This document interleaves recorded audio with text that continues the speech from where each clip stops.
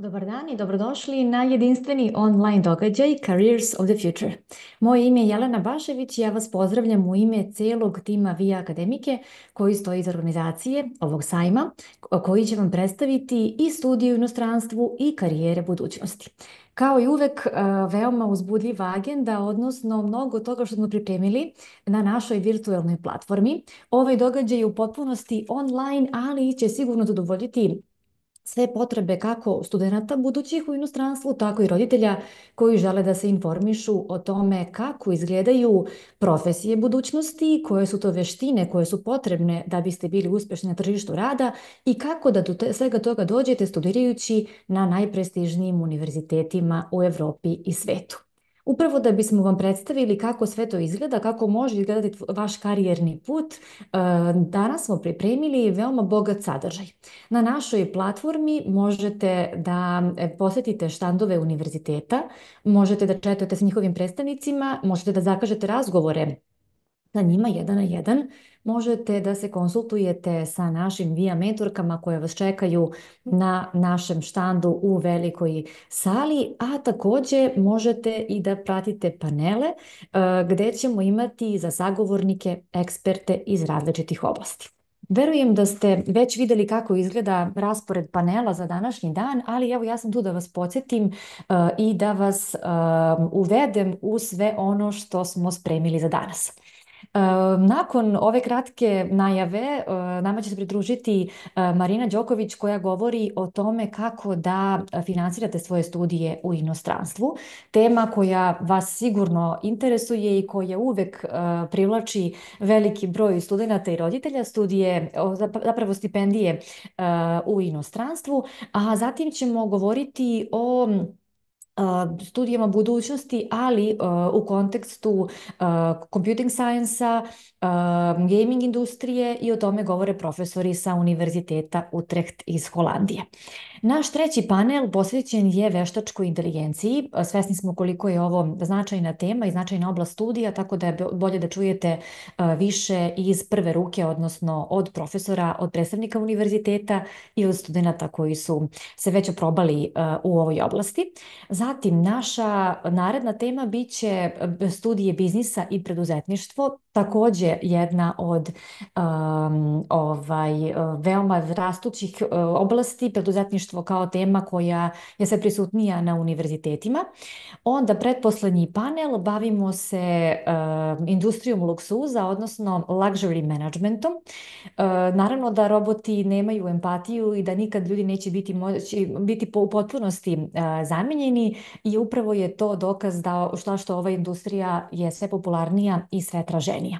Za kraj smo spremili panel o studijama u okviru američkog sistema obrazovanja, pa ćemo onda i vidjeti po čemu su takve studije specifične, zašto bi trebalo da se baš opredelite za njih, kakve vam veštine daju i gde možete da studirate u Evropi u skladu sa američkim sistemom obrazovanja.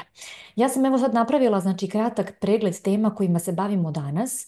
Odabrali smo zaista karijere budućnosti, odnosno teme koje su sada aktuelne i koje će sigurno biti u narednih nekoliko godina, čak decenija, i ovaj program su osmislile VIA mentorke zaista imajući u vidu ono što interesuje i studente i roditelje i ono što će vam sigurno biti važno da znate već sada. Dakle, da bismo planirali budućnost, najbolje je da je već sada kreiramo, tako da u skladu s tim i ovaj ceo događaj će biti posvećen onome najboljem što možete da izaberete za sebe.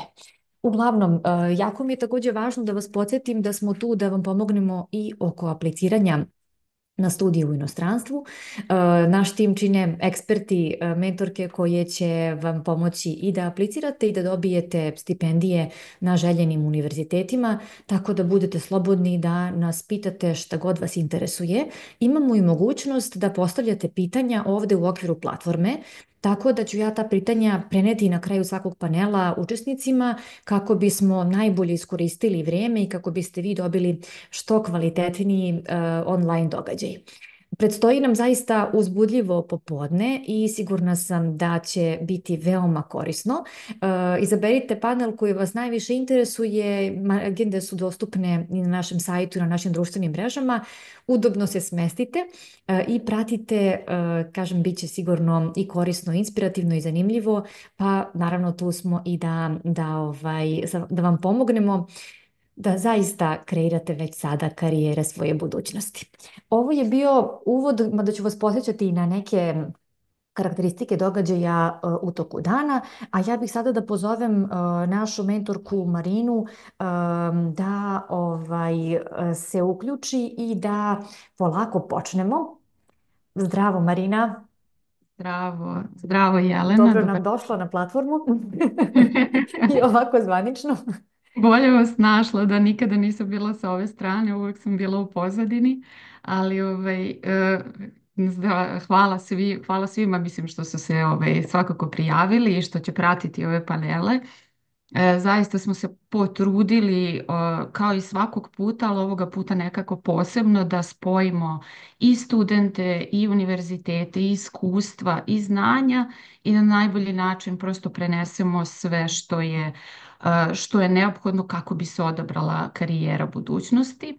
Ja bih samo iskoristila priliku i da podsjetim sve prisutne na platformi da sa desne strane u donjem uglu imaju opciju da kliknu da ih odvede da urade profesionalnu akademsku orijentaciju.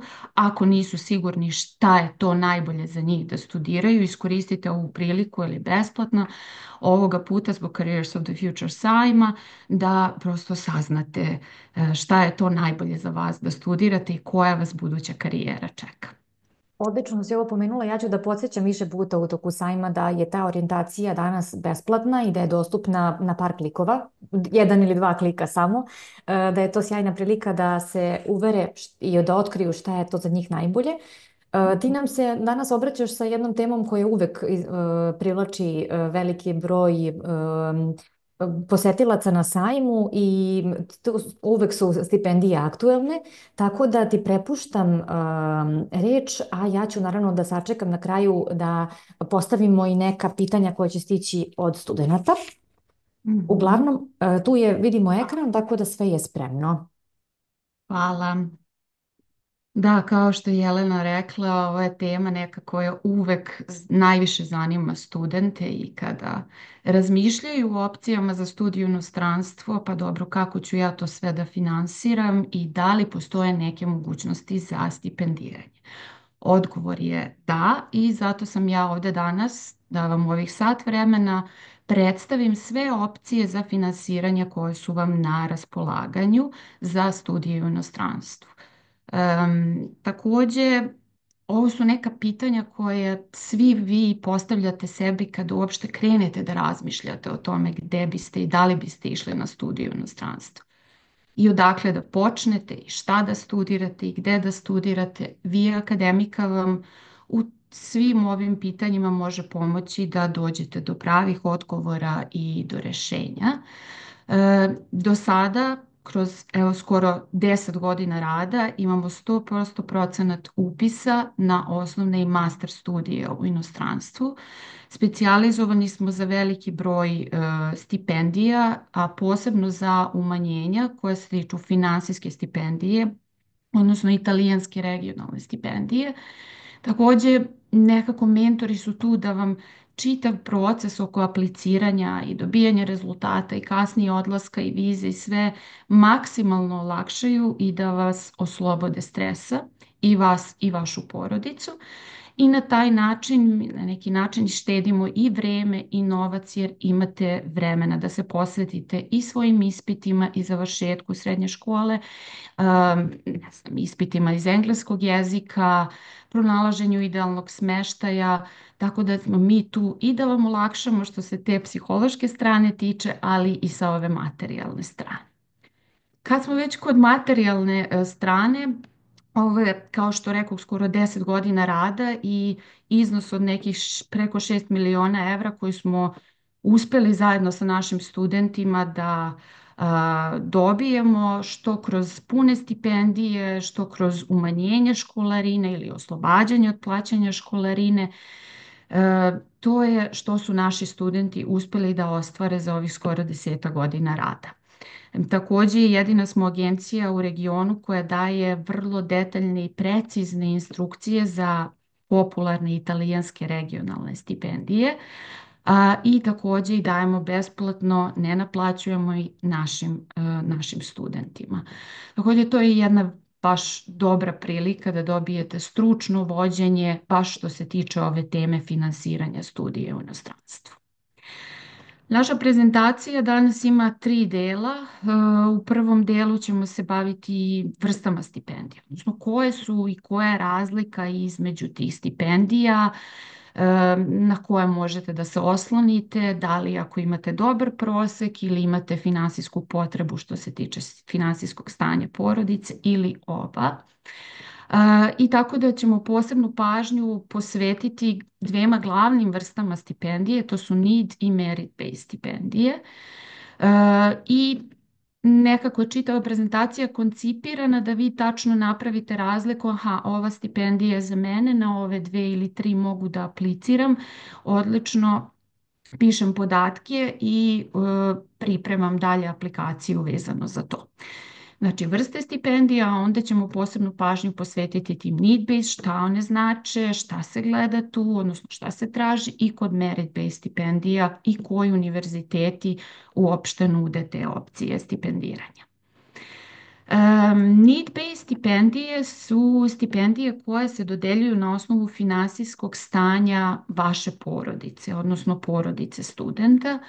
Najpoznatije kod nas, ali generalno u Evropi, su italijanske regionalne stipendije koje uopšte ne posmatraju vaš uspeh u prethodnom školovanju, nego isključivo se gleda finansijsko stanje porodice studenta u smislu što manje novca, prihoda i nekretnina vaša uža porodica posjeduje, to su veće šanse da ovu stipendiju i dobijete. Merit-based stipendije su stipendije koje se daju na osnovu vašeg uspeha. Taj uspeh podrazumeva akademski uspeh u smislu kakav vam je prosek bio u prethodnom školovanju, da li je to srednja škola ako idete na osnovne studije ili osnovne studije ako idete na master ili kasnije na doktorske studije. I znači isključivo se dodeljuje na osnovu akademskog uspeha. Također je moguće da neki univerziteti pored akademskog uspeha, odnosno proseka, tu negde traže i na primjer visok broj poena na testu koji ste polagali za dobijanje sertifikata jezika, IELTS, TOEFL, Cambridge i tako dalje. Ili ako se traži, na primjer, neki dodatni prijemni ispit za upis na određeni program, onda visina poena koje ste ostvarili na tom prijemnom ispitu također se može gledati kao akademski uspeh i tražiti. U tom nekom smislu na koliko novca možete računati ili šta sve možete dobiti kroz stipendiranje, razlikuju se pune i umanjenje školarine. Pune stipendije, kad se kaže full scholarship, podrazumeva to da ste u potpunosti oslobođeni plaćanja školarine, znači ne plaćate ništa univerzitetu i plus dobijete neki finansijski džeparac u zavisnosti od stipendije, odnosno kako je propisano, dobijete uglavnom neki džeparac koji će vam biti dovoljan za studentski život za godinu dana, 2 ili 3, u zavisnosti na koliko se stipendija dodeljuje. I druga neka vrsta te finansijske potpore može biti to umanjenje školarine do određenog procenta. Također se može desiti da dobijete 100% umanjenje školarine, ali da prosto ta stipendija ne podrazumeva i taj neki dodatni džeparac. A možete dobiti, na primjer, umanjenje školarine od 20, 30, 50, 80% i na taj način prosto olakšati sebi finansiranje i sebi i svojoj porodici finansiranje vaših studija u inostranstvu. Ko to daje stipendije, odnosno koje su to institucije i organizacije koje možete negdje već sad izdvojiti i koje finansiraju studiju u inostranstvu? Prije svega to su neke državne institucije. U najčešćem broju slučajeva to su ministarstva spoljnih poslova. I negde za region Balkana najveći broj stipendija daju Italija, Mađarska, Nemačka, Velika Britanija i sama Srbija. A kasnije ću vam objasniti sve na koji način se to radi. Druga institucija koja daje stipendije jesu regioni. Najpoznatiji su ti italijanski regioni koji daju stipendije u zavisnosti od toga kom regionu pripada vaš univerzitet. Važno je napomenuti da regionalne stipendije mogu dobiti i studenti koji su i na privatnim i na državnim univerzitetima. Znači nisu ograničeni samo na državne univerzitete, već i na privatne koji imaju akreditovane programe. Također tu su i sami fakulteti i univerziteti koji daje stipendije i one se kreću od tih punih, kao što smo rekli, do oslobađanja školarine, delimično ili u potpunosti i samim tim i to umanjenje školarine gdje, na primjer, sam fakultet na osnovu finansijskog stanja može da vas svrsta u određene kategorije i na osnovu toga da vam smanji cijenu školarine. Krenut ćemo, odnosno konkretizovat ćemo, pošto smo već krenuli sa need-based stipendijama. Znači, kao što smo rekli, to su stipendije koje se daju na osnovu finansijskog stanja vaše porodice.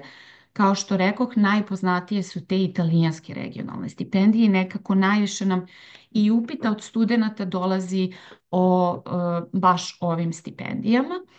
One obuhvataju finansijske stipendije koje negde iznose, to je taj džeparac koji iznosi negde malo više od 7.000 eura u zavisnosti od regiona do regiona, tako je bilo prošle godine. Ove godine će se oni isto povećati, u smislu svake godine se progresivno za nešto malo povećavaju, tako da negde oko 7.500 eura džeparca. I u zavisnosti od regiona do regiona za neke univerzitete se oslobađate plaćanja školarine, za neke ne, ali u 90% slučajeva se oslobađate i plaćanja školarine, bez obzira da li je univerzitet privatni ili državni, ali opet sad to sve zavisi kom regionu pripada vaš univerzitet. Također dobijate jedan obrok u menzi dnevno. Italijanske menze su vrlo kvalitetne i na taj način sebi možete da riješite ili ručak ili večeru, što je vrlo isplativa opcija i neretko se možete i prijaviti za studentski dom. Znači za povoljniji smještaj u okviru studentskog doma također možete aplicirati preko ovih regiona, odnosno regionalnih stipendija. Ono što je uslov za apliciranje za ove stipendije jeste ograničen iznos financija kojima raspolaže porodica studenta u određenoj kalendarskoj godini. Malo na sljedećem slajdu ću vam objasniti šta se to tačno traži i gledaju u kojoj kalendarskoj godini. Aplicira se, odnosno rokovi za apliciranje su negdje u periodu od juna do oktobra, novembra, u zavisnosti od regiona do regiona.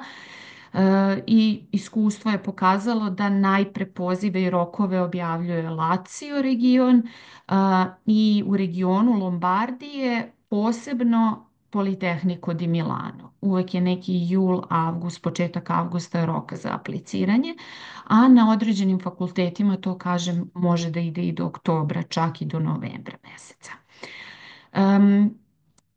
Ove stipendije se dodeljuju, vrlo važno da napomenem, za osnovne master studije, ali isključivo za dvogodišnje master studije. Znači, ako upisujete jednogodišnje master studije u Italiji, ne možete aplicirati, odnosno nećete biti eligible za ovu stipendiju. I za doktorske studije, kao što rekoh, da li privatni ili državni fakultet, nema nikakve razlike. Ono što su negde dve manjkavosti ove stipendije jeste što je prvo potrebno pribaviti, overiti i prevesti vrlo obimnu finansijsku dokumentaciju. Nije to kad imate instrukcije koje vam daju via mentori, to i ne bude toliko strašno, ali je generalno potrebno nekih 10-ak dana da se sve to prikupi, overi i prevede na italijanski jezik. Ono što je negde mana jeste što to košta. Ta overa je overa haškim apostilom, ne znam, prevod na italijanski jezik kao i bilo koji prevod koliko košta, tako da to može značajno da značajan iznos može da bude, ali se u svakom slučaju isplati. Mislim, sigurno će vam se to vratiti posle kroz sve, kroz stipendiju koju budete dobili. I druga mana jesu upravo ovi rokovi za apliciranje. Vi ako već planirate na studije, na primjer u Italiji od septembra ili oktobra, velika je šansa da ste vi već aplicirali na program i dobili odgovor i znate i spremate se da ćete otići, a za stipendiju aplicirate tek tamo negde u julu, avgustu, septembru, samim tim i rezultati dolaze dosta kasnije. To znači da vi nećete biti sigurni i nećete imati odmah na raspolaganju te financije od stipendije, tako da ćete morati negde da računate da barem taj prvi semestar imate neka finansijska sredstva kojima možete da potkrepite svoje troškove i stanovanja i života u, kažem, tom prvom semestru. Prva rata, ako dobijete italijansku regionalnu stipendiju, prva rata se uvek isplaćuje oko 31. decembra, tako da, eto, kažem, negde računate do kraja godine da prosto imate neka svoja sredstva ili sredstva iz nekog drugog izvora koja će vam prosto olakšati finansiranje. To su te dve neke, da kažem, mane. Ono što je dobra stvar jeste da ukoliko vi ispunjavate taj finansijski kriterijum, odnosno vaši parametri financija vaše porodice ne prelaze te određene zadate iznose o kojima ćemo pričati na sledećem slajdu, 99% šanse jeste da ćete dobiti tu stipendiju. 1% šanse se odnosi isključivo na Ka Foscari, na primjer, univerzitet. Oni su prošle godine doneli neku odluku da postoje kvote, da samo 30% budžeta za prvu godinu odlazi na non-EU državljane. I male su šanse, prosto jako malo, na primjer, non-EU državljana naših studenta je dobilo prošle godine svega 10-ak. Tako da to se isključivo odnosi na prvu godinu. U drugoj i trećoj godini je već sve lakše. Ali da ne bih išla dalje sad u pojedinosti, svaki region se razlikuje, ali kažem u 99% slučajeva ako ispunjavate finansijski uslov, vi ćete tu stipendiju dobiti. Evo kad su u pitanju ti finansijski parametri koji se traže. Ovdje su zvezdice stavljene zato što se opet razlikuju cifre koje se traže od regiona do regiona.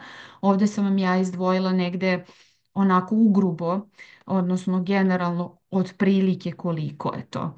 IZE pokazatelj, znači maksimum 26.000 evra, plus minus zavisnosti od regiona, i ISPE negde oko 40.000 evra, negde na nekim univerzitetima i u nekim regionima može ići i do 52, 56, ali tako negde oko 50, 52 negde generalno. Šta znači IZE, šta znači ISPE, ne znate, naravno. To su parametri koje koristi Evropska unija za integralno plaćanje poreza. Pošto to kod nas ne postoji, nemamo onaj jedan papir na kraju godine gdje su nam ispunjeni svi naši prihodi i rashodi i na osnovu toga platimo porez. Ne, mi zato moramo da prikupljamo tu dokumentaciju i da računamo koliki nam je taj IZE ili ISPE. Sad ću vam ja sve objasniti na koji način to da računate. Kako se dobija IZE iznos? Dobija se tako što saberete ukupne prihode vaše porodice u određenoj godini. Ova godina je 2025. godina, uglavnom se traže 2 godine unazad, što znači da će većina regiona i većina univerziteta tražiti vaše prihode i financije iz 2023. godine. Znači to što je vaša uža porodica zaradila u smislu plata u 2023. godini, saberete sa 20% vrednosti vaše pokretne i nepokretne imovine, odnosno vaše porodice. Šta je pokretna imovina? To su stanja na bankovnim računima, da li tekućim ili štednim sa danom 31.12.2023. godine, negdje i četvrte, kažem, zavisnosti od regiona, ali ajde reći ćemo 23. godine. Znači saberete sve koliko su vam prihodi, odnosno koliko vam je stanje na tekućim računima i štednim 31.12.2023. Zatim nekretnine, odnosno nepokretnosti koje posjeduje vaša porodica. Ne gledaju se automobili, gledaju se znači isključivo stanovi, kuće, lokali, zemljište i tako dalje. Znači 20% samo vrijednosti od jednog i drugog. Kada sve to saberete, dobijate tu cifru i podelite je sa parametrom skale ekvivalencije. Šta to znači? To znači da su propisali Italijani da te neke određene parametre prema tome koliko je članova vaše porodice, da li u vašoj porodici postoje maloletna lica, da li postoje lica sa invaliditetom i slično. Ali u najčešćem broju slučajeva, to je znači četvoročlana porodica, majka, otac, dvoje dece, taj parametar je oko 2,46. Bitno je samo da napomenem da kada računate nepokretnu imovinu, da računate metar kvadratni kao 500 eura. Bez obzira da li je znači, u Njujorku ili je u Babušnici, 500 eura se računa kao metar kvadratni vaše imovine. Znači ne morate da gledate stvarnu vrednost, tržišnu vrednost i tako dalje, nego svaki metar kvadratni računaju kao 500 eura. Kako to konkretno izgleda? Pretpostavimo, na primjer, da su roditelji u 2023. prihodovali ukupno 24.000 evra od plata, da je 20% vrednosti vaše pokretne i nepokretne imovine oko 20.000 eura, podelite taj iznos sa 2,40,46 i dobit ćete da je vaš iznos 17.886, što je znatno ispod onog minimuma, znači eligible ste, možete da aplicirate.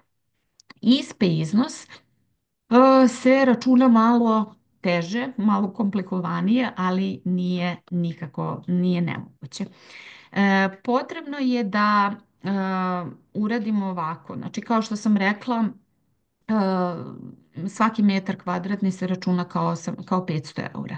Pretpostavimo da vaša porodica posjeduje stan od 80 kvadrata i taj stan je vrijednosti 40.000 evra. Zajedno na svim tekućim računima vaše porodice imate 10.000 evra, tekućim i štednim 10.000 evra, to je 50.000 eura, sve ukupno.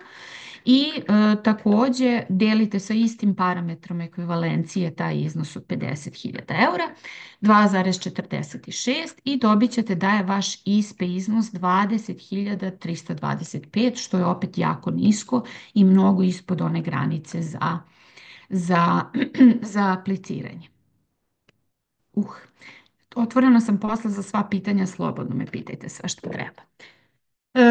Fakulteti generalno koji koriste ovu tabelu i odnosno matricu ISPE i ISE ne samo za regionalne stipendije nego i za umanjenja školarine su evo Bocconi univerzitet.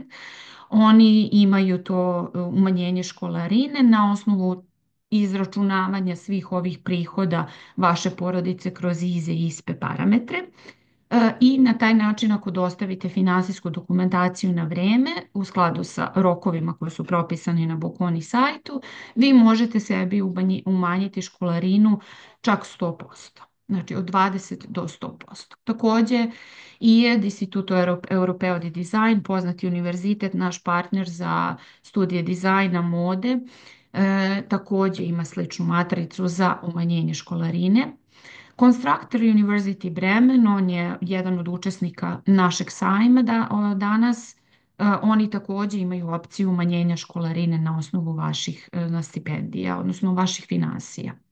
Tu je i AUBG iz Blagoevgrada koji također ako dostavite finansijsku dokumentaciju može da vam umanji školarinu. Model University, Glion i La Roche, na primjer, ako su vam roditelji, odnosno ako je vaša porodica u ugostiteljskom i turističkom biznisu, možete dobiti dodatno umanjenje školarine za svoje studije na ovim univerzitetima ili na primjer za katolika univerzitet gdje imate, ako imate non-EU pasoš, automatski je negdje umanjenje školarine oko 3000 evra i umjesto 8000 i nešto platit ćete 5300, 5500. Merit-based stipendije, znači kao što smo rekli, stipendije koje se daju na osnovu vaših akademskih rezultata, bilo prosek, bilo rezultat teksta jezika prijemnog ispita, bilo sve zajedno. Opet Italija negde prednjači što se tiče broja ovih stipendija i italijanski univerziteti, tako da imate za Bocconi master programe, imate Bocconi Merit Award, možete dobiti potpuno oslobađanje školarine na osnovu vašeg proseka i rezultata sa GMAT i GRE testa. Ulm University također umanjenje školarine 50% za osnovne i za master studije. Ovdje je također bitno, pored proseka, i kada aplicirate. Aplicirate što pre, u smislu negdje već kad se otvore aplikacije kako bi bili sigurni da možete da računate i da dobijete ovo umanjenje, jer kao što vidite ne daje se veliki broj ovih umanjenja. Luis univerzitet iz Rima koji ima i pune i parcijalne stipendije za negde 76 najboljih kandidata. Padova univerzitet, oni daju jako veliki broj stipendija. Na našem blogu, na sajtu možete da vidite detaljno koje su to stipendije i koji su to programi, ali bukvalno možete da dobijete negde oko 8 do 10 hiljada evra odnosno džeparca, plus da ne platite školarinu. Također tu i Ka Foskari, oko 8.000 evra je ta stipendija džeparca i plus ne plaćate školarinu. Politehnico di Milano, vrlo poznat univerzitet za master studije arhitekture, dizajna, bilo kojih inženjerskih, tehnoloških, a i bilo kojih tih oblasti. Ima vrlo, vrlo kompetitivne i vrlo lepe stipendije za najbolje. Kad kažem najbolje, gleda se stvarno prosek iznad 9,5 i u zavisnosti od konkurencije, prosto u zavisnosti koliko ljudi aplicira na program, se određuje zapravo i ko će dobiti stipendiju, tako da negde čak i neki prosek negde na nekim programima koji su popularni kao što je arhitektura i 9,5 prosek nije nekada dovoljno da ćete dobiti ovu stipendiju, ali definitivno oni koji je dobiju i koji su najbolji, best of the best, su stvarno vrlo, vrlo darežljive stipendije. To je vezano za Italiju. Također, eto, i modul univerzitet, kako smo pomenuli, ima Supporting Future stipendije koje podrazumevaju umanjenje školarine na osnovu akademskih uspeha. Webster University Vienna također na osnovu proseka GPA možete dobiti umanjenje školarine. Schiller International University, ako imate sve petice, u srednjoj školi možete dobiti umanjenje i do 75% za njihove studije osnovne na svim kampusima. Holandija. Holandija je jako dugo finansirala internacionalne studente vrlo darežljivim stipendijama i stvarno su jako puno ulagali u generalno tu internacionalizaciju i istraživanja i veze sa industrijom i tako dalje. Negdje u zadnjih nekoliko godina broj tih stipendija se malo umanjio zbog političke situacije u samoj Holandiji, ali tu je uvek Holland Scholarship pardon, koji se dodeljuje internacionalnim studentima koji dolaze iz non-EU zemalja, znači zemalja koje ne pripadaju Evropskoj uniji. To je neki maksimalni iznos od 5000 evra i može se dobiti samo za 1 godinu studija. Što se tiče, to je negdje na nekom državnom nivou stipendija koja se daje iz države, ali koja se aplicira preko samih fakulteta. Svaki fakultet ima neke svoje posebne programe i uslove za apliciranje, ali možete računati eto na 5000 eura o kojima ćete olakšati svoje finansiranje vaših studija u Holandiji. Zatim tu su stipendije određenih univerziteta, ovo posle mog panela vrlo, vrlo zanimljiv panel sa profesorima sa Utrecht univerziteta koji će vam pokazati na koji način oni rade istraživanje i povezuju se sa industrijom. Dodeljuje se, Utrecht univerzitet dodeljuje stipendije vrlo motivisanim i vrlo kvalitetno akademski kvalitetnim studentima. Bukvalno nećete morati da platite školarinu i plus ćete dobiti neki džeparac koji je dovoljan za 1 godinu života. Jedino što je važno jeste da pratite rokove. Rokovi za apliciranje za ove stipendije su dosta rano, već je januar, februar. Tako da iako je sam rok za apliciranje na program, ne znam, april ili čak maj, stipendija se zatvara mnogo ranije. Pored Utrehta tu je Maastricht, Amsterdam, Twente, vrlo dobar univerzitet za tehničke nauke koji i dalje finansira studente koji imaju i vrlo visok prosek i vrlo dobre neke istraživačke radove. Evo državnih merit stipendija. To su te neke stipendije koje daju same države, odnosno državne institucije. Ono što treba da znate vezano za ove stipendije su da su one svakako kompetitivne, ali da nemate šta da izgubite definitivno apliciranjem na ove stipendije i ne samo na ove, nego generalno na sve na kojima negdje ispunjavate neke osnovne kriterijume, jer ove stipendije donose ne samo financije, već negdje činjenicu da ste vi, na primjer, DAD stipendista ili Achieving stipendista ili Hungaricum stipendista, vi imate i pristup nekoj njihovoj mreži i bivših studenata, bivših stipendista, networking i tako dalje, medijsku propraćenost, što negde u velikoj meri i pomaže kasnije nekim vašim poslovnim kontaktima kada tražite posao ili radite neke projekte i slično. Kao što rekoh, najpoznatija je ta Chevening stipendija koju daje Velika Britanija za master studije u Velikoj Britaniji. Obuhvata školarinu, mesečni džeparac, putne troškove dolaska i odlaska iz UK, troškove jednog apliciranja za vizu, kao i sve putne troškove radi pohađanja čivnih događaja u Britaniji. Također se u potpunosti oslobađate plaćanja školarine, što je, složit ćete se, za Veliku Britaniju fantastično, obzirom da su njihove školarine jako, jako visoke.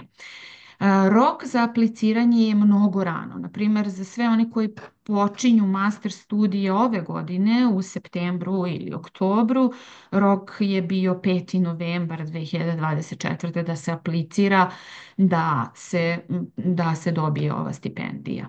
Ono što Chevening traži, pored nekog akademskog uspeha, jeste i neki vaš društveno angažovani rad ili angažovanost u okviru nekog svog polja kroz rad, kroz prakse ili slično, koje imaju veliki ili značajan društveni uticaj. Vole lidere i finansiraju lidere i vole prosto da vide u aplikaciji tako neku osobu koja radi stvari koje donose razliku. Pored Cheveninga, odnosno Velike Britanije, tu je i prestižna DAD stipendija koju daje Nemačka isključivo za master i doktorske studije. Također je sve pokriveno ovom stipendijom i rokovi se razlikuju u zavisnosti od toga na koje oblasti aplicirate, ali negdje generalni rok je bio 15. novembar 2024. Opet ista stvar važi. Kao i za Chevening, ako krećete u septembru ove godine, trebali ste da aplicirate u novembru prošle godine, ali generalno većina vas koja se i prijavila za ovaj sajam jesu treća godina ili druga, tako da dobro je da imate ove informacije i da znate kada da se pripremite, da vas prosto ne iznenade ti rokovi. Iako su, na primjer, rokovi za apliciranje za studije i za Britaniju i za Nemačku jun i jul mesec, za stipendiju morate da aplicirate dosta ranije. Također, naravno, opet Italija, tu je i stipendija vlade Italije, MAECI, odnosno Farnesina, potpuno oslobađanje od plaćanja školarine i dobra stvar je za sve koji hoćete, za sve vas koji hoćete da počnete studije u septembru ili oktobru ove godine, rok je maj ove godine. Također tu je Hungaricum stipendija, koja jedna od retkih kojim se finansiraju i osnovne studije, ne samo master, jer uglavnom sve ove državne stipendije obuhvataju master i doktorske studije. Također podrazumeva potpuno oslobađanje od školarine i slično, i rok je bio 15. januar, ali kažem da znate za sljedeću godinu. Francuska stipendija za Master 2 i doktorske studije. Šta znači Master 2? Master 2 je u suštini, Francuzi imaju dva nivoa mastera, Master 1 i Master 2. Master 1 upisujete obavezno nakon 3 godine osnovnih studija, a Master 2 možete upisati u našem slučaju čak i znači, posle 4 godine osnovnih studija. Ne morate imati plus i master, ali ako su vam 3 godine studije trajale, onda morate imati plus Master 1, bar od jedne godine, da biste upisali Master 2. I također su vrlo darežljive stipendije, pogotovo za ženske kandidate koji se bave STEM naukama, znači u suštini te neke prirodne i tehničke nauke su nešto što se dosta traži za ovu francusku stipendiju.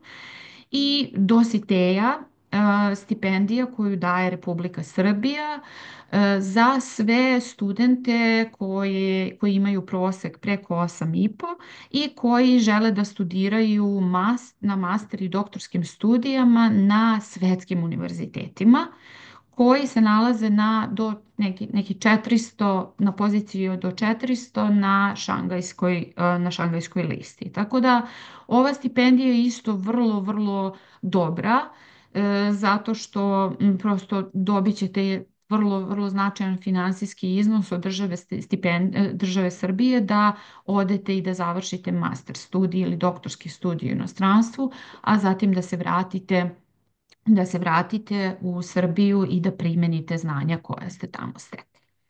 Znači, nema ograničenja što se tiče zemalja, ali ima ograničenja što se tiče ranga univerziteta na koji idete. To je dosta važno. Rok je negdje uvek bio je nekada decembar, sad je negdje novembar. I to je opet kao i kod italijanske regionalne stipendije dosta kasno. Znači, ne novembar ove godine, ne novembar prošle godine za kretanje, nego novembar, vi ćete već otići na studije i već ćete početi i tek tad ćete aplicirati, ali rezultati dolaze dosta brzo. Već u decembru objavljuju rang liste i negdje početkom januara je uvek isplata u celosti te stipendije. Tako da, eto, to je to. Ja samo želim da vam poručim da vam VIA mentori žele jako puno sreće i uspeha u apliciranju na stipendiji, na traženju finansiranja za svoje studije. Ukoliko vam je potrebna bilo kakva pomoć i informacije vezano za stipendiranje, rokove i uopšte proceduru, tu možete slobodno nas kontaktirate. Hvala vam puno na pažnji i tu sam da odgovorim na sva pitanja. Jelena će mi pomoći da ih pročitamo, pošto mislim sam prenos kasni nekih minuta, dva, čisto da znamo, ono, sačekat ćemo svakako za pitanja da sve stigne. Važi, hvala ti Marina na prezentaciji i ja evo prenosim prvo pitanje koje je stiglo. Moja pretpostavka je da se odnosi na regionalnu stipendiju, mislim da je baš u ono vreme kada si ti pričala o njoj zapravo Mm. je bilo postavljeno. S obzirom da na to da je prva rata stipendije 31. decembra, do kada bi trebalo da znamo da li smo je dobili i u kojoj količini? Da, značite je, ne znam, u zavisnosti od regiona do regiona, rang liste preliminarne pa konačne izlaze u različitim nekim periodima. Ne znam, za regionalne stipendije gdje je rok neki jul i avgust, te rang liste već izlaze već krajem avgusta ili čak početkom septembra. Te preliminarne, onda konačne i negdje već vi u generalno u oktobru, novembru, eventualno početkom decembra znate da li ste dobili stipendiju. Dobro. I drugo pitanje odnosi se na stipendiju, regionalnu stipendiju za Politehniku u Milanu. Kada se otvara rok za apliciranje? Najčešće se otvara sredinom maja, tako da savjetujem da svakako se informišete, ali da ne prikupljate dokumentaciju nikada dok se zvanični poziv ne otvori, jer ne znamo nikada, možemo da pretpostavimo, ali bolje da ne skupljate nikakvu dokumentaciju i ne prevodite dok se ne otvori zvaničan poziv. Uglavnom se negde otvara sredinom maja, em, i rok je prva nedelja avgusta, u zavisnosti od godine do godine prvi dan. Mislim, u zavisnosti od godine do godine, ne znam koji dan je, ali uvek je prva nedelja avgusta. Dobro, u suštini to su sva pitanja koje su stigla u međuvremenu.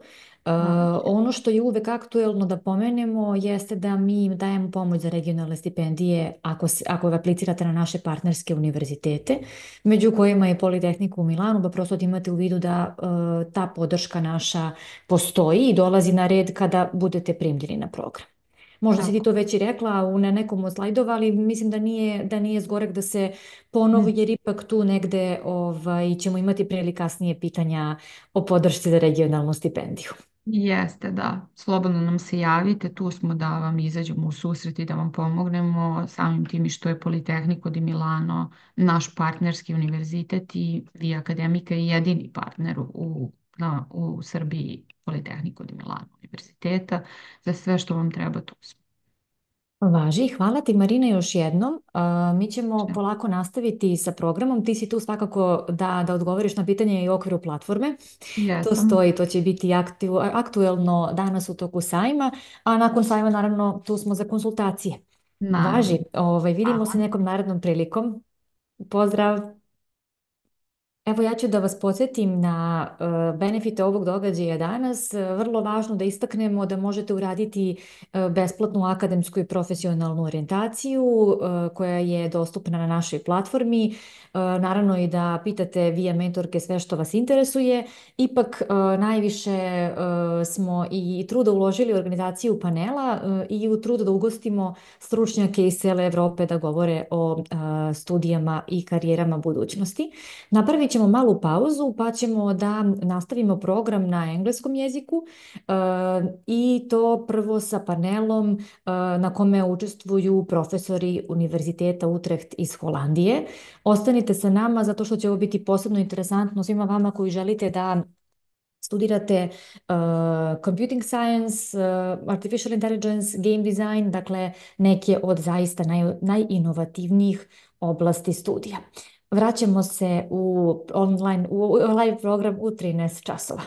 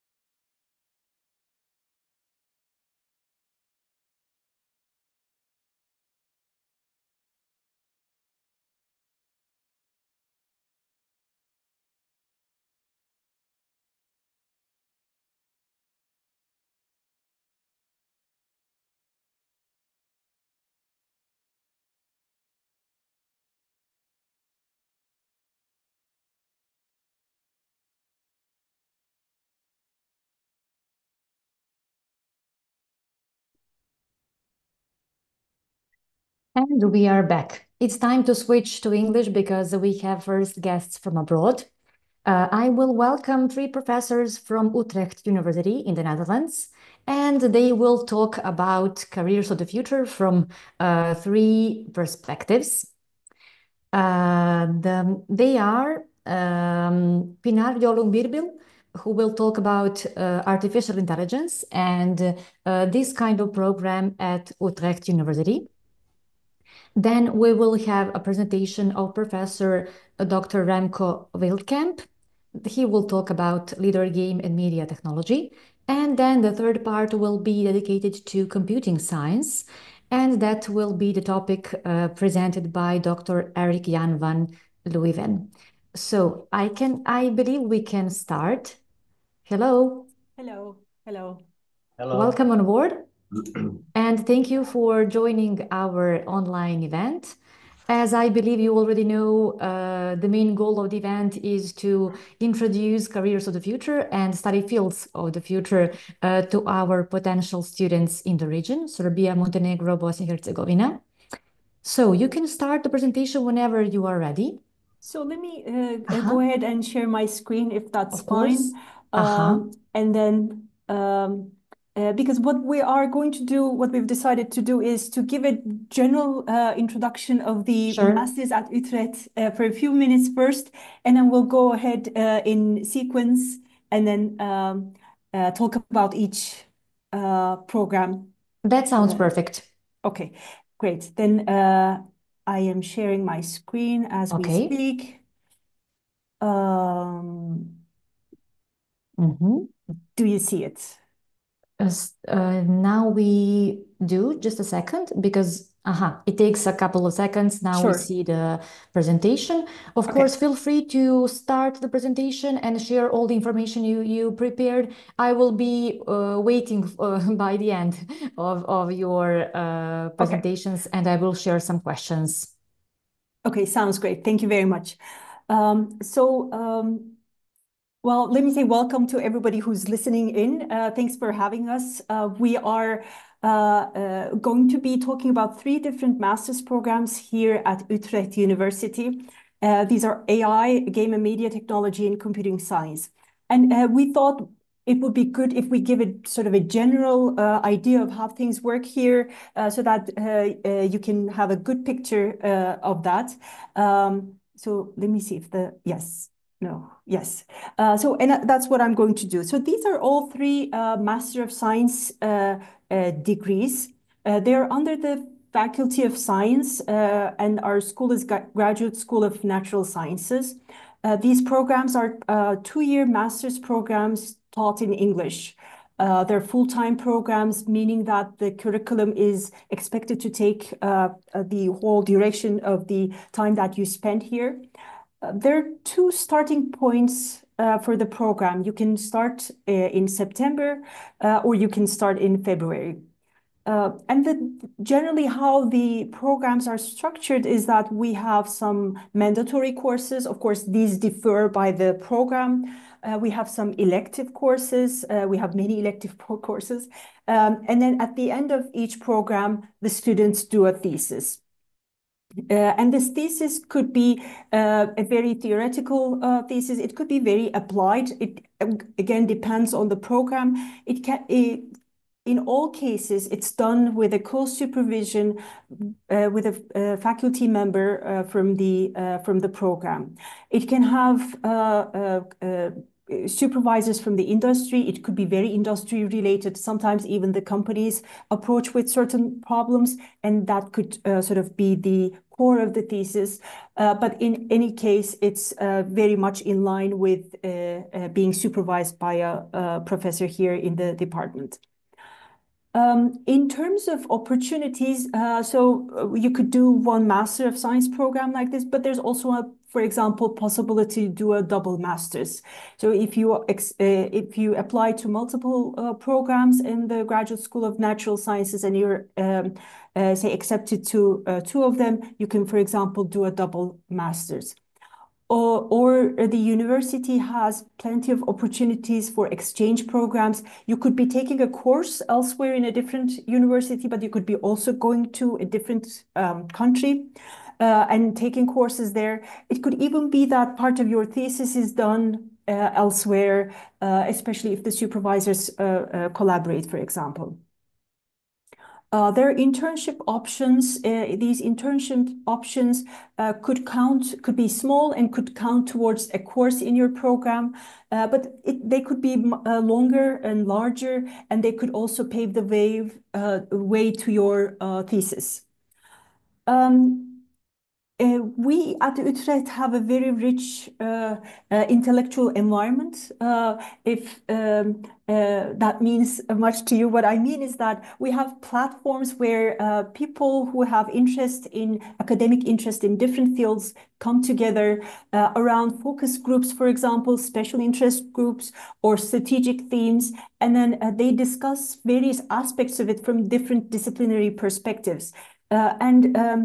And this is actually quite challenging as intellectually and also very rewarding for a master's student because you could actually find really interesting projects from these platforms.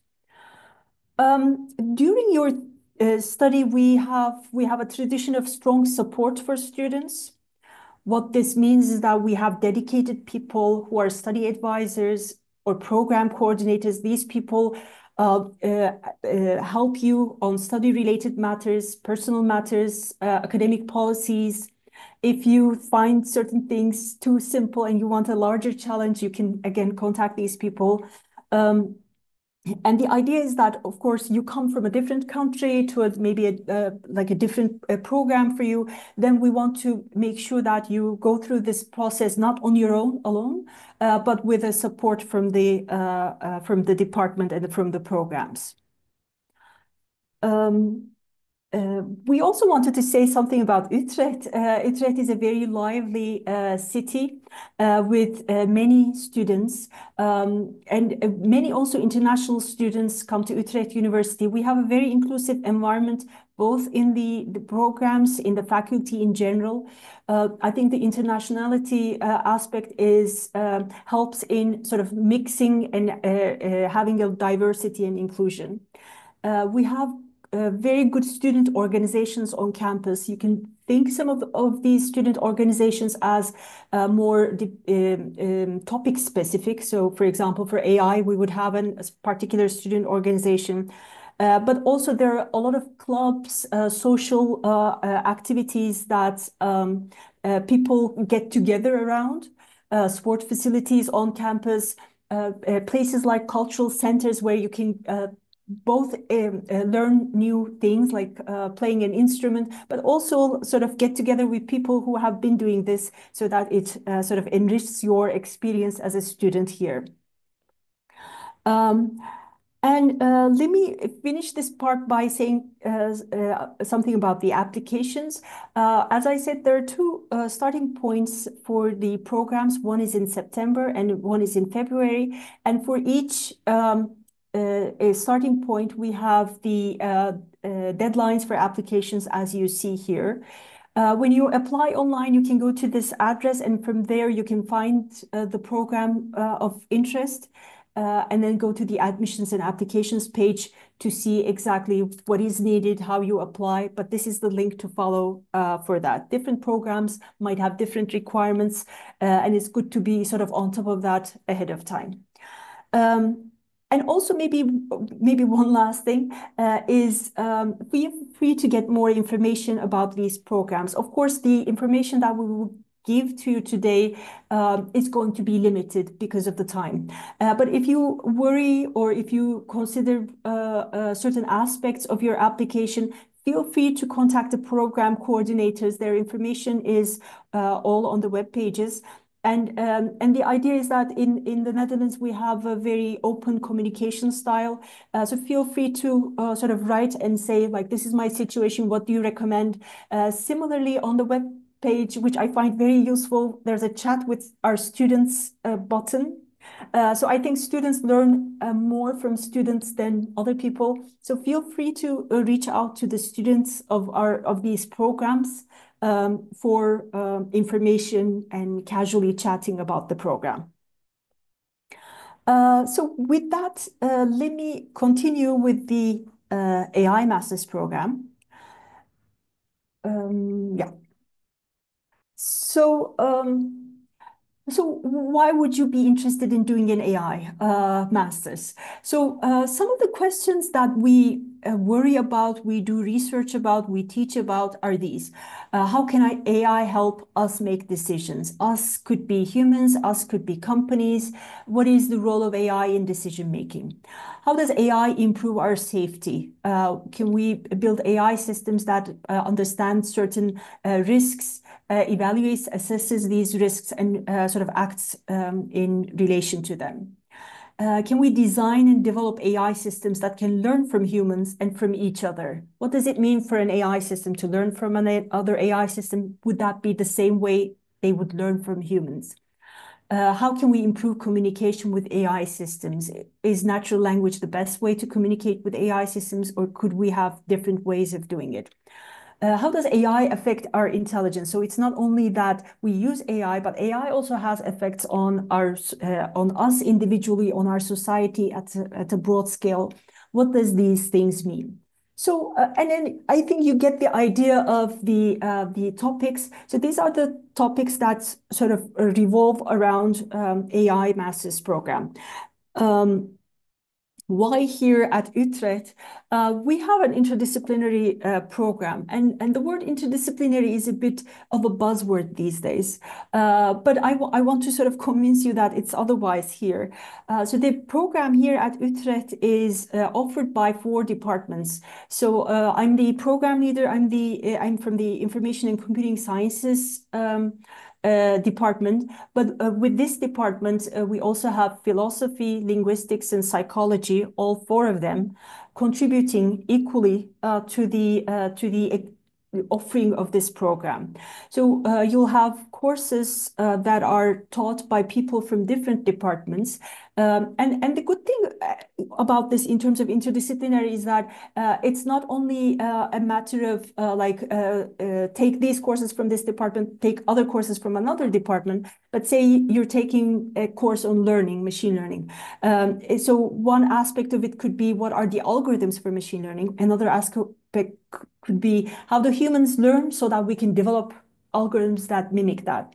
So, so we take this interdisciplinary very seriously and try to make it a core thing in many of the courses that we have.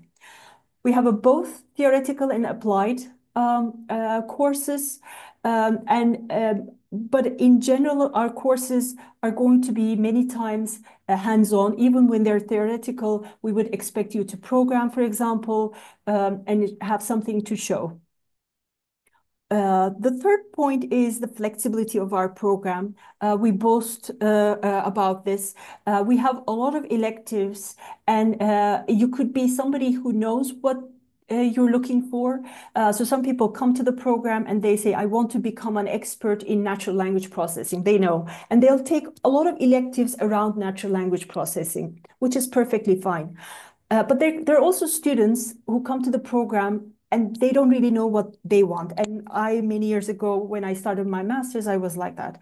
So it could also be that you could take a lot of courses from other areas. You could do NLP, but you could do machine learning, you could do agents, you could do logic, and then you could decide.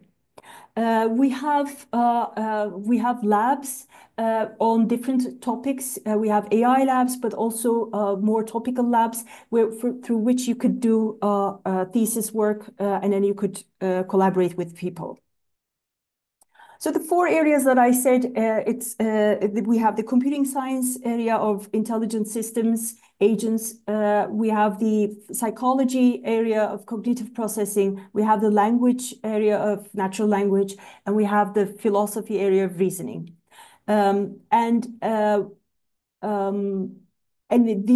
These 4 areas are represented also in terms of the organization of the program and the teaching of the courses. So maybe what is interesting is the study program, and let me go over that quickly.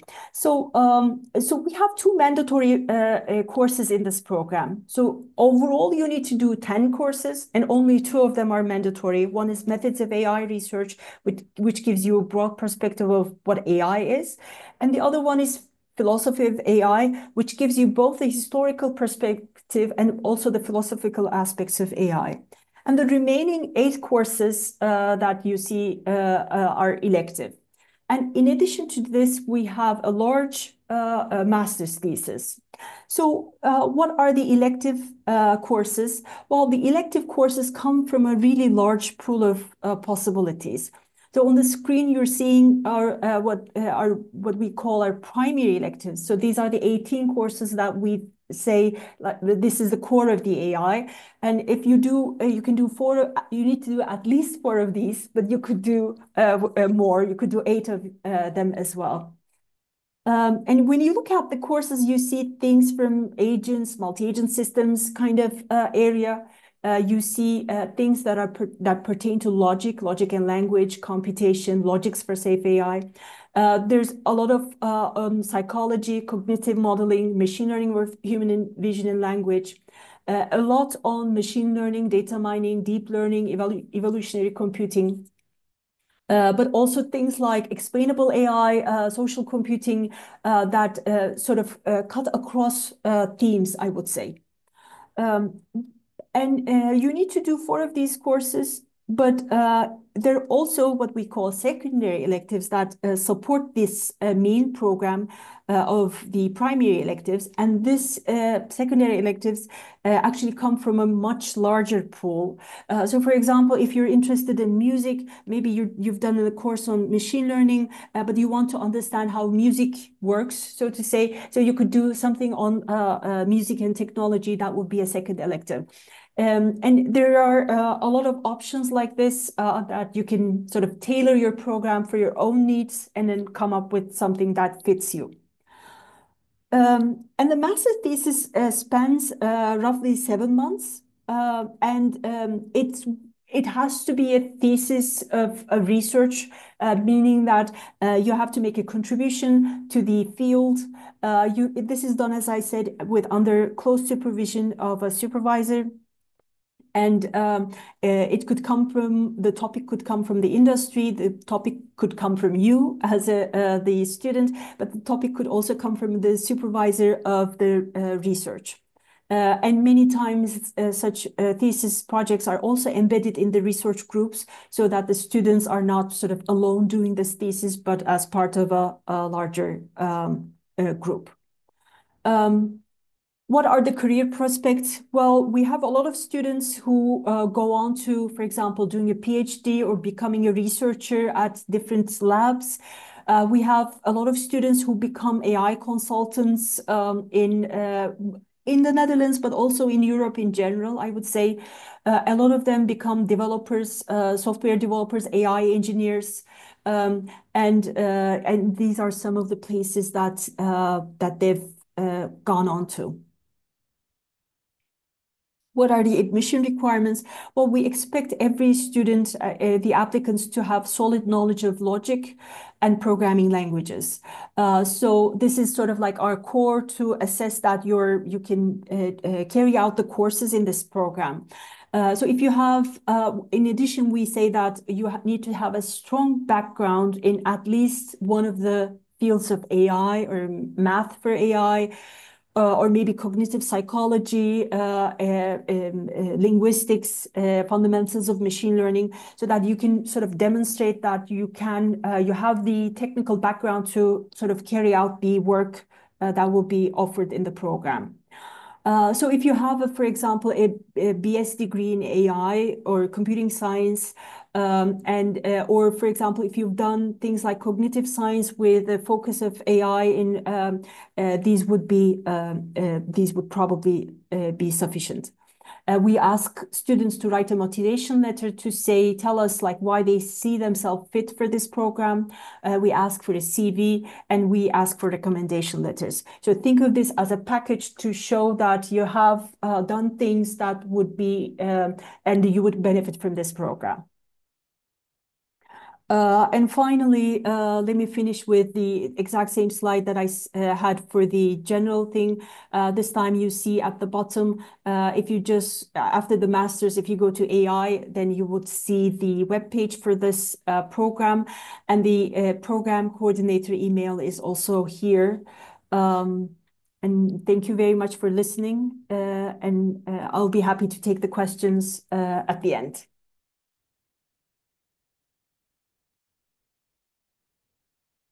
And let me stop sharing if I can. Yes. Thank you, Pinar. Do we have more presentations, actually, more information that you would like to share? Or we can switch to some questions. Well, the other programs also have things that they would like to share, I share. think. Yeah. Sure, sure. Yeah. I'm just checking, just in case. So I think it would be better if we do the presentations first and then take the Yes, questions, I agree because some of completely. them could be answered meanwhile. That sounds great. Thank you. Then you can continue with the next presentation, please. Will I continue with the presentation about Game and Media Technology Master Program? Yes, please. Let me share. See how this works.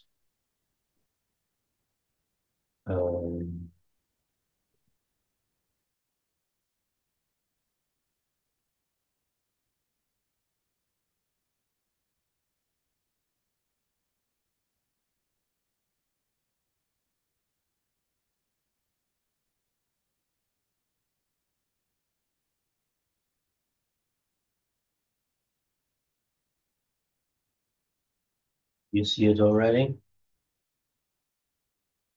Yes. Okay. Thank you very much. Yes.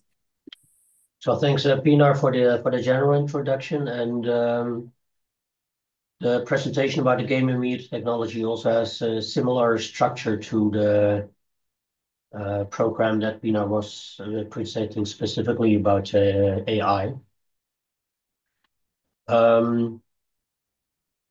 So this is just to demonstrate that we have a lot of people involved in the organization of the Game and Master Technology program. There is a program leader.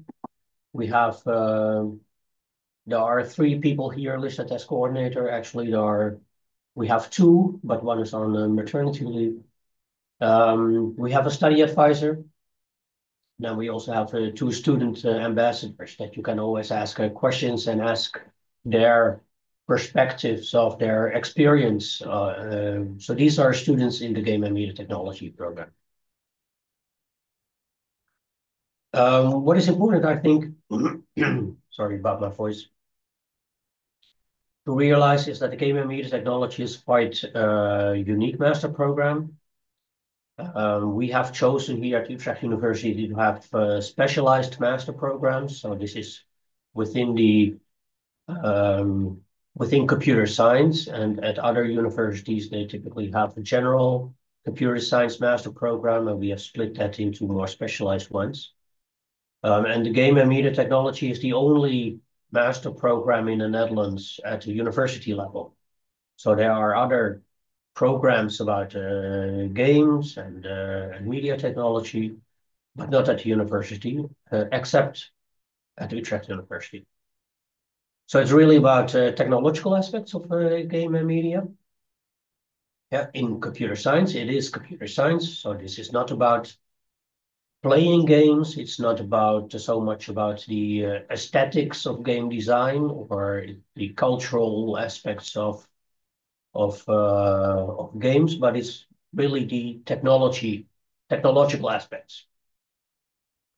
So it's about the enabling technologies, and of course you will make games as well as part of the process, and you will also do that in collaboration with third parties and also other students from other study programs where you collaborate to have a joint effort in developing a game or other types of multimedia applications. And you can think of topics that are relevant. We see a course list later on, but modeling of virtual worlds, animating virtual characters, modeling their behavior, computer vision-based approaches, multimodal interaction, multisensory interfaces, and indeed much more. There are also a number of AI-related courses that I will show in a minute. Similar to the other programs, it lasts for 2 years. Each year has 4 periods. Our program has about 45 to 50 students, so it's not a very small group, but it's also not too large. And in the whole program, there's about roughly, it depends on your choices as well, 50% courses and 50% projects. And some of the projects are also practical assignments within the courses. But there's also a lot of learning by doing. This is also similar to a slide Pinar already showed, except that at the bottom here we have the characteristics that are a bit more specific to Game and Media Technology program.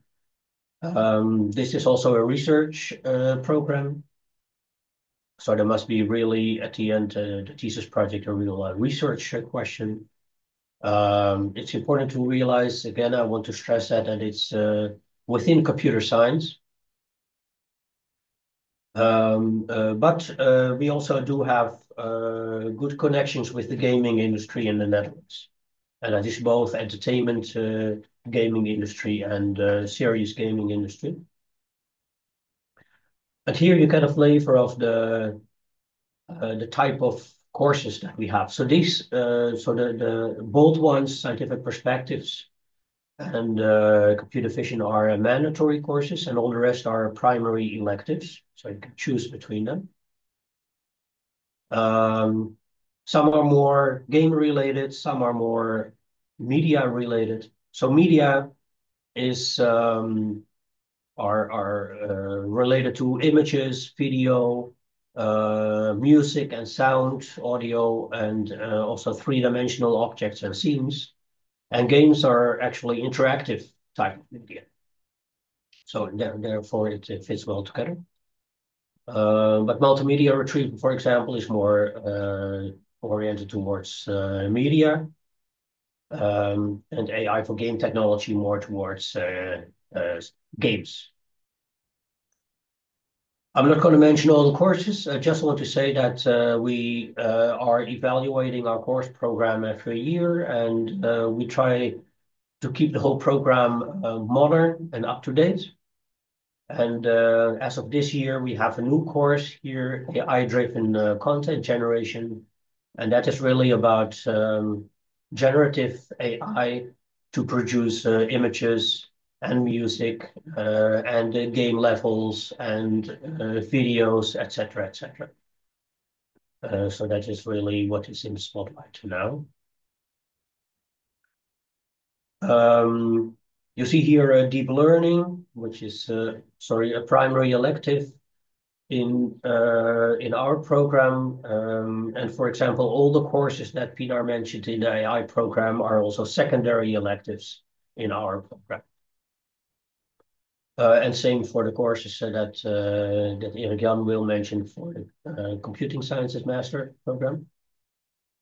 We do have a number of forms for projects and internships. One is a so-called small project, and the other is the thesis project. So the thesis project is a large project, and the small project is a smaller project. Namely 15 EC, so that is effectively 10 weeks full-time, or sometimes done stretched over 20 weeks, half-time. Here the students perform an experiment, for example, together with a researcher, or they jointly work in a larger group, a team of students with the University of Arts. So the University of Arts, they raise the students to do really the art design and the soundscape design, etc. And our students then bring in the technological knowledge. and then they do a group project for an external party. So they really make a game for a customer. And it's also possible to do an individual internship at the company. And the master thesis project, similar to the one in AI, here it says a 40 EC. That is because our colloquium is separate, which you will see in a few minutes. The master thesis also can be done as part of a research project that runs within the department or as an internship at a company, or it can also be at a university abroad. Yes, okay, foreign university. So there are many possibilities. There are always 2 staff members involved in the supervision. And it's important to realize that since it's a research master, there must be really a research question being solved. So you must add something to the body of knowledge in game and media technology that was not known before. And it can still be very application oriented, but it must be research. Here are a few example topics. One is animation of faces, for example, and the photorealistic rendering of the skin, and maybe tears and the emotion. And the other related to animation is the motion and the physically realistic motion of avatars. So here you see one falling down. Another is related to path planning. On the left here, you see a geometrical structure that makes it possible to compute the path if avatars work from point A to point B in the fastest way, and they have to avoid a collision with obstacles, etc., etc. And this can be extended not to a single, not only for a single avatar, but can be extended to, say, 200,000 avatars at the same time. It can also be more combinatorial and puzzle-like, with geometrical computations and optimizations. So that is then more of an algorithmic nature. It is good to know that we have labs available. One is the motion capture lab, motion and virtual reality lab. Another is the crowd simulation lab. And we are also closely related to the AI labs that Pina also mentioned. So in the motion capture lab, you can you see here a person with reflectors on the body, and this is measured by like 18 cameras all around, and they can compute the 3-dimensional coordinates of each of these reflectors, and then the motion you can transfer that to an avatar, as is done in the film industry, for example. Yeah, and on the bottom you see a crowd simulation where you see really thousands of people that run away if there's suddenly an explosion at some point, and then simulate how the crowd is moving and running away. I mentioned the colloquium. It's throughout the year, continuous a series of lectures from staff members, but also from the students themselves. And also guests from companies, for example, so to bring it to the connection with the application field. Well, these are the specifics of the colloquium. But you have to present in the colloquium yourself also at least once. At the beginning, so there's a whole list of electives and secondary electives, etc. At the beginning, you make a personal plan, so a choice of the electives, and of course, throughout the study program, you can change your study plan. But it's good to think ahead and do a planning of which courses you want to take at what point. And one of the coordinators is there to discuss this with you if there are special cases. Also here, of course, career perspectives. Of course, game technology companies, media technology companies, but also very general companies like international banking, for example, or Booking.com. All those type of companies are really media companies. Yeah, they are built upon media technologies. And also, research and development positions at larger international companies. Or you can continue doing a PhD research at the university. To conclude this, it's still very computer science master program. So everything you've learned, you can apply that in all kinds of computer science type of jobs. So anything else in ICT. Admission requirements. There are some formal issues, and then what we check is sufficient knowledge of computer science, say bachelor level computer science, also data structures and algorithms, some mathematics, especially linear algebra, some statistics to be able to do descriptive statistics in experiments, for example, and computer graphics. And then general academic skills like talent, English, etc. This you've seen before. It's the same set of dates for the application. And also here for game and media technology specifically, we have a website, or you can email coordinator.gmt. So thank you very much. This is the last slide from my side. Let me stop sharing the screen. Yes. Yeah, thank you very much, Remco. Then maybe I can continue here by showing my side of the presentations. Let me also start my screen share.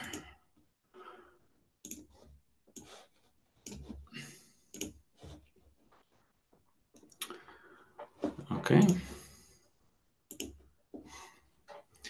Yeah, so I hope this is all visible.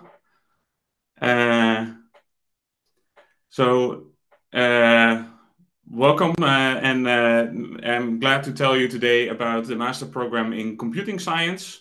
My name is Erik Jan van Leeuwen, and I'm one of the coordinators of this program. So, like the previous programs, the Computing Science program is a research-oriented master program that again takes 2 years. And the crux of the program is that we have a foundational program looking at the foundations of computer science, but always with applications close at hand and directly in mind. So we combine fundamental research with projects that are embedded in different companies. And we do that basically through 3 different topics that are characteristic for COSC. And those are algorithms, operations research, and programming technology. And in the rest of the presentation, I want to show you a little bit of what these topics mean to us and what we think about with these topics. So the first track that I'd like to present to you is operations research. And the driving question there is how you can build advanced IT systems that make decisions, but of course based on sound algorithmic design and thorough data analysis. So in order to do that, to design such decision systems, you need to gain knowledge of advanced optimization methods, heuristic techniques, but also you may need to simulate the systems that you're working with or do data analysis and prediction. So what is unique about this track is that it has a very strong connection to industry. It is connected to one of our AI labs that Pinar already mentioned. And what is also unique about this particular track in operations research is that while operations research is offered at other universities, it is unique in Utrecht that it is embedded within computer science. So you're not only strong in the understanding of the challenges that we're faced. For example, if we want to plan a train shunting yard or plan the arrival of aircraft and assignment to gates, but you're also able to make the computer programs to finally make this work in practice. So these are some of the things that are part of the operations research track. But if you think about algorithms more broadly, then you know that when you start to solve problems, you immediately get into computationally hard problems. So our track in algorithms and algorithm design and analysis gives you a fundamental understanding of algorithm design for many different settings. This could be planning and scheduling as before, or you can maybe look at geometric spaces if you maybe want to guard a museum. Or you can analyze networks, such as a citation network. So here the skills and knowledge that are in focus of this program are really like the algorithmic design techniques and computational complexity, but also different types of structural understanding of geometry, but also of graphs as a good model for networks. And what is unique about Utrecht in this sense is that we have a deep and broad coverage of of these fundamental topics and research that goes across many different aspects of algorithmic problems. Now, of course, if you want to design an algorithm and use it in a decision system, you will need to write a program. But how can you guarantee that the software that you develop is actually correct, efficient, and secure? And this is what our track in programming technology aims to look at. And in particular, it looks at how you can design better programming languages, because you know, as any craftsman, a programmer needs the right tool for the task. So you learn how to reason about computer programs for purposes of testing, how to do programming in the presence of probabilities, or how to develop secure software systems. And what is really unique about Utrecht is that we have a very rich tradition in research on particularly functional programming languages. And if you've encountered functional programming language before, then you know that they are a very interesting and rich paradigm that we study more extensively in the programming technology track. So if these topics sound exciting to you, then let me dive into how our study program is structured. And it follows the same paradigm that you've seen before. There's 3 mandatory courses. You have to take 3 courses from a track. And then there's 4 elective courses that you can select more broadly, followed by a thesis project. So we have the 3 elective programs that we have are scientific methods, where you learn the research skills you need to perform scientific research. And then we have 1 course, concepts of programming language design, that leads more to the programming technology course, and a course, algorithms for decision support, that leads more to the operations research and algorithm design and analysis track.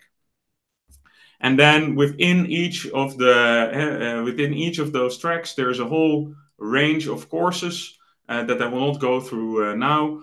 But if you want to figure out how to design languages with built-in security features, then maybe take a course in language-based security.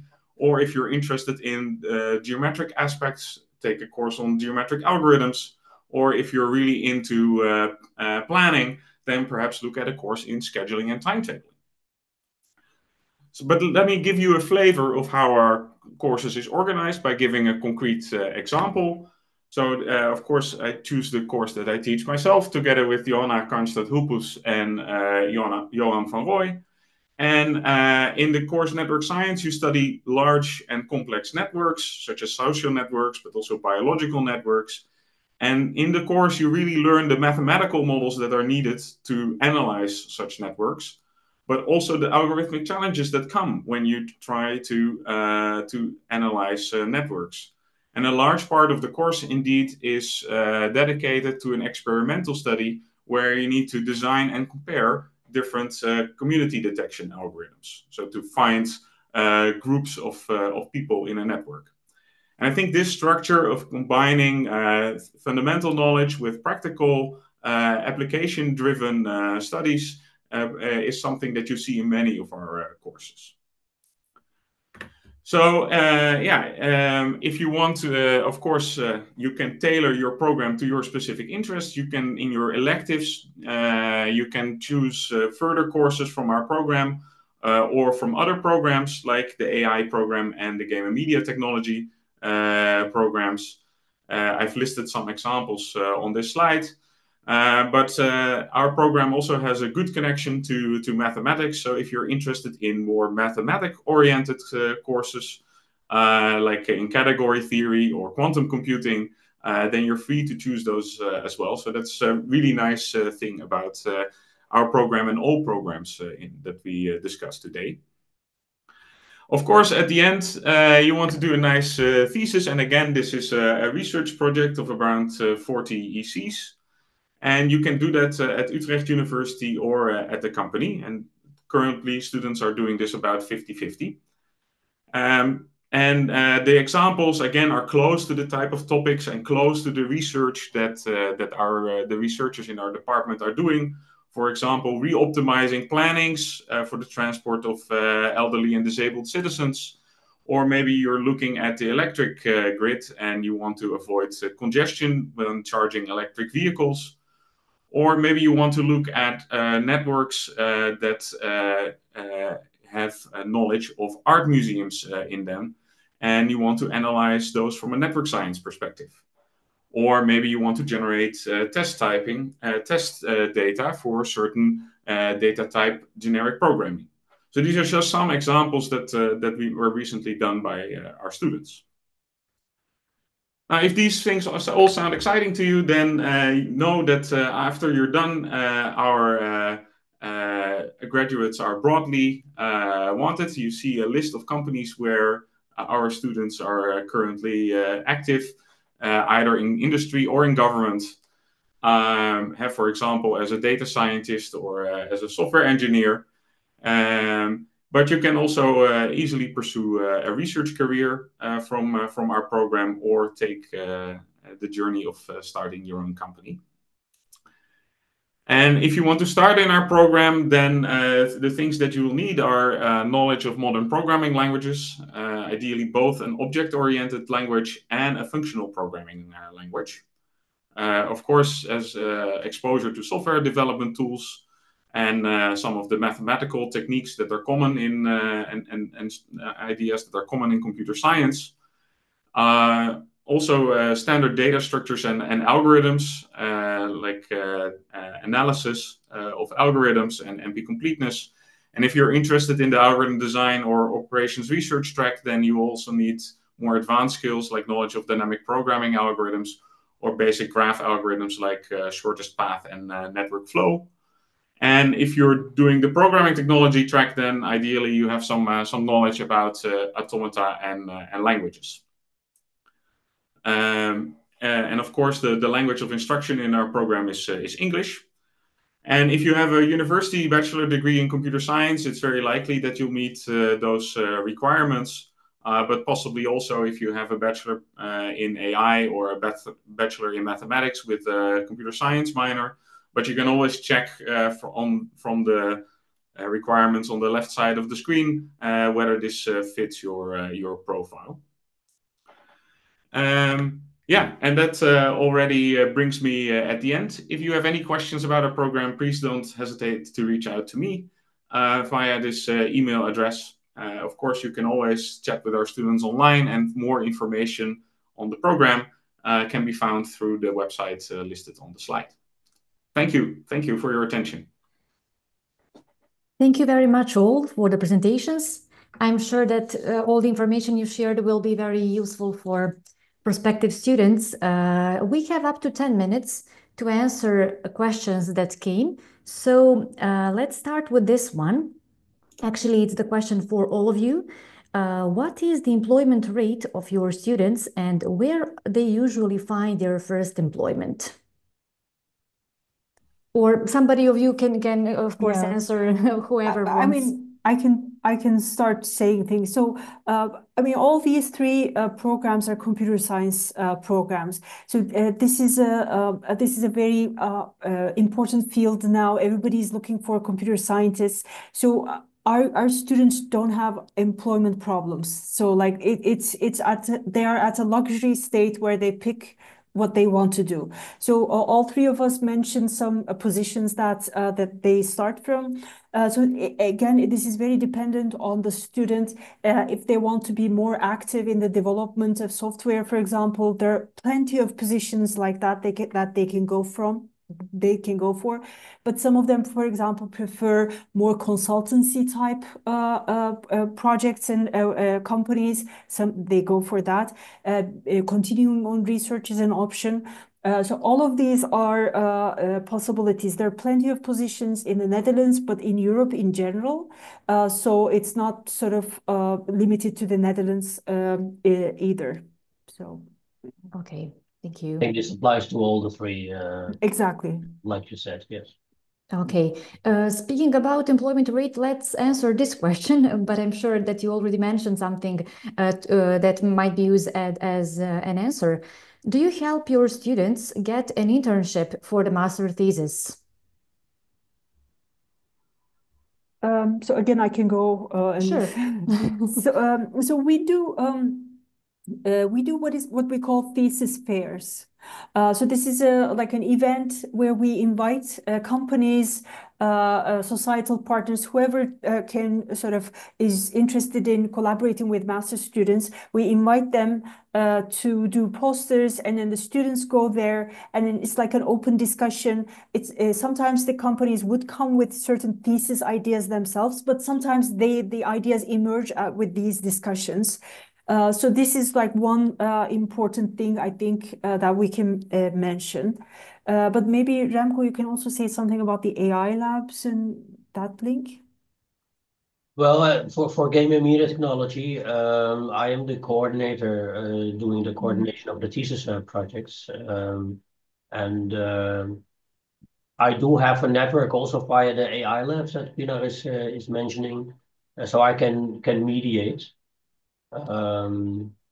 It's always on a more case by case basis. It depends on the interest of the student. Sometimes they come up themselves with an internship, and otherwise we can help. Yeah. Okay. Maybe I can still add that we've also started organizing within the computing science program alumni sessions, so that some alumni of us come in and they talk about how they found their first position, what their current position is. And that's always, of course, a good opportunity for some networking for our current students and find maybe a new project in that way. Sure, that sounds great. It is in general not a problem to find an internship because there is this war on talent. Everybody wants young talent, and companies are happy to provide internships as a way to scout new talent. Okay, thank you. And we have two more specific questions. Let me just read them. If I don't have quantitative subjects on my psychology bachelor, can I still apply for the AL master or demonstrate somehow my abilities in mathematics? So I guess this is a question for the AI Yes, for masters. you. Yes. Yeah. So we generally expect the students to demonstrate some background on programming, first of all, and some math as well. If they have not done a formal course, but if they can sort of demonstrate it in another way, we would still consider it, but it won't have the weight that a formal course would have. Because we can't really judge otherwise, like what the content of that other extracurricular thing that was done there was. For students who speak Dutch, we also have the possibility to offer what we call pre-master programs, where they do some of the undergraduate courses as like a prerequisite for the master's program. but I would think like many of the audience here would not be speaking Dutch, so that might not be an option. But I would also encourage, for example, if they have like an access to their current university still, to do a course like from a lifelong learning kind of a program, to actually sort of say that, show that they can do this.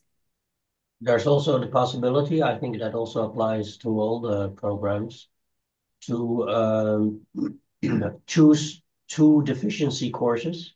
So if you lack some knowledge, you can, within the normal study program,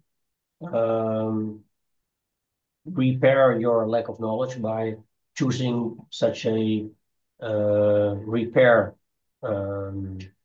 course. Is that the same in AI? Yeah, we can do only one course, but that would still be an undergraduate course as well, and then it would also be in Dutch. But if it's too much, then it should Yeah. be a whole pre-master, and that Yeah, takes a half a year. Okay. Which means that pre-master program is a 1 year program of 2 semesters. It's 2 periods. So for us, the one entire academic year is 4 periods, and the pre-master will take 2 periods. So if they start in September for the pre-master, they can continue in February to the main Okay. program. Good to know. Okay, thank you. If you agree, we can switch to the last question. It's again for Professor Pinar. In just a second. I am interested in projects and connections you have with the industry. Can you give me one specific example where students participate in projects? That is the question. We cannot hear you. Maybe You're you. still muted. Okay, so Now it's okay. yeah. So one specific example. So for example, we have students doing projects with the police.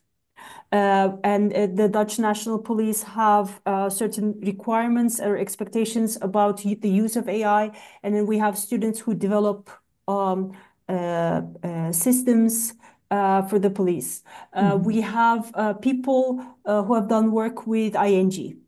ING is a bank, a large bank, and they've done work on the like the prediction work on finances. We have people who do work with cancer institutes on yeah, not diagnosis, but sort of like trying to understand certain aspects of the disease. We have people who work with ProRail. ProRail is a how would I explain ProRail? Is it like a railway company, let's say, who work on, for example, scheduling of railway things, and then we had people who do simulations for them to sort of see what kind of outputs certain schedules would have on the on how the traffic and the human life would be affected. Many opportunities indeed. Yeah, I think for all three programs there are many opportunities. There are many also common themes that can be explored. Yeah. Okay, since the time is up, we have to finish this presentation, and I would like to thank you once again for participating and for your time and all the information that you shared. Thanks for having us. Thank you very much. Bye bye. See you Have a next good day. time. Bye bye. Bye. Evo, kao što sam rekla, završili smo prezentaciju koja se tiče mogućnosti za mastere iz najsavremenijih oblasti na Univerzitetu Utrecht. Pravimo pauzu od čitavih 2 minuta pa se vraćamo da nastavimo zapravo priču o veštačkoj inteligenciji kao najbrže rastućoj novoj oblasti. Sigurno sam da će biti interesantno svima vama koji razmišljate u ovom pravcu, pa hajde da nam se pridružite na narednom panelu.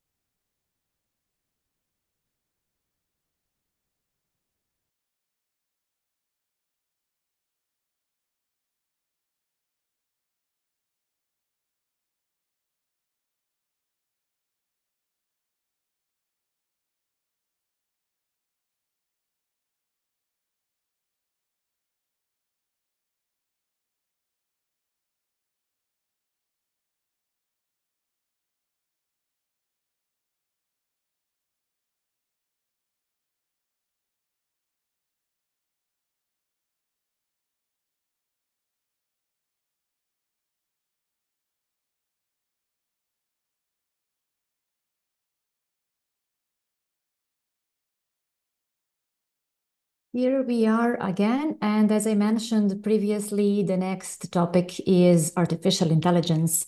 I will introduce our panelists who will share their experiences and all the in different points of view. I will start with Agni Biswas, who is a graduate from mechatronics engineering at University of Southern Denmark. Then we have Kristina Nikolovska, who is a PhD student at Constructor University. Violeta Stepanchikova is a representative of University of Europe for Applied Sciences. And I believe Milos will join us, Milos Milovanovic. I'm not sure if he is already here. Yes. Can you please join us through the video, Milos? And so that we can also see you. Great. As I said, Milos Milovanovic, who is studying a master in human-centered artificial intelligence at Uni Milano. Thank you very much for joining this event, and I'm looking forward to this discussion. Welcome on board. Let's Thank start you. with you're welcome. I'm really hoping that this will be just let's say regular conversation, not just that official panel discussion about your experiences, about AL, about your personal career paths, and I'm sure this will be very useful for future students. Okay, maybe I can start with your personal experiences with AL as a study program. Maybe Violeta can share with us what are the possibilities to study AL at University of Europe.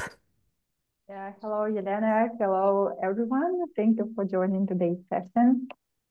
So at the University of Europe for Applied Sciences, we have several programs that include models and tools of artificial intelligence. For example, it can be the program from the bachelor level that is software engineering and digital business data science. And we also have a few programs in the master level. It can be, for example, generative design and artificial intelligence, digital transformation, digital content creation, and even visual and experience design. So as you see, the number of programs that you can study is quite big. And usually students practice artificial intelligence tools quite a lot. So we help students to go through case studies that include diverse fields such as health 4.0 and precision medicine, network economy and regional innovation systems, e-commerce, finance, fintech, and industry 4.0. So students can implement their studies, their cases, their skills into different fields, and it's really wonderful. It sounds like AL is almost everywhere. I mean, at Yes. least exactly. And actually, our students even do some research works concerning this, and they publish their discoveries, their research results in well-known magazines in Germany. For example, recently we published a kind of article in Spiegel, probably you know, such a well-known German magazine, and our professors, of course, support these ideas, and help students with such projects. So that's a great opportunity. Yes, that really sounds great, but we will continue on this topic and all the opportunities that you offer to your students. I would like to ask Kristina, as she is doing a PhD, right, in this field, can you explain us this artificial intelligence as an academic discipline? What are the core areas? What are the fields that AL is connected to at the moment? Hi, yes. Hi, Hello. everyone. I mean, AI is everywhere, so it's very difficult to just say, oh, this is connect with this and this is not connect, because I mean, even if you go to the simple project, and now I see, because I'm teaching also, I see students, they use ChatGPT instead of Googling. So that's a different way of thinking, right, that we had before probably. And it's interesting. I mean, it's connected with everything. So yes, I'm doing a PhD in robotics, more specific in robotic behaviors. So how the robot should move around users. But I mean, I'm using and not using AI. So it's without data, without like understanding what is happening, you cannot do anything. So you can take a many different ways of how you want to do it. I also have a colleagues that work with me from the other side, for example, cognitive science, and it's still they use AI to like do stuff and create stuff and even maybe help them with programming in a way and things like that. So I think it's everywhere. So whatever you would decide to do, from designing to startups to new ideas to doing PhD to doing everything, I mean, we have to realize that we need to include AI, so it's connected in any way. So yes.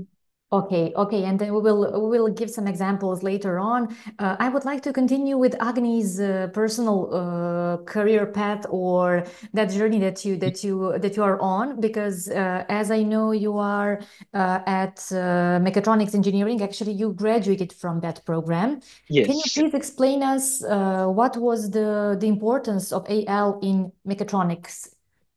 Well, I think most of the panelists will agree that machine learning, artificial intelligence, deep neural networks, whatever you talk about, at the end of the day, what matters is a perspective. So it's very key. Like I work in robotics right now. Um, Before, when I was doing my thesis, it was in um, finding out errors in a moving motor, for example, right? And what's key in this point is being able to kind of understand and make things easier for the machine learning algorithm. So when you know a lot more about how a motor works, for example, you can very easily figure out um, how you could actually make the machine learning algorithm lighter, which is what the company I was working with, Centrest, was. And end of the day, like the true benefit that you get out of like going into like a slightly different route is typically being able to see things from a perspective which is slightly non-traditional. While we didn't effectively have like a full set of courses which was just focused on AI, we did learn about electric machines, we learned about optimization and image processing, we learned about well, I had like a project that I did with a company based in Odense with robotics about camera calibration. And so everything from tuning little parameters in your robots all the way down to being able to say you are at a fault and being able to classify what type of fault it is. All of this like ties in a way or the other. So most of our courses were very heavily focused on being able to process signals, being able to understand how things behave and why things behave the way they do, which allows you to effectively work with the actual systems a lot more in depth. And that's the benefit I guess I got out of this. Yeah, so I've also worked before with air quality, for example. So there the biggest challenge, and that's where AI is used mostly, is to calibrate sensors, because a cheap commodity sensor will not have all the information, just because you cannot shove like $200,000 worth of sensors into something that's supposed to be 2,000 euros and price overall.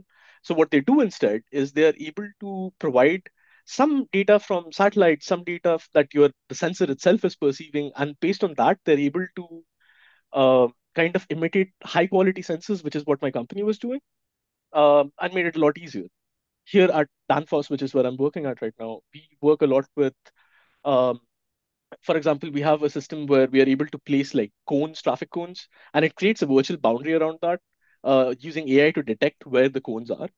And the second let's say there's a heavy machine operating in the area, the second you enter, it's able to detect that a person has entered, specifically in this case, and it just cuts the system off.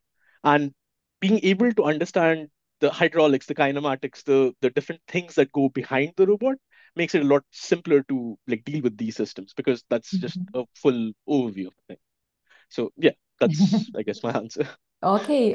Thank you for sharing your perspective. And here we have Milos, who will talk about human-centered artificial intelligence. We had your previous examples about robotics and application of artificial intelligence. But what happens with human-centered AL? Thank you, Milos, for joining us. Thank you as well. Can you please share with us what actually inspired you to pursue this degree, and how is it difficult is it difficult actually? Yes, to Yeah, study. so about my actual master degree, because it is more about human-centered, we are more discussing also about the ethics applications of AI and law and how law actually abides AI applications. And what is actual my motivation for going this route is actually that there is a segment of this master course which is related to neuroscience. And I always found biology really intellectual stimulating. So that's why I chose to pursue AI applications in neuroscience. And I will not kid with you, it's pretty hard because coming from my bachelor background in computer science, I completely had to master neuroscience, how neurons work, how our brain works in order to have AI applied to this field. So it was quite challenging, but with collaborations with my colleagues who stem from different backgrounds, such as psychology, biology, sociology, we come together, discuss our notes, improve our knowledge. So at the end of the day, everybody should know, everybody should be at the same level. Thank you for being honest and saying that Yeah. it might be difficult, because we are here to share the real stories and success stories, of course, because I believe that all of us are going through some difficulties in order to improve and in order to progress. So yes, thank you. And what I would like to just to repeat is that you had a bachelor degree in computer science, Yeah. which is quite important for all our audience, to say that from computer science you can study a master in artificial intelligence. Yes. Okay, let's Actually, continue. not only, Sophie, Not only, not, yeah, not sure. only, yes. For example, in our university, you can use artificial intelligence not only from computer-related sciences, yes, software engineering, but also from design things, yeah, and data analytics. It's really important. So if you're not that interested in programming, you can study something else, yeah, something more creative, and use artificial intelligence, of course. Yeah, great, Violetta. Just a good point to make another question. What then would be some general admission requirements at your university for this kind of programs? Any quantitative courses that they have to have in their curriculum? Anything that you can share with us? Yeah, to tell the truth, nothing is really required. Yeah, something specific and related to artificial intelligence. You will learn it during your study. So actually, we have a basic requirement. We have an entrance test that is online and includes questions in English and maths and essays. So you proceed with this. If you choose a program that is more creative, of course, we require a portfolio of your artworks. It can be any artworks. It can be even those that you created with using artificial intelligence tools. It's up to you. But still, so it can be anything. So these are just general academic requirements. Okay, Specific. Great to know, because I believe, at least from my experience, students are not sure whether they fulfill the requirements if they don't have high level of mathematics or statistics or anything related to those quantitative. Mathematics is actually required just above 50% in our test. So it's quite achievable. So your students, I'm sure, will cope with this percentage. And also, so if we talk about bachelor and master programs, don't forget about English requirement. It's just B2, so we do not require that much. And apart from that, we also have work and study programs. So it helps you to study for free. So your tuition fees will be covered by our practice partner. So I'm talking about just one program that is available in this format. It's software engineering dual program. So if you are not just academically good student, but also have something to impress the practice partner, so to be chosen, it's a chance for you to study for free. Nice.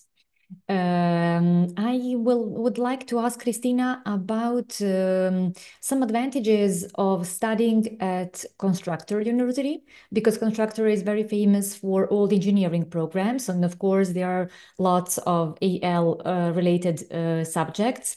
Can you give us some overview about your experience and what students can expect? Yes, of course. I mean, I haven't studied here, so I'm just doing my PhD. Ah, But okay. in general, yes, in general, I can say because I'm Sure. involved in everything. So, a Constructor University, as you maybe know, it's like an English university, right? It's very international, so it's amazing to be part of this community because you learn a lot, not just from the way that you kind of learn and during the practices or during your program, but also like from your colleagues, your teammates, and so on. And I think it's the advantage here is that you can really reach professors and you can really get feedback from them, and you can, because every student has a peer professor, and then you have during your studies you can go to them, you can like ask them questions, you can ask them how you think I should do this, so you get like a feedback on if you're not sure. Of course, when you're a bachelor student, you're not sure about a lot of stuff, so you have this support, which is great. Also, like the programs, as you said, are nice, but also they have like a very good connection with the industry. So students can do I mean, they have to do like a practice during the second year of bachelor's with the company, so they get also this experience. And with this they get a lot of connections, and we have also like a lot of career fairs. We have here a lot of students organization. So the students organization, actually, I was just talking in the morning at the Young Entrepreneurs Summit. I was having a workshop there. So it's the students organization are very like serious things that you can like get good connections with the industry, good connections between what is happening around campus, not just on campus, right? So yes, and they actually, a lot of students after finishing, they already have a job. So because of all of these connections and things. So I think that's what's like the plus of the Constructor University. But as a student, if I go back on my bachelor's years, which is some time ago, I do believe that it's kind of very important to have this support which you can get here, right? Mm-hmm. Yes, of course, that we always have as a feedback from our students, that the support they have on the campus is crucial in order to adapt more quickly, in order to just get used to another environment and to give the best in their studies. Agni, I would let's like go. just, yeah, Yeah, so sure, sorry, yeah, sure. just would like to Go add. ahead, please. Yeah. So, for example, in comparison with the Constructor University, Mm-hmm. what I can say about ours is that students can get support not only from professors at the university, but also we have a couple of mentorship programs. Mm-hmm. So these programs are meant to connect students with the key experts and staff from well-known companies. So they make some projects together. So they have direct interaction with the leaders in the industry, and thus they create some great things, I would say. And also we organize different types of projects, global projects with other universities and experts in the industry. For example, recently we've just had a series of lectures that was related to artificial intelligence. So it was called Cross-Cultural Approaches to Desirable AI. Yeah, and our alumni that are already employed with well-known companies, for example, Deep and SAP and some others, they made a presentation and they told more about how they use AI in their career and how it helps to improve life and make it more sustainable and stuff like that. So this is a kind of ways how to implement knowledge that our students have and how to make their networking bigger and get practice. Yes, great to know that. Speaking about our experiences in bachelor studies and master studies, I would like to ask Agni what he can say about his experience of studies abroad. What is the like maybe the main challenge? Anything that can be useful and encouraging for students that are listening. Sure. Well, so I was living in Germany a couple of years ago before moving to Denmark, and something that was very interesting as a study culture, right, in Europe that I found was professors don't tend to build ivory towers, and this is something very important because uh, sometimes when you want approachability, it's just great to have the fact that you can just walk up to a professor and be like, "Hey, I don't understand this. Please walk me through it," and they're just like, "Sure." Or the fact that some of our professors actually shared with us assignments which were stuff that they were actually researching on. We had a course that was just fully built up on this professor's research papers, which is pretty interesting because um, from the perspective of knowledge sharing, they look at you in the sense of a peer, and that's something that is like nice to be around. It promotes an environment that is very wholesome in the full sense. And I guess this transfers off from professors into students, where let's say in the first day of when I was at the uni, we had like a project, and the people who were there from bachelors and had just migrated over, the first thing they said is, "Hey, so we are going to split up because we need to make sure that everybody is as comfortable in the uni as everybody else." So they just like kind of adopted one set of people from each group, and there's just like a huge group of people with different cultures, and was a very interesting experience. Something that was interesting from the industry collaboration end was we had a bunch of courses where it was just called Mechatronics Design and Build, which was a company came up to us and was like, "So we have this one system that we want you guys to evaluate," and we were basically pretending to be consultants, and we went through the whole process of like all the way from looking at things from the perspective of like a project manager down to planning the factory, which included like using AI to identify certain things, using mechatronics control to deal with certain moving parts. It's pretty cool.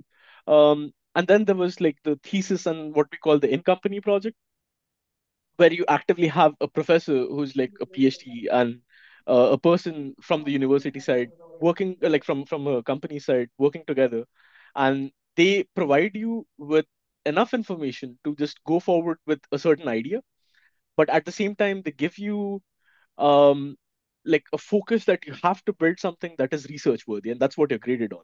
And the end result is basically evaluated in terms of how far you can take an idea and make it something that is well documented, transparent, clear with your research processes, that sort of stuff. So uh, it's almost interesting to see how much value they've put on these metrics that are in there, and some things that have just come societally, and that was the fun part of being in SDU, I guess. So yeah, that's I guess There my is story. always a fun part. It's good to know that.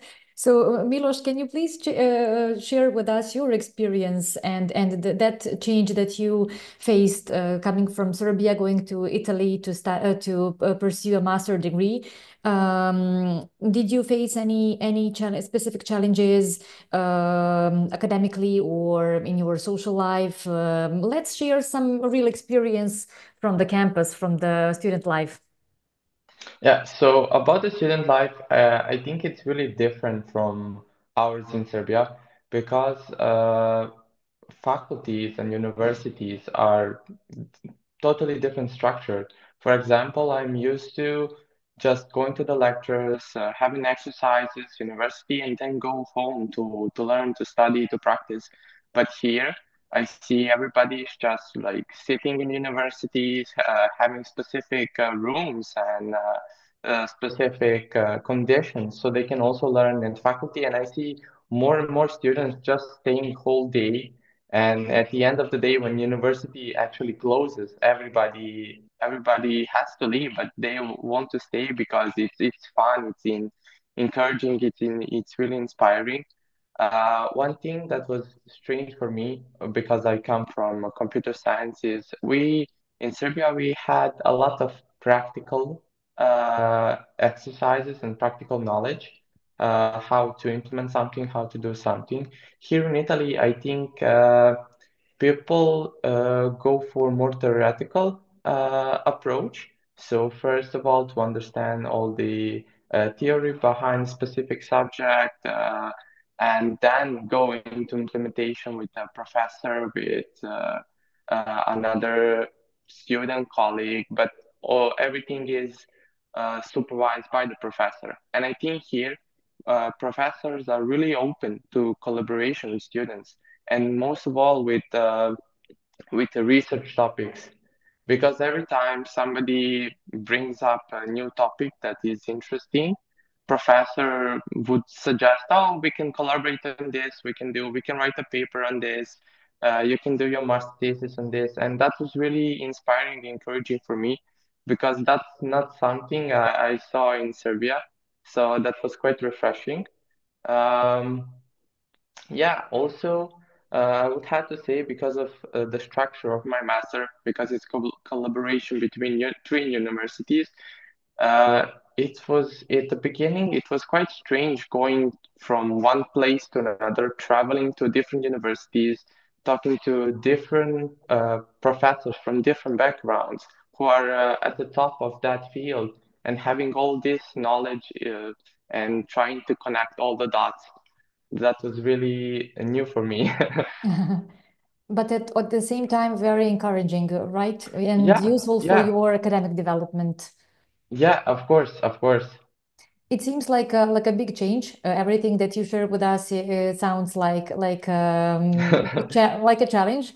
But at least you seem to be happy with the master and with all the process that you are going through. So let's go to another round of questions related to practical work, as you mentioned, Milos, which is very, very important nowadays.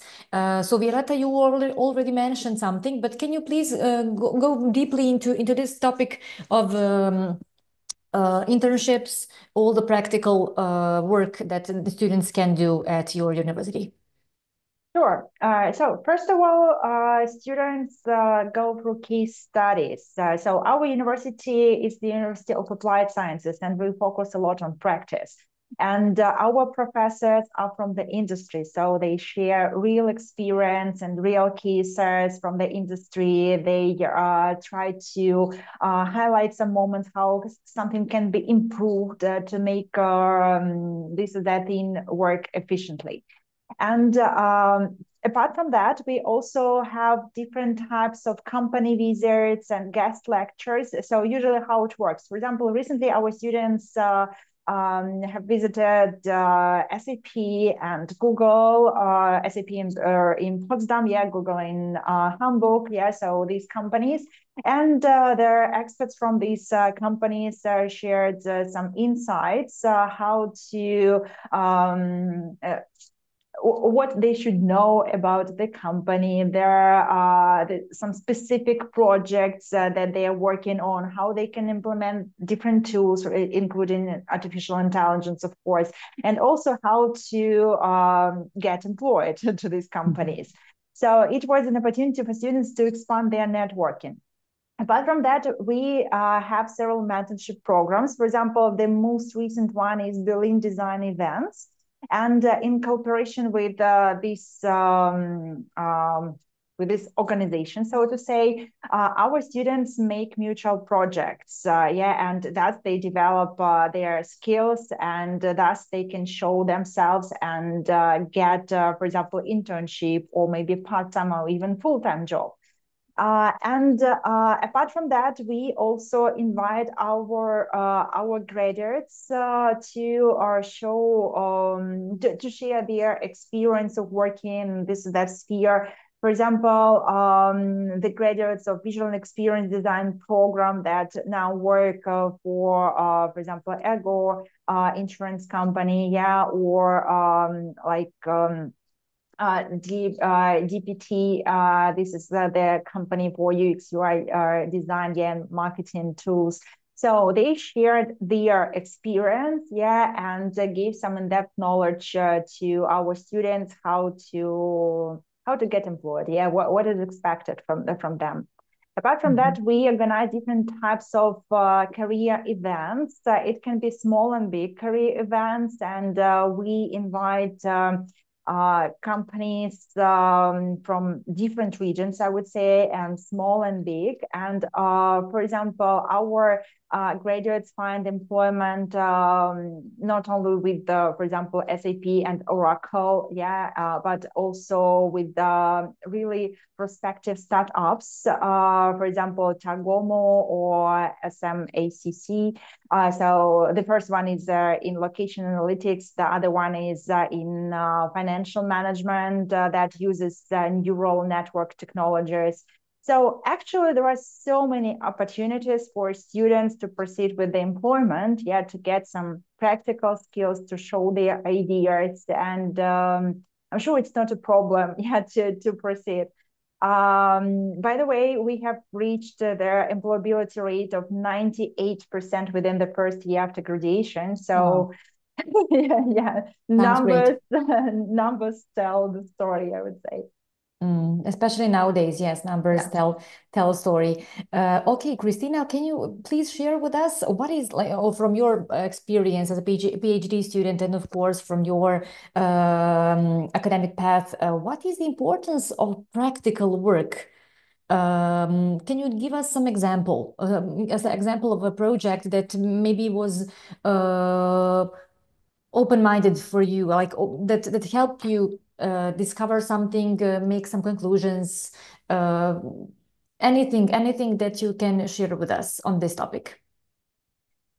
Sure. Okay. So practical work, what I think about it, I think it's very important actually. I mean, what you learn at university or in your class, it's different than when you get to the real world, right? So I have worked in startups. I have worked in like big companies, industry and stuff, and it's a different dynamics. So it will always depend on where you're coming from. But the thing about the practical thing is that you have to find something that is exciting for you, so that makes you like, feel excited when you when you think about doing this. But you don't have to put too much pressure on practical work. Of course, it's important and it will teach you something, but you have to be prepared that every time you change or every time you do something else, some other stuff will come up. Of course, that what I like about the university, especially like any university, especially like when I'm teaching, of course, I cannot give the students all of the practical things that I know, right? But what we as a universities or a general, when you go to study, what you get is you're getting a basic and way of thinking. And I think it's very interesting to see, because I'm working like now into interdisciplinary projects where I just don't work with engineers, but I also work with like psychologists, all computer science and so on. And I think what you are kind of studying, it's forming how you think and how you will solve problems, right? That's nice observation. Very nice. Thank you. Sorry for interrupting, but this is very, very important. Yes, and it's like I feel like it's very also interesting to see how we don't understand each other, like how I'm when I'm talking with my like colleagues from psychology, I have to like translate, and sometimes I'm like, what language are they speaking? Is this English, right? So of course, with practice, this is where the practical things coming from. With practice, you get better. So now, after 3 years working on the project, I can understand what they want from me. But first year, I was like, what is going on? So it is important to have practical, but everything comes with time. So we don't. I mean, you can put some like some how to say some pressure on it, but you don't have to be like, oh, if I don't have practice, this and that. I just think you have to find something that is exciting and that's kind of making you want to learn more. So to be curious in a way, to be curious to know, okay, what is going on, how I can solve this, how I can do this, and then anything, like even if you have zero practice, you can in 1 month become expert. No one is expert in anything because AI and robotics and whatever is going so fast. But like to know, to be up to date, let's say, to be up to date, and then more you will do it, better you will be. But I think during the studies it's important, but it's not like if you don't have this, it's end. At least from my experience. So it's, and what is important, I would like one more thing to stress out is you will have to find your own project. So it's university is giving you a lot of opportunities. Like also here at Constructor, you can work with PhD students, you can work with, but if a student come to me and say, oh, I have this idea, I want to work with you, of course I will say yes, but then you have to put an effort, because as a professor, PhD student, we have many students who come to us with ideas and then nothing happens. So you have to search for your, also for your own projects, and put effort into having this practical stuff, right? Not just wait from the university to give you everything. And in short terms, you should be proactive Yes, when it comes to the practical work, internships, and other stuff. Good, very, very nice observations. As I saw, Agni was confirming all the time. So Agni, please, can you share with us one specific tipping point for you, maybe eye-opening experience, practical work at university that helped you decide about maybe your future job, about your future career, so anything that was really, really eye-opening? I think you are muted. We don't hear. Now we do. Yeah, there's a whole thing with the mic. Uh-huh. Yeah, so I guess I fully echo Christina's thoughts on this. Like one thing that our professors usually used to repeatedly tell you is what we are building here is not proficiency in programming. It's not the stuff that you're seeing in class. It's a mentality. Engineering, end of the day, is about a mentality. So long as you're able to, accept facts, understand, and question, there's nothing more that you can get around it. Uh, so you'll build up to whatever you need from there. My master's thesis was a very interesting experiment in this. I did work with a specific type of machine and a gearbox, basically where you have to switch gears out and then you tell like what sort of an error you're manually feeding into it, and then you try to classify and figure out how that works.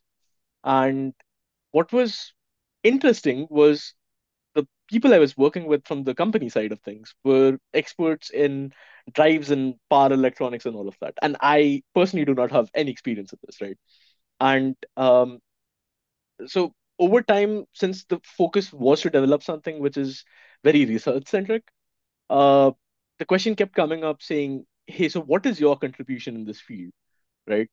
And struggle for a month. You sit down, you read a whole bunch of research papers. With AI being there, you just go to a website like Elicit, and then you're just typing up questions, and then research papers pop up. Sometimes you sit and argue with ChatGPT for a couple of bits, and then you at least figure out what you need to Google. And end of the day, I could get through with it. I actually was able to perform analytics on effectively what was supposed to be a black box for me. I was able to sit and argue with my professor, who's basically an expert in AI, published a bunch of papers on the same setup, mind you, and come up with a new method of being able, like how expressing how AI is able to actually see the data. So that was basically what centered my research on. And yeah, this was in a way very eye-opening because it kind of just tells you at the end of the day, if there's a challenge, if you have a mindset, you'll pull through. The Great. rest is just hard work and grit, right? So Okay, yeah. yeah. Good point. As we are approaching to the end of our discussion, I would like to ask you to share some final advice to our audience, to the students that are considering to pursue a degree in AL. Let's like make it simple. What would be the key skills, not just academic experience, the key skill to develop, mindset to develop, what perspective to have, because this is very specific study field. It's a very fast changing field. So I think it's demanding in that terms. It's not like other maybe sciences. I would also like to ask Milos to share some tipping point for him. Sorry for this. I saw you just confirming again what Agni said and Christina. So Milos, feel free to share your tipping point and then to share some like final advice to students who are listening. Yeah, so I don't know for me if there's any specific like tipping point where I would say I will do just this and spend my time researching this, because what I found really interesting at my master's is uh, I came from computer science thinking, okay, I'm going to do some programming, I'm going to build some AI models and try to incorporate that in some life helping situation. But when I came to this master's, I realized, okay, it doesn't have to be just that. I have to be open to all new possibilities now, and not just uh, saying, okay, like I'm a programmer, I don't think I'll do anything in neuroscience. So I differ from that. But actually, what I realized is just be extremely open to any sort of opportunity, because you never know where it's going to lead. And for example, I was so open to this neuro AI curriculum that now for my master thesis, I'm actually collaborating with professors from UK and having one and only specific data on famous pianists playing uh, very famous compositions and recorded EEG. So I never thought I would be doing something like that, which is really inspiring to me, and all the opportunities I had with this masters and all the top professors I could talk to and ask them for help, because that is also really, really important with this AI. It is now I think really AI isn't just one field. It's like collaboration with multiple fields, and I think this will never stop. So I would suggest everybody to be open to multidisciplinary learning and to incorporate different fields and intertwine the topics, intertwine the basically everything they learn and question everything. So more research could be done, more topics could be researched, and don't hesitate to ask for help from basically anybody, because I think also professors will be so happy to answer your questions. Great. Anybody else who would like to continue actually with the Me. final advice? Yeah, I think that a student should be motivated and always curious to learn something more. Students shouldn't underestimate their skills, talents, knowledge, because actually you can all professors, yeah, and our staff is quite friendly. We are ready to help. We are ready to teach you how to improve in this sphere. So don't be shy.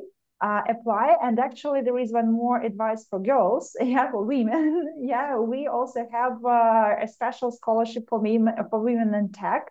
So if you would like to proceed with your study in tech-related fields, for example, software engineering or data science, yeah, so feel free. We have special scholarships up to 100%.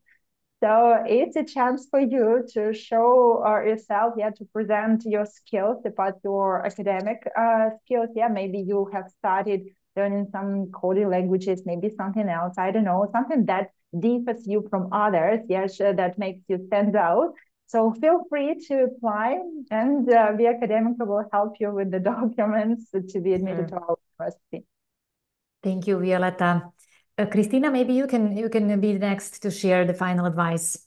Yes. So the final advice, wherever you decide to study, find something that it's interesting to you and you will be curious about it. So don't just even if it's, of course, it's AI can be connected with everything and anything, as Milos said, so it's not just a specific thing.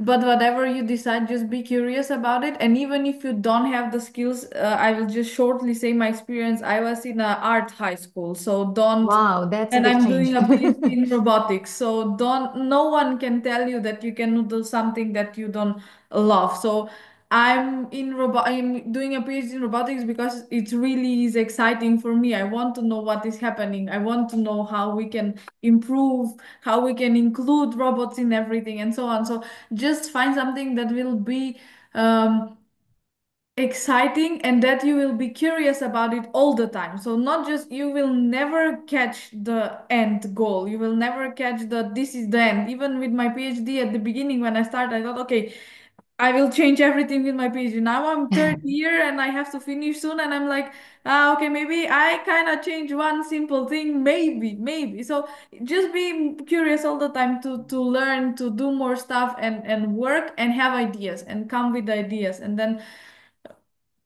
I Great. mean, you can always come to Constructor. It's very nice, so we will be happy to host you. But even if you don't choose Constructor, I mean, anywhere you go, just decide, pick something that is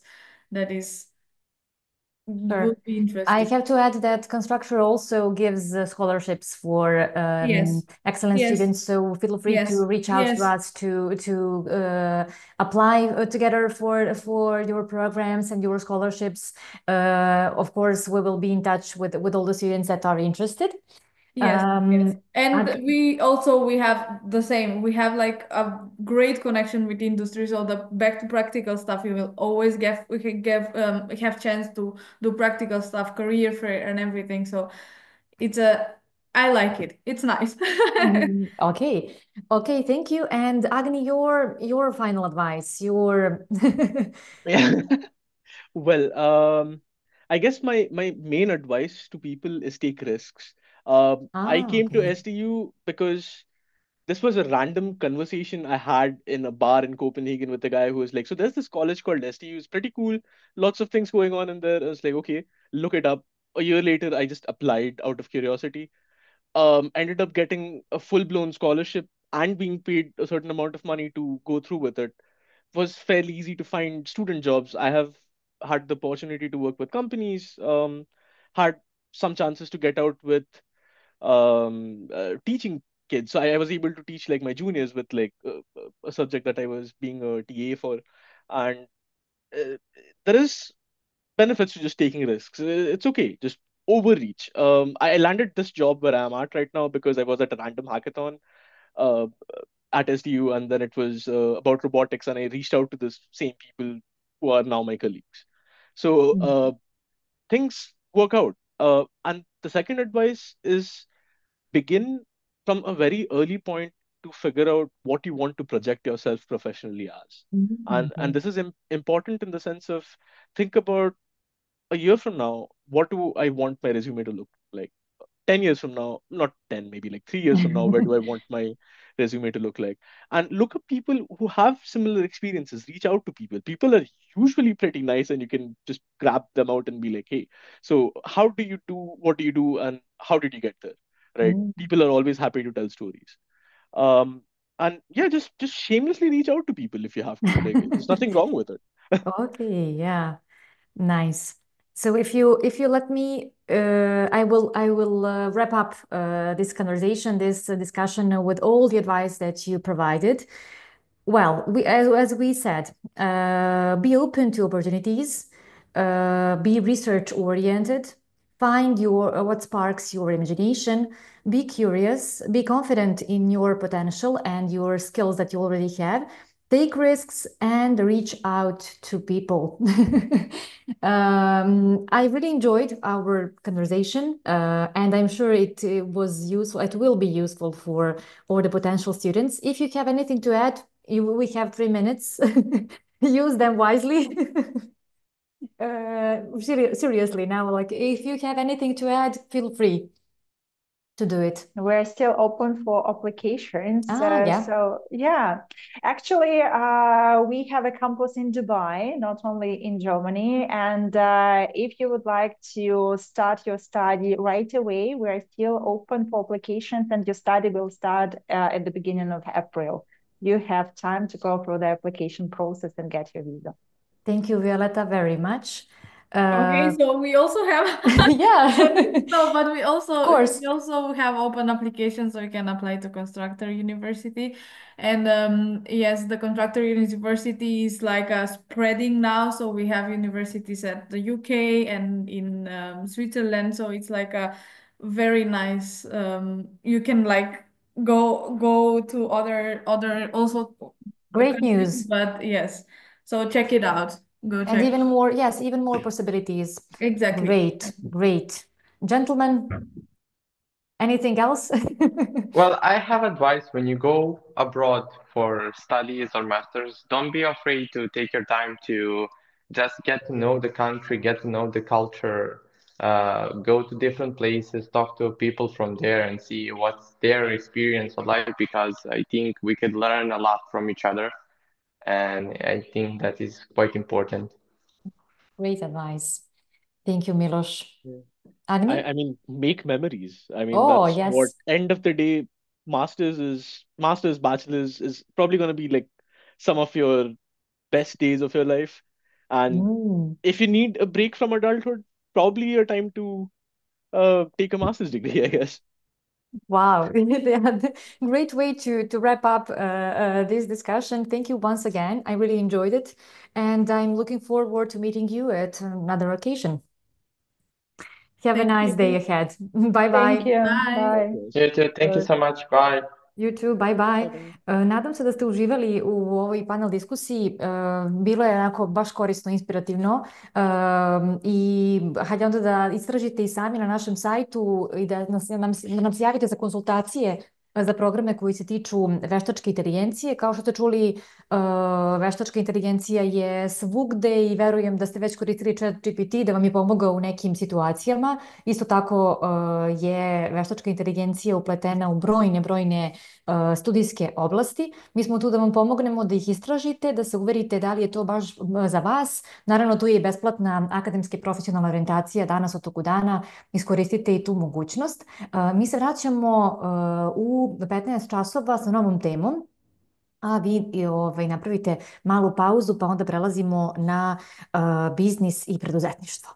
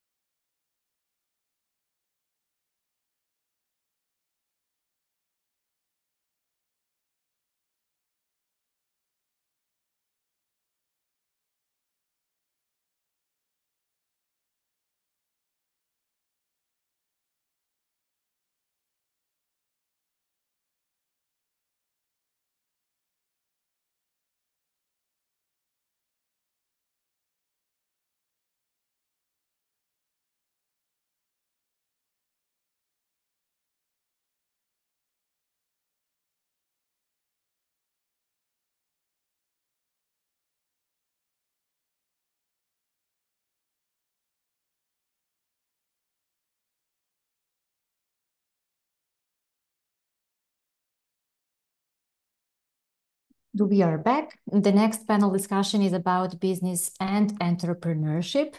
We have 3 ladies on board and 2 gentlemen, so I will introduce them and we will start sharing our experiences about this study field. So let's begin. I believe the most of them are ready, so I will ask them to join the meeting.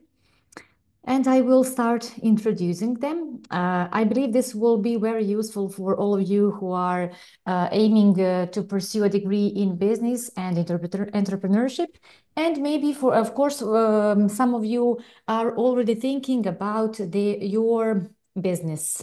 So feel free to ask questions and to use this panel discussion for your benefit.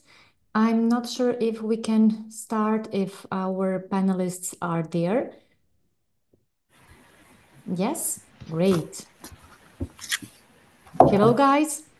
Welcome on board. And thank you very much for joining us for this online event. Great team is here because we know each other for a long time, and it's a big pleasure to introduce you in this fair format. I will start with ladies. I know the gentlemen will agree. So first of all, Nadia Bojovic, our student, actually student of a master program in fashion management at Marangoni Institute. Hello, Nadia. Hello, nice to see you. Thank you for joining us. Sorry for interrupting you. Please, you can say whatever you want. Oh, it doesn't matter. Thank you for calling me, and I'm so happy to be a part of this panel. And we are happy to have you here. Then Andrada Rus from Model University, Vienna. Hello, Andrada. Hello, everyone. Hi, thank you, Yelena. Thank you so much for having us. I hope everyone is doing great. Katya from EU Business School, our Belgrade girl. Hello, everyone. Hello. And of course, okay, lucky you. I mean, Barcelona is always a good choice, so. Choice, but I wish I was there with you. That was the idea for this weekend, but I'm definitely with my heart and soul with you there. But then luckily we can meet like this online. I'm rainy Barcelona these couple of days, really. Really? Oh. It's always in March like this. The March seems like a fall time. So it's a good bit of rain, so we get ready for the spring and summer. It's sunny in Belgrade, believe it or not. So March can be very, very diverse, as you know, here. Okay, and let's introduce our gentleman, Mateja Petrov, who is in London at the moment, right? Exactly, miss. Mateja is graduated from a Master in Finance at the Bayes Business School, right? Exactly. So he will share his experience about this kind of degree. And then finally, Ador Kotsirai. Ador, hello and welcome on board. Hello. Thank you so much for having me. And, you always manage, to give us this warm home feeling whenever we meet. And, I'm here representing Católica as an alumni, as part of the international department, but also as an alumni of Via Academica. Yes, it's always nice to share that detail about your career path, let's say like that, from Via Academica alumni and now Católica representatives. So guys, as you already know, we are talking about business and entrepreneurship from your personal and professional career paths. And the first question, of course, for university representatives. Speaking about business and entrepreneurship, what kind of study programs we can pursue at your institution? Maybe we can start with Andrada. What module offers respect these study fields? Thank you so much, Elena. So at Modul University, we offer both bachelor, master's, MBA, and PhD in the areas of business. So you are in the right place if you would like to study something like this. We offer different programs, either Bachelor of Science, for instance, in international management, with the opportunity to do it with professional experience included or without it. But we also offer a Bachelor of Business Administration, which has different specializations, for instance, in hospitality or in hotel management and operations, for those who want to explore two different disciplines, but still get a Bachelor of Business Administration degree. And at the master level, we have similar topics such as management, international tourism management, and even sustainable development and management for those who want to work also mixing business and policy, for instance. And of course, the MBA that applies to anyone who wants to further their career in the area of management positions, leadership, so anything in this regard. At Module, everything is about business, right? And yeah, I know, and management, of course. But can you tell us what about entrepreneurship? Is there a specific specialization for that? Anything related to this? Yeah, very good question. So how it works at our university is that we have a bigger program, and in this program you can adjust it based on your preferences and interests. So in the first 1.5 or 2 years, you generally have a more standardized curriculum where you get the basics and also continue with more advanced knowledge in, for instance, entrepreneurship, business management, financial management, accounting, marketing. And then in the third year of your studies, you choose a specialization. So upon graduating from our university, you receive both your general degree as well as a specialization degree. This can include international marketing, even data science and programming. It can also be entrepreneurship, leadership, advanced management, business psychology. So we have a lot of different areas that students can focus on, and it is similar at the master's level. Katya, the same question for you. It's all about business at EU Business School. It's logically, but can you please tell us what is so special about EU Business School in terms of the programs that you offer? Well, in terms of the programs, well, what we can say is, well, like all the business schools, they have more or less the same offer. Cover the main part of the business area, which is management, marketing, business administration. But what the EU Business School is doing tries to follow the modern world and everything what's happening in the world, and the technology everything is so fast right now. Not only the technology and all the evolution of that, but also the new generations are fast. So we have to keep up with our students as well. So to maintain that rhythm, we can proudly say that from October 24, we introduced the business artificial intelligence in business. So as you can see, a couple of years that we've been talking about this, that it's something completely new to offer to our students, and other programs as sports management, digital marketing, transformation, design thinking. So there are so many, let's say, modern programs that the student can find in the offer. And also the cities, the location of the school, I think they're also pretty important, because what they are studying in the city like Barcelona or Munich or Geneva, they can also implement the knowledge and do the professional part and the internship part with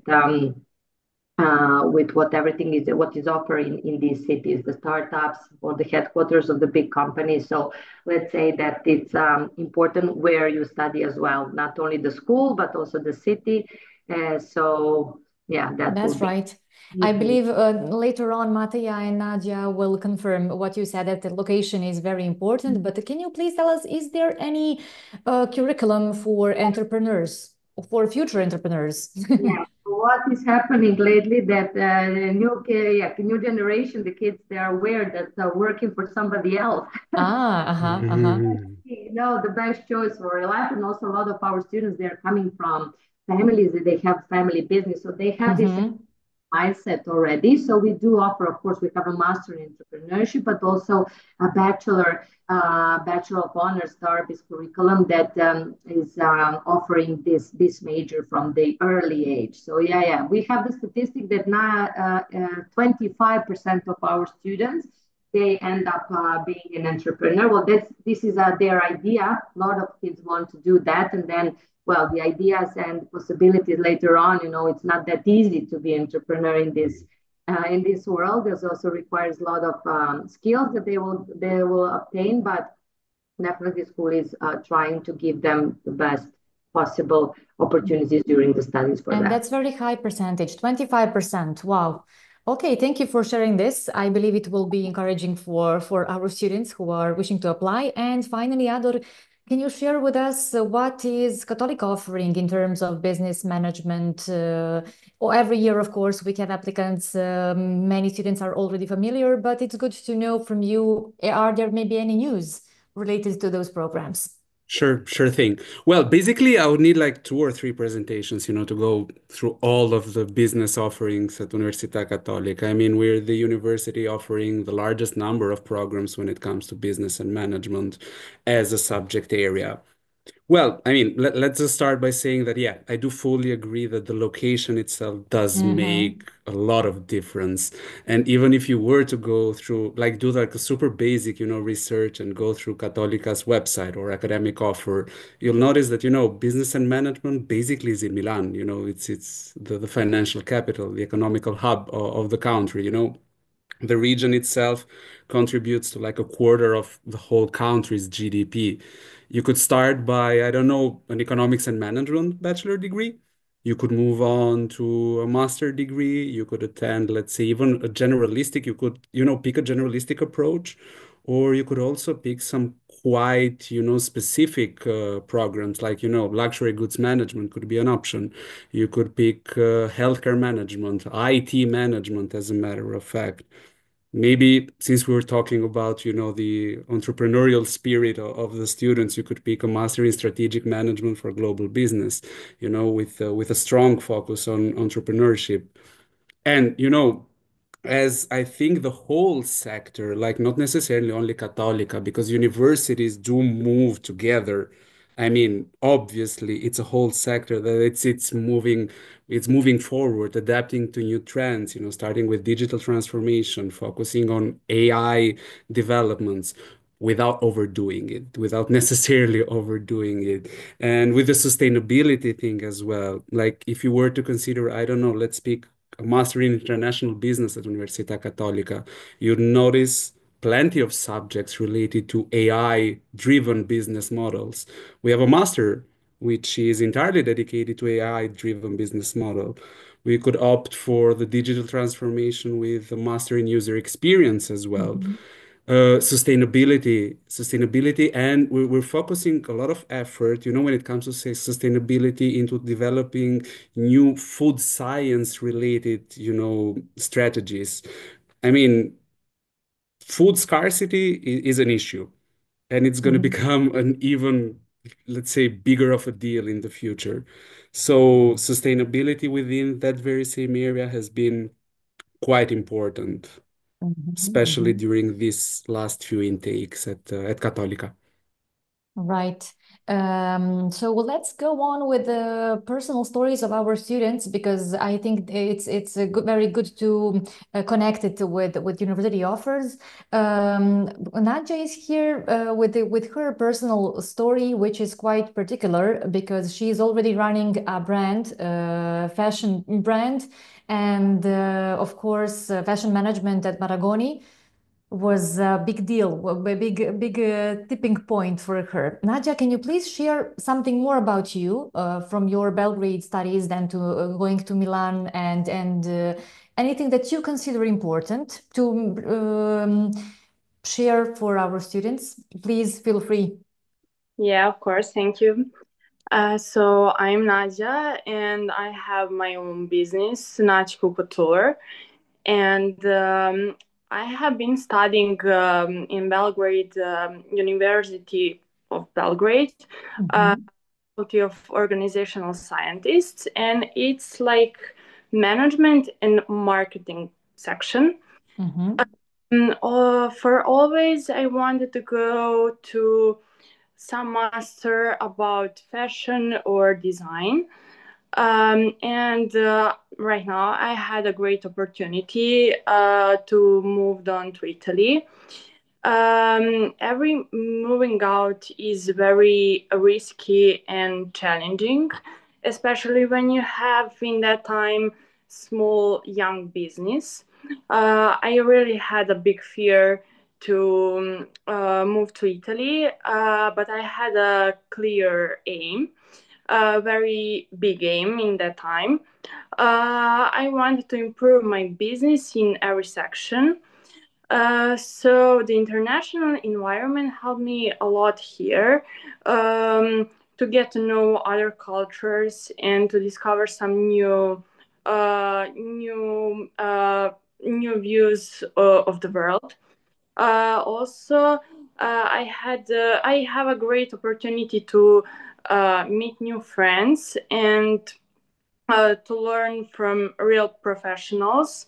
They are not just professionals in Italy, they are very important in all over the world, because they are working for global for sorry for my English. No worries, no worries. It's like an online event, so it's a big. It can be a big deal sometimes when you present or on camera. No worries. I'm speaking 3 languages right now. They are working for very big companies. So I realized that there is no just one path in business, a branch of other, even more difficult, but in the end, they lead to better results. On the other hand, this period is a big challenge for me and my brand, of course, because I ran business from the other country, and I'm not that flexible on my university, so I don't have opportunity to go every week or every month to my country and doing some things for my business. But that helped me to improve my existing soft skills and to learn new one. So I think that's very important, because I went deeply to that, and in this time, after 6 months of living in Italy, I realized that soft skills are very important for every business.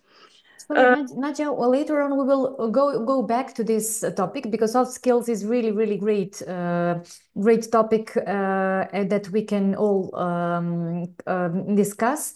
Let's go to another story, Mattia's story, and then we will have another round of questions, and of course we will go deep into these mentioned fields. So Mattia, from Milan to London, your experience is also quite particular. Actually, you are Cattolica alumni, and you graduated from Bias Business School in London. Obviously, it's a big diversity from one country to another. So can you tell us something about your experience? What are the advantages of studying business abroad? All right, perfect. So Ms. Bashvich, thank you for a lovely introduction first. And I truly appreciate today's invitation. And I want to take a moment to express my gratitude for the opportunity, right, to share my experience with such like-minded people and ambitious individuals in the audience. So, of course, to answer to your question, yeah, studying abroad in global hubs like Milan and London has been a transformative but not an easy experience. You're missing me in environments where I've learned to navigate complex market dynamics, adapt to diverse cultures, and stay ahead of rapid industry shifts, with skills that I believe are essential for thriving in today's interconnected world. And some of the key advantages, and I think it's quite quintessential, and one of the most compelling takeaways that I take from my international education is being the necessity of ambidexterity in business strategy.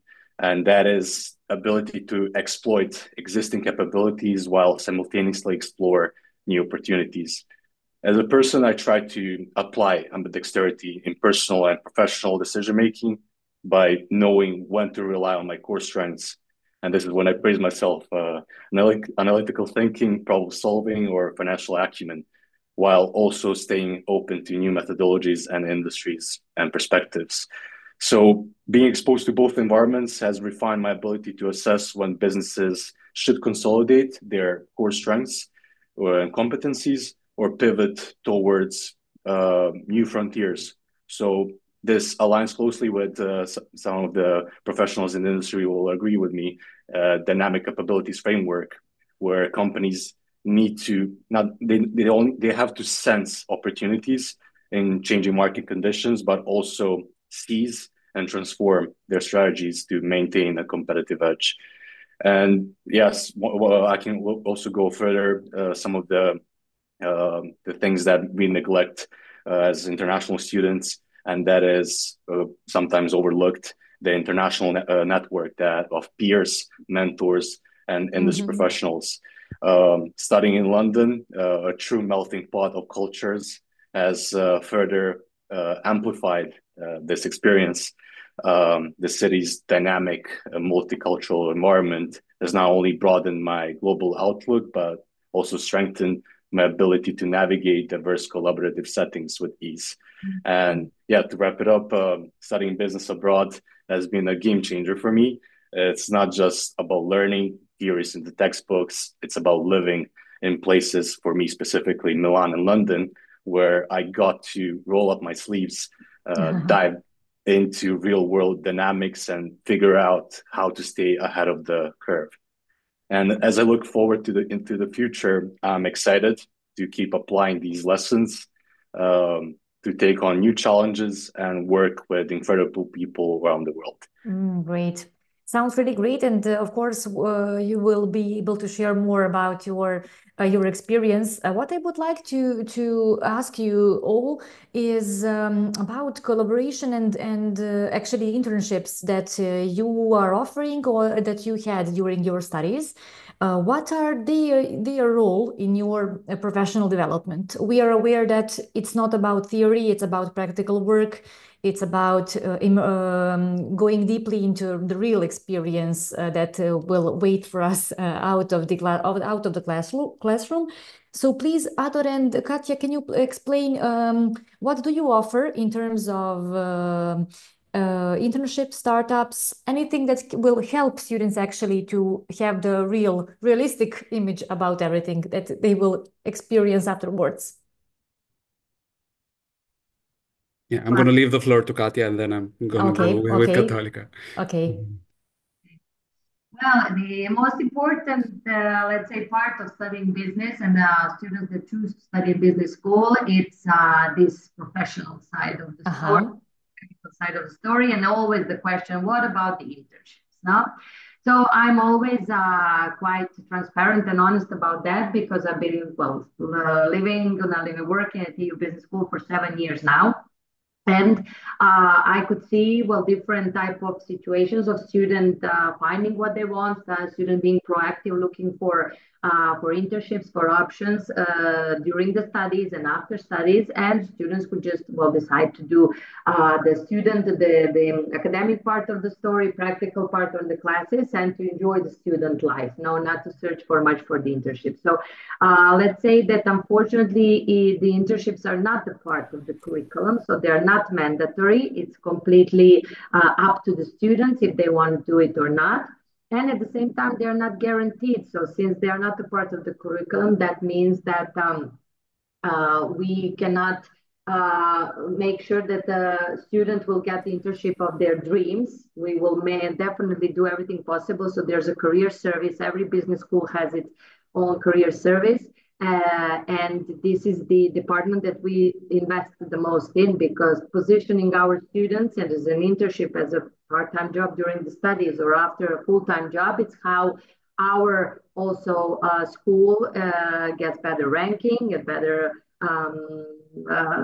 simply it's more valuable. No, so this is something that whoever says that yes, of course, everything is here waiting for you. I always say that the options, our opportunities are here, so much more than if the student decide to remain in Belgrade or wherever they live at the moment. So going abroad, it will open you so many doors, and also the student needs to be proactive and to search for it. We are coming from a country that definitely needs more fighting in a way that to start with the student visa.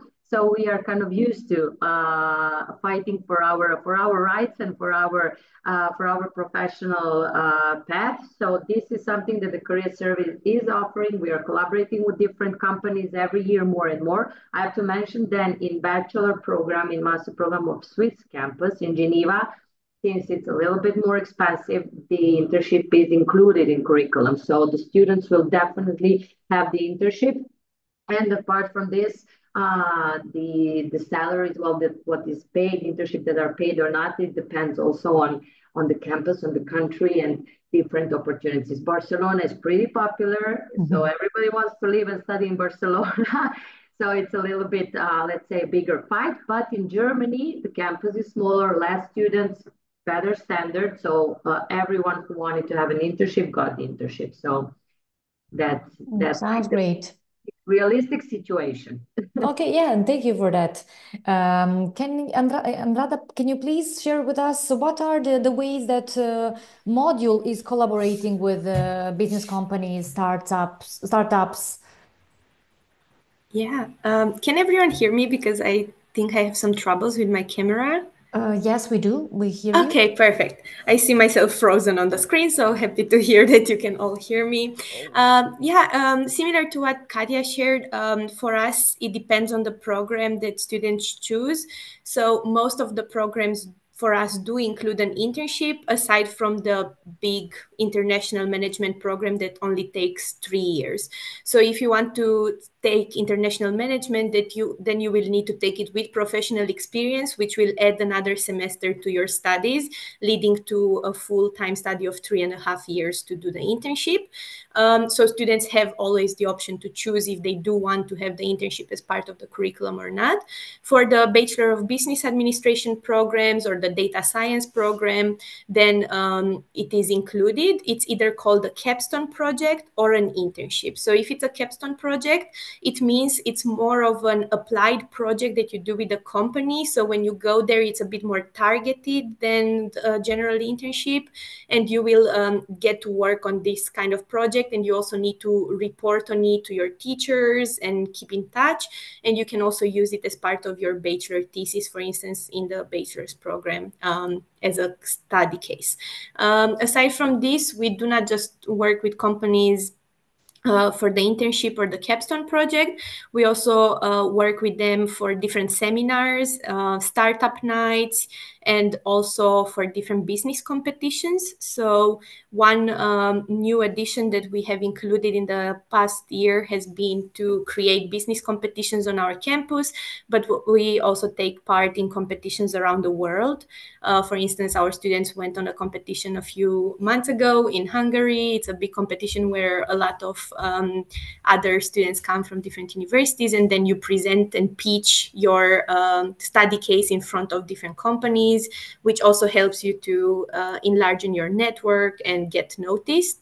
But I do have to agree with what Katya shared. I think it's always also about what the students do with the opportunities that are offered. Right. Because when you're a student, you have so many opportunities that are offered to you, but the time also feels limited because you also want to, of course, develop friendships and get settled down in the town where you're living. So I do understand that it can feel overwhelming. So for this, we do offer counseling sessions and also mentoring for students to kind of decide what path they want to take, if they do want to focus more on internships or on volunteering.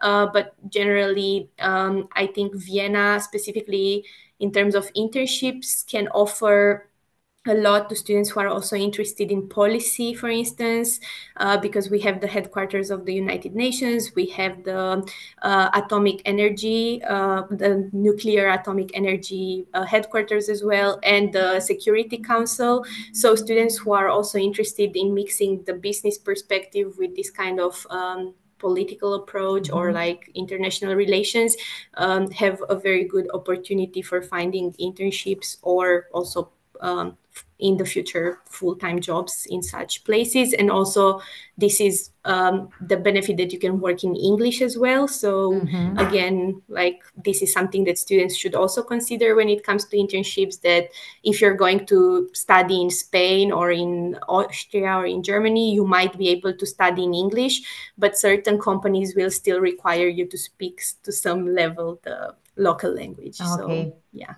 Yes, thank you, Andrada. Of And course, thank you let's too. hear Ador, what he has to say about Católica's support for internships and other practice-related activities. Well, obviously, not all study programs in Católica have an internship as part of a curriculum or a field project or some practical activities as part of the curriculums. And it's pretty obvious. However, that's the main reason why we decided to offer 1-year masters starting from some years ago now. First of all, to offer the opportunity to students to maybe switch, let's say, academic careers, to also maybe study something different when compared to their bachelor degrees, but also to be able to attend this sort of practical activities. And some masters, most of them actually do offer some opportunities for internships. Obviously, as my colleagues here said, proactivity is a must. Speaking the local language is definitely beneficial. It's definitely a huge plus. And I think that both of the students with us here today would agree with them, with myself, I think. Nadia is in Milan. Matea used to study economics in Católica. So, speaking the local language does make a lot of difference and it has a lot of impact. But obviously, we do also work with plenty of international companies. So there are still some options for only English-speaking students. Like, for example, we have a student of ours who studied arts management in Católica, attending an internship at the Museum of Modern Arts in New York. We do have students that have attended our master in luxury goods management that have started working with, I don't know, brands, let's say like Bottega Veneta, or Moncler. So yeah, you can find some sort of way even with English, but Italian does make a lot of difference. And consider this as a personal advice of mine as well. I mean, I'm no Italian speaker. I'm not a native Italian. I'm from the Balkans myself. So I actually experienced how much of a difference the local language does play into finding an internship and even an occupation afterwards. And in terms of, occupation and employment opportunities afterwards. Well, Cattolica is among the top 5 universities in Italy when it comes to, employer reputation and employment outcomes. We do have this huge department of ours, the stage and placement, which will basically assist you into finding part-time occupations, internships, and obviously assisting you into preparing, I don't know, even either the basic things, like the CV or the interview. But these things, when done right, make a lot of difference. So we're there to help. Our masters are there to help. Clearly, no university is a job agency. So again, we go back to the proactivity thing. You need obviously to throw your, the first step. Nicely said, Ador. Thank you very much. You're And welcome. let's make a step forward. We already talked about academic offer, about that kind of theoretical knowledge, then about practical experiences. But we have to talk about skills as well. Nadia mentioned something very important, and I would like to go back to this topic, soft skills and other skills that you, Nadia, gained. Can you please share with us what was your perspective, of course, Nadia before master in Milan, Nadia now? What are the key skills that you gained, and maybe something else that you changed in your branding, in running your business? Anything that you can compare, like me before this tipping point, before master degree and after master degree? Yeah, for sure. So there are certain skills that I believe I have always been talented for. Like, Mm-hmm. for example, multitasking, team working,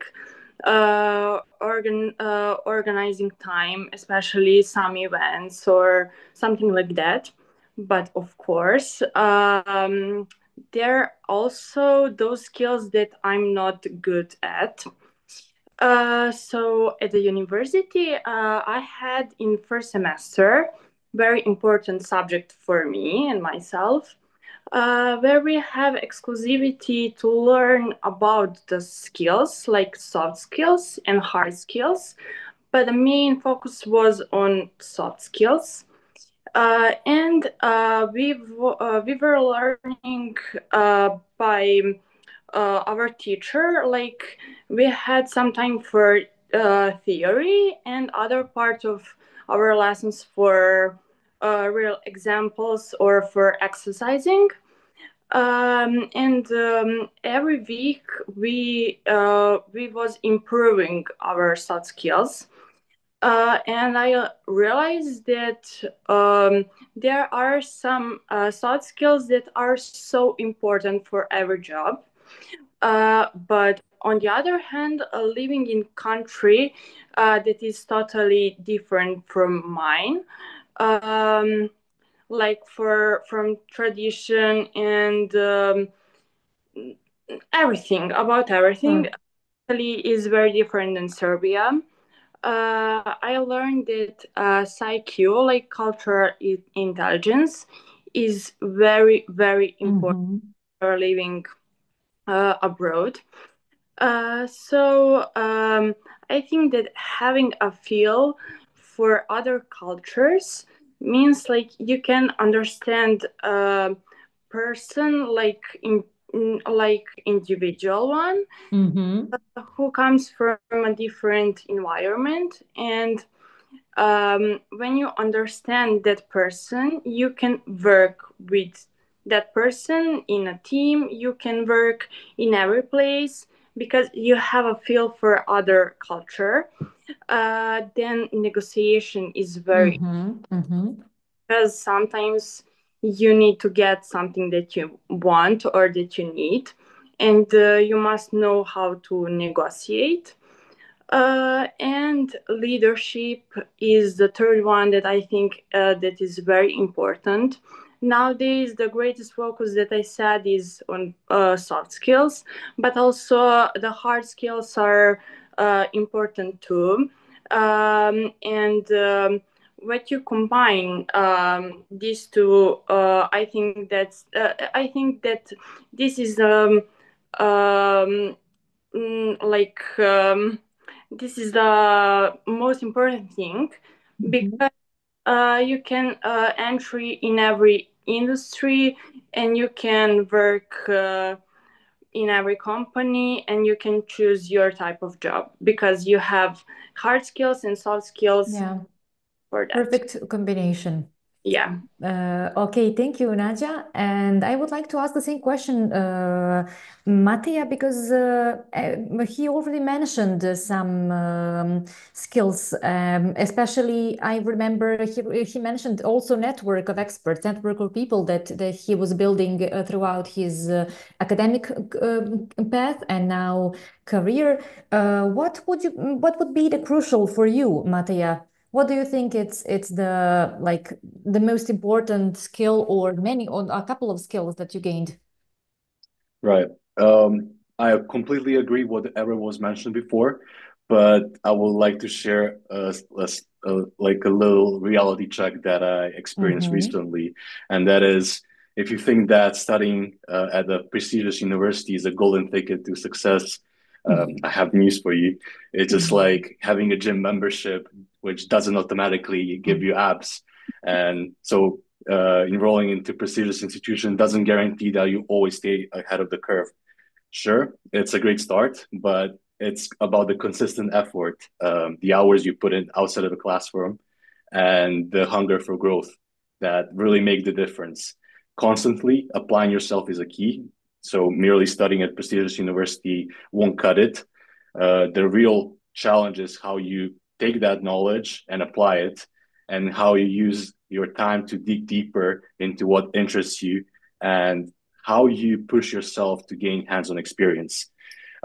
So basically, you need to have a genuine knack for continuous learning, actively seeking out opportunities to grow and adapt. And as other professionals mentioned already, we live in a fast-paced world, and what we know today may be outdated tomorrow. And also staying ahead of the curve means committing to a lifelong learning, whether it's through internships or projects or real-world problem solving. And yeah, so learning doesn't stop at the moment when you get your degree. That's what I would summarize at the end. That's true. I mean, I believe we can confirm who we with a couple of years more than you, we can confirm that. Actually, it's time to have the last round of questions, and I would like to ask our university and business school representatives, can we make a sketch of the student profile of the student who applies for economics, business, entrepreneurship? What would you say? Because you have a vast experience based on encounters with students, fairs, all types of interviews. What would you say? What is specific for that type of students?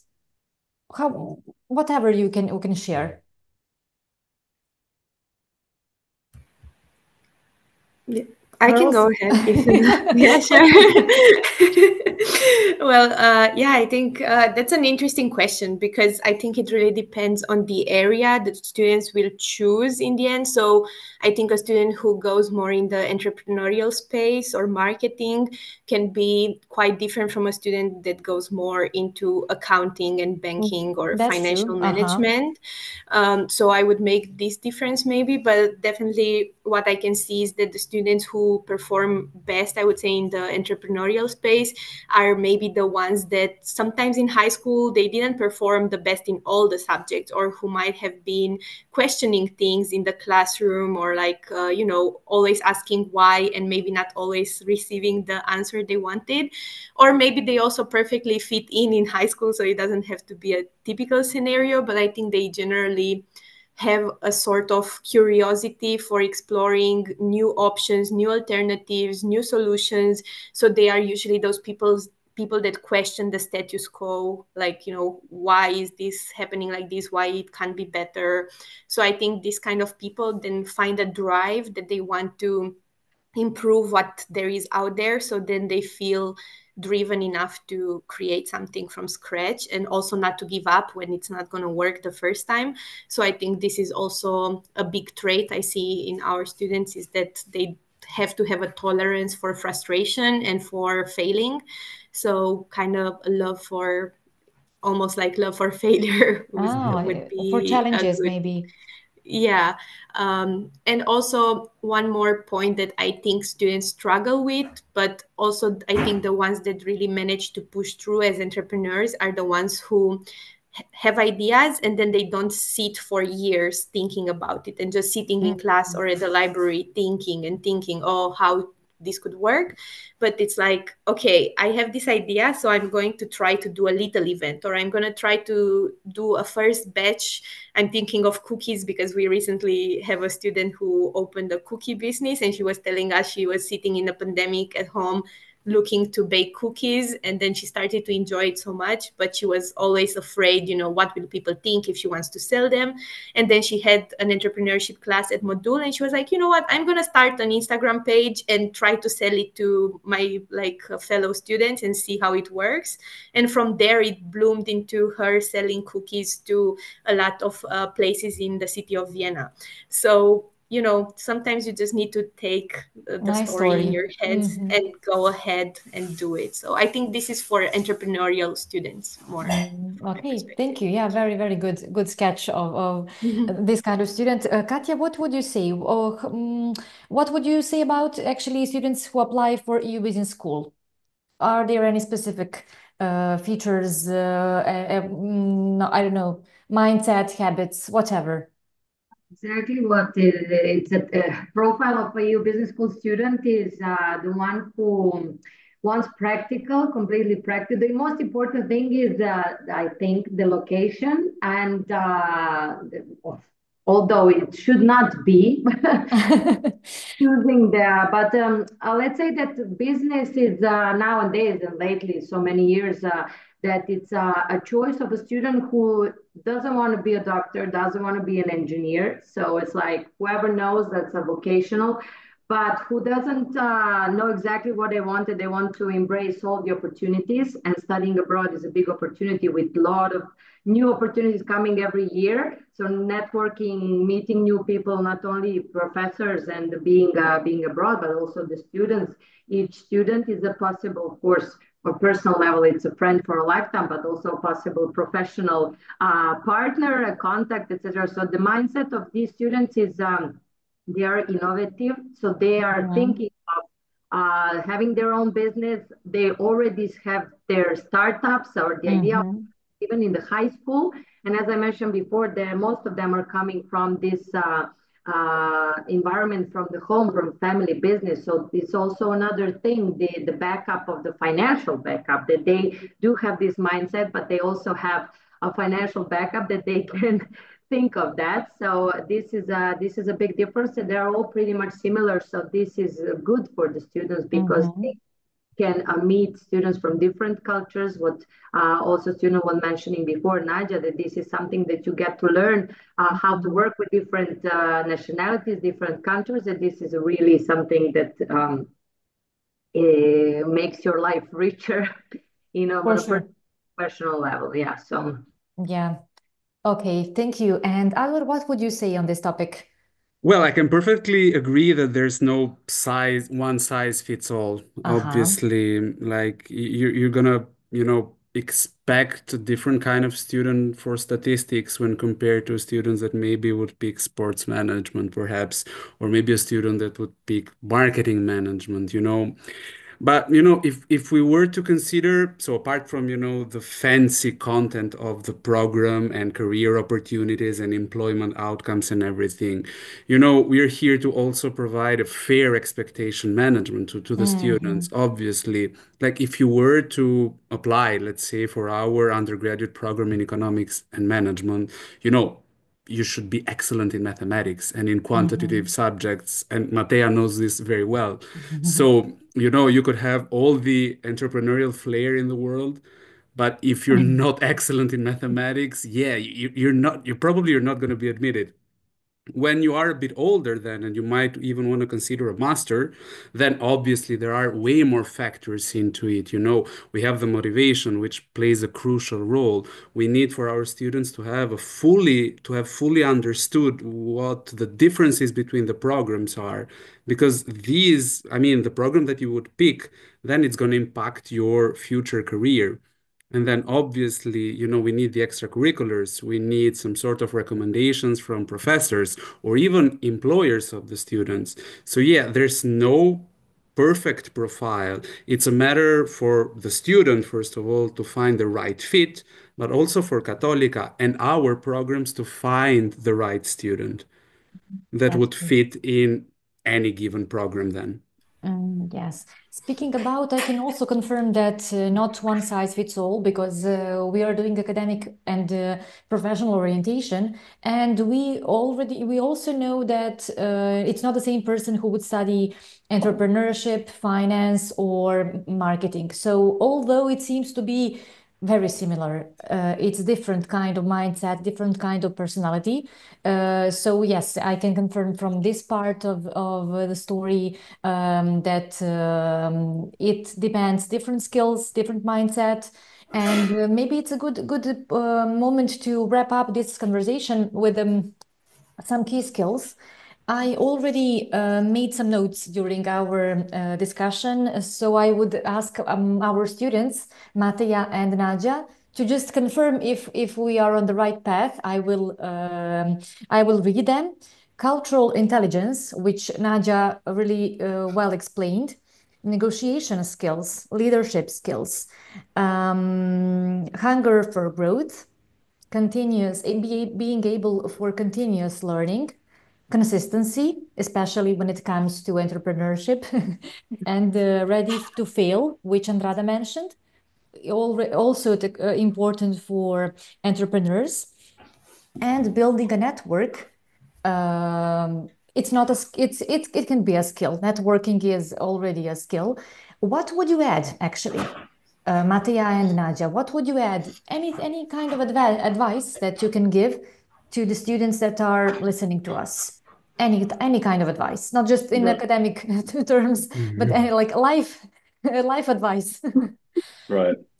So for the audience, my advice to students and entrepreneurs is, as forementioned, to embrace ambidexterity, finding the right balance between leveraging your existing strengths and remaining open to new opportunities. It's crucial not to get too comfortable in one place. Always seek growth, both professionally and personally, and constantly apply yourself and remain adaptable to changes around you. Also, at the same time, this is quite important, be kind to yourself. It's so easy to fall into a trap of imposter syndrome, especially when faced with new challenges or unfamiliar situations. But it's important to recognize the growth that is a continuous process. And of course, you're not expected to know everything right away. And mistakes are just stepping stones to success. And the key is to learn from every experience. Again, I'm going to list everything what was said before. Stay curious, keep pushing yourself forward, keep an open mind, be flexible, embrace the changes, and remember, it's not about perfection. It's about the process, and that is what really separates entrepreneurs and leaders who embrace change and how to stay ahead of the curve, for instance. Right. That's very nicely said. Thank you, Matija. And Nadia, what would you say? What would be the advice that you can give to the students who are considering studies abroad, master abroad? Yeah, I agree with Matija, and I just need to add that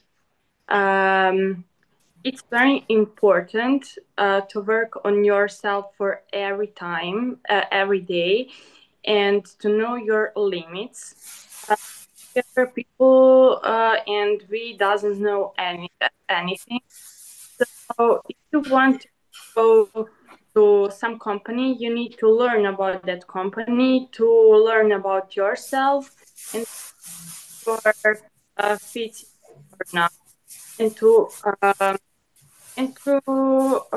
find your way, and realize what do you want to do in your life. Because for me, it's very important to do a job that I love, and when I do a job that I love, it's not just a job, it's my life.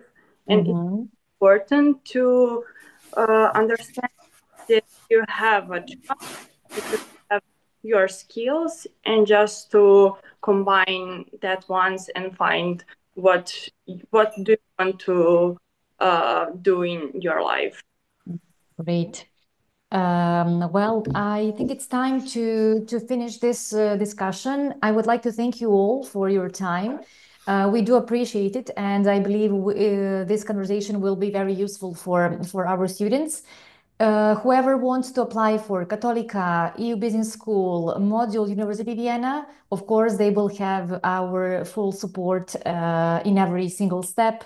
And from academic and professional orientation until visa process. So feel free to reach out to us, and we will prepare the application with you. And maybe I can conclude with this kind of message: stay curious, keep improving your skills, and be kind to yourself, which is applicable to all the professions, all the study fields, and of course, to any kind of business that we are working in. Thank you, guys, once again. It was wonderful meeting you, and see you next time. Thank you too. Thank you. Likewise. Thank you very much. Thank you. Bye Have a bye. nice day. Bye-bye.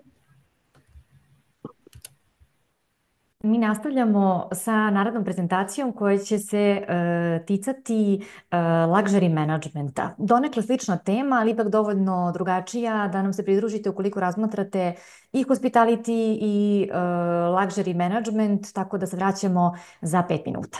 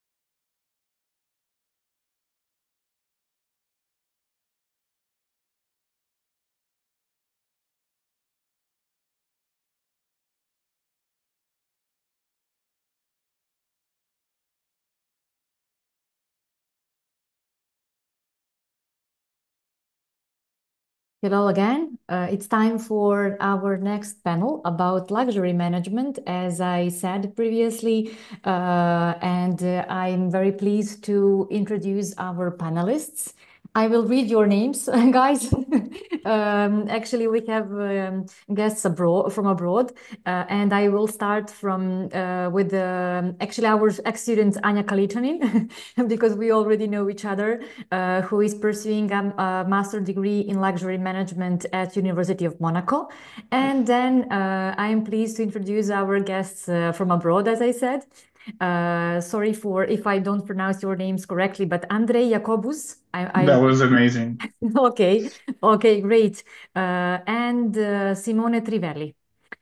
Indeed. Good afternoon, all. Hello, welcome on board. With us is also Goran Jordanov, which will represent Summit Education, Glion, and La Roche, prestigious schools for hospitality management, business management as well.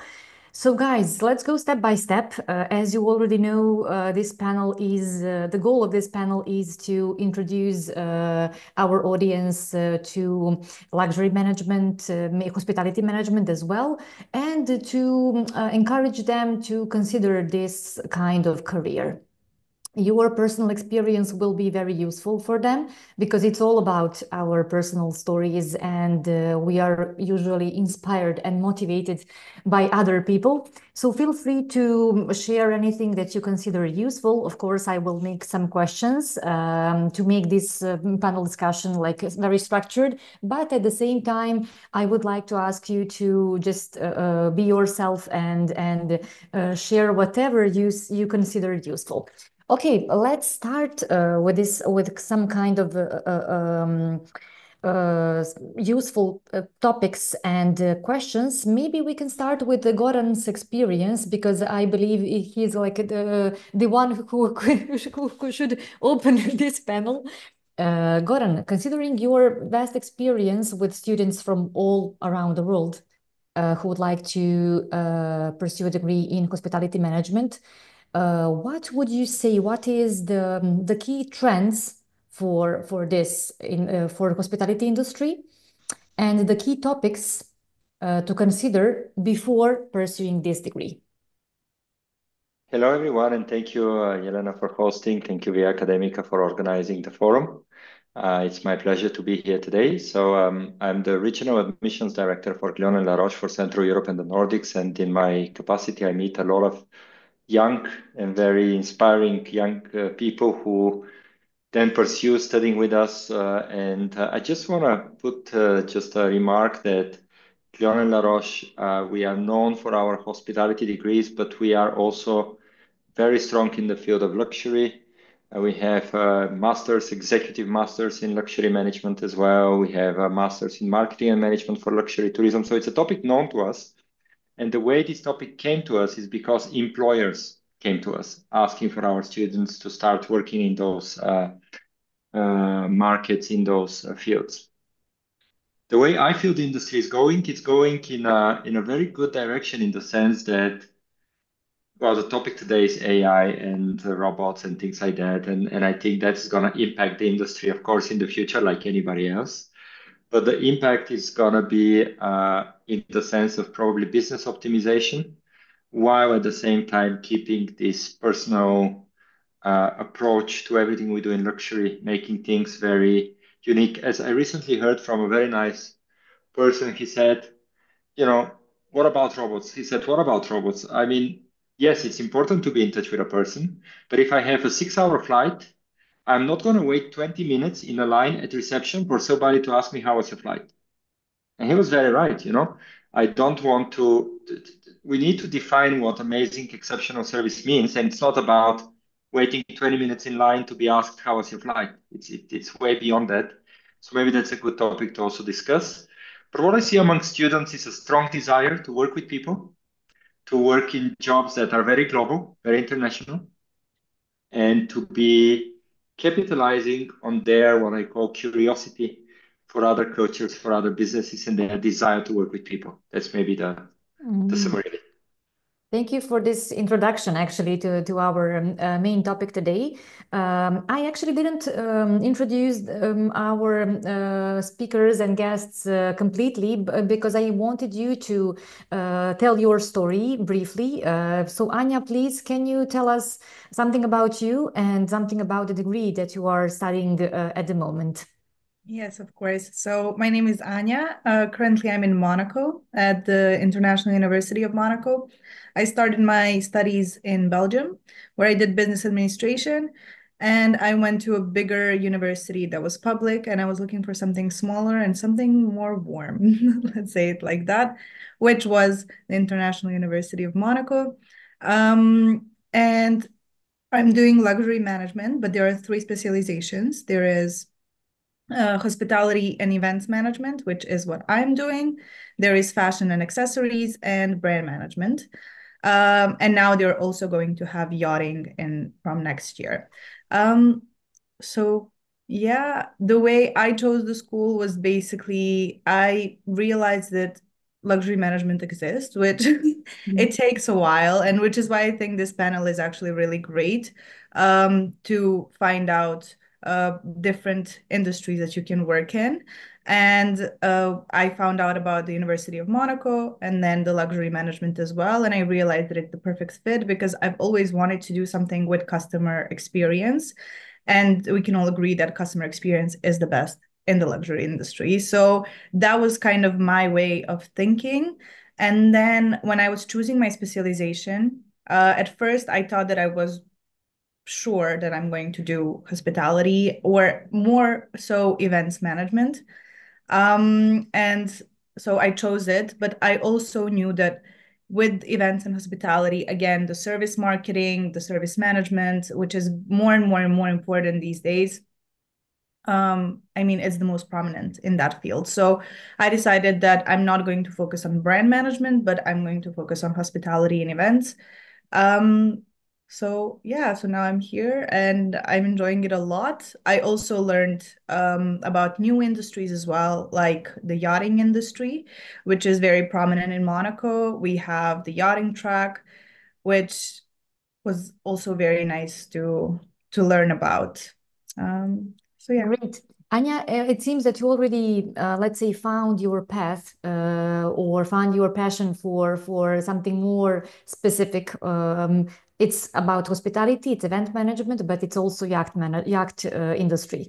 Great. You can share more things about this in when we continue on another round of questions. I would like to ask our gentlemen to actually to share their stories because you already have work experience, if I'm not wrong. So you can just give us an overview from hospitality and luxury management studies to your real-time job. Whoever Andrei, I wants. think you start because you're currently in a full-time position, maybe, and then Simona, you Oh, can that's continue. great. So my name is Andrei. I'm really pleased to be here. I am an La Roche Marbella alumni. Luxury marketing management was my master. I have a bachelor's in marketing, and then I did my master's at La Roche. And right now I am working in advocacy for the couture brands unit of L'Oréal. And this basically means, to put it in more simple words, is that I work with Armani, Prada, YSL, and Valentino on the perfumes and makeup. And you asked about this experience of transitioning from the educational part to work. In my master, where I did, as I said, I did luxury marketing, you talk about hospitality, of course, because La Roche is a hospitality school, but in our marketing program, you talk a lot about customer experience, consumer behavior, what happens in the mind of the person that interacts with a service or a product that is in the luxury sector. And when I got the chance of going and working in retail and working with something with products, I thought that would be a nice adventure, a nice experience. So I went for that. And right now, I am kind of close to what Anya does because I organize events. And what advocacy is, for people who don't know the terms, is basically I work with influencers. I send products and I do events for influencers as a means of communicating the brand and the products. Sounds great. Yes, you have something in common. Actually, we will find some points in common for sure. What about you, Simone? Can you please share your story from studies to work? So, good afternoon, Good and afternoon. I'm very pleased and honored to be here today. So, I'm Simone. I'm Italian, and I've done my bachelor in Glion Institute of Higher Education in Switzerland. Was a bachelor in business administration in international hospitality business, and I specialize for the last years in international hotel development and finance. So naturally. And currently, I'm a master's student here in Glion as well, and I'm pursuing a master of science in luxury management and guest experience. Naturally, among these academic paths, I had the pleasure of working with some hotel companies in the world, let's say, and what this academic path was equipping me, and I can really speak on behalf of my fellow students as well, was the really different and real life example approach that lecturers and professors were bringing to the class. So naturally, the hospitality, naturally, our degree goes very beyond the hospitality industry in terms not just be focusing on hotels and restaurants, but with, for instance, my specialization, we could go into hotel development or the finance side or events management or go into the luxury management. But what it in a way sets very, very apart was the fact that we were not just studying the theory of our field, but we were matching it with real life example brought in class for our experienced faculty.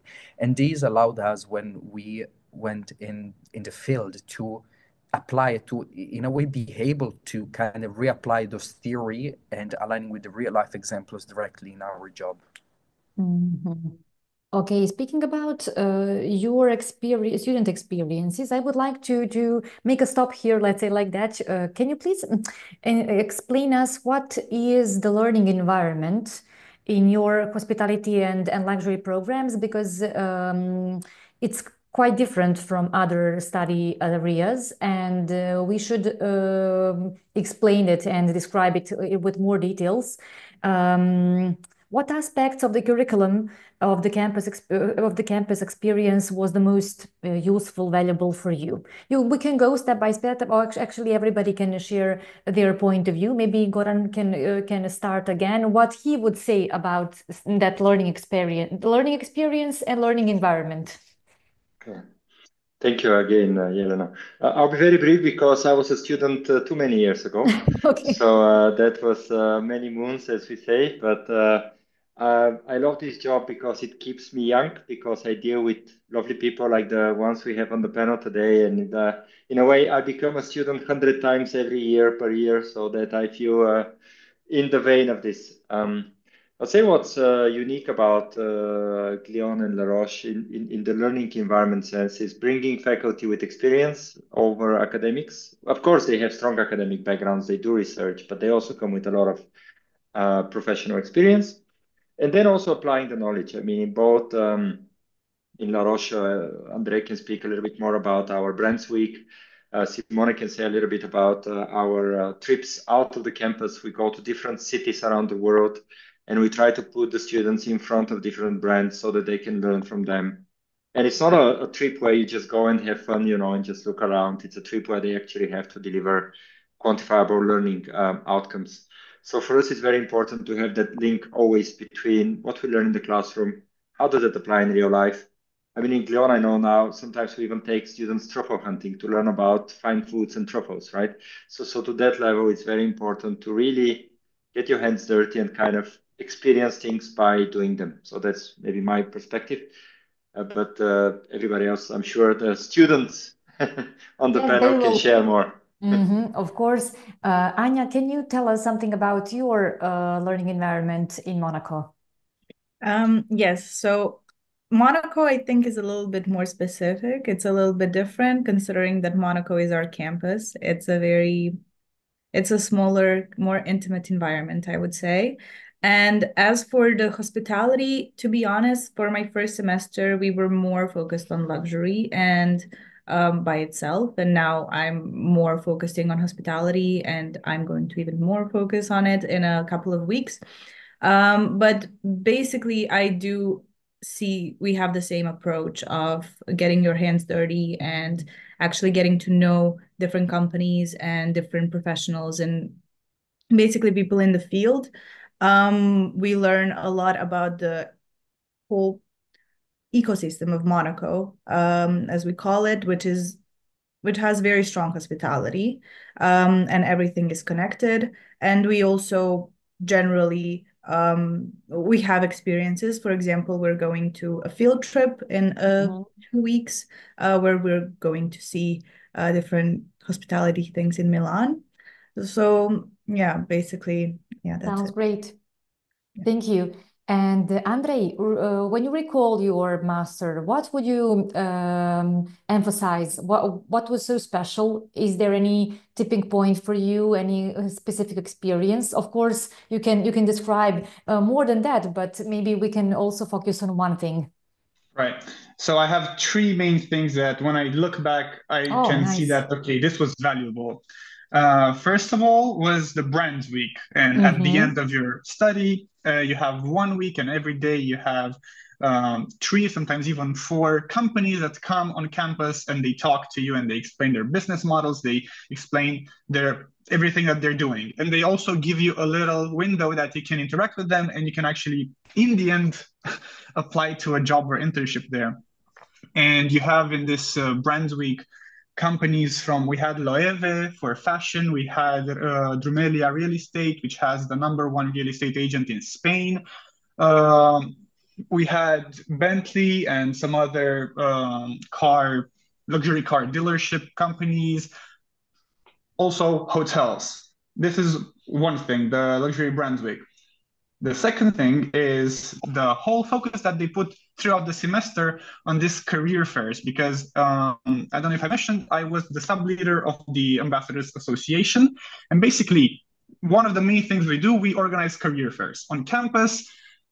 In my last semester, which was last spring, we had almost every week a career fair where we had at least 5, 6 companies coming on campus to talk to students and help them apply for internships, explain to them what they're looking for. So as it has been mentioned, creating this bridge between what happens in the classroom and what will happen once you finish. Because for me, especially as a master's student, I went to get a master's, so then after I can get a good job and have a good network and understand how this whole luxury industry works. So these career fairs that the university hosts, they're really important.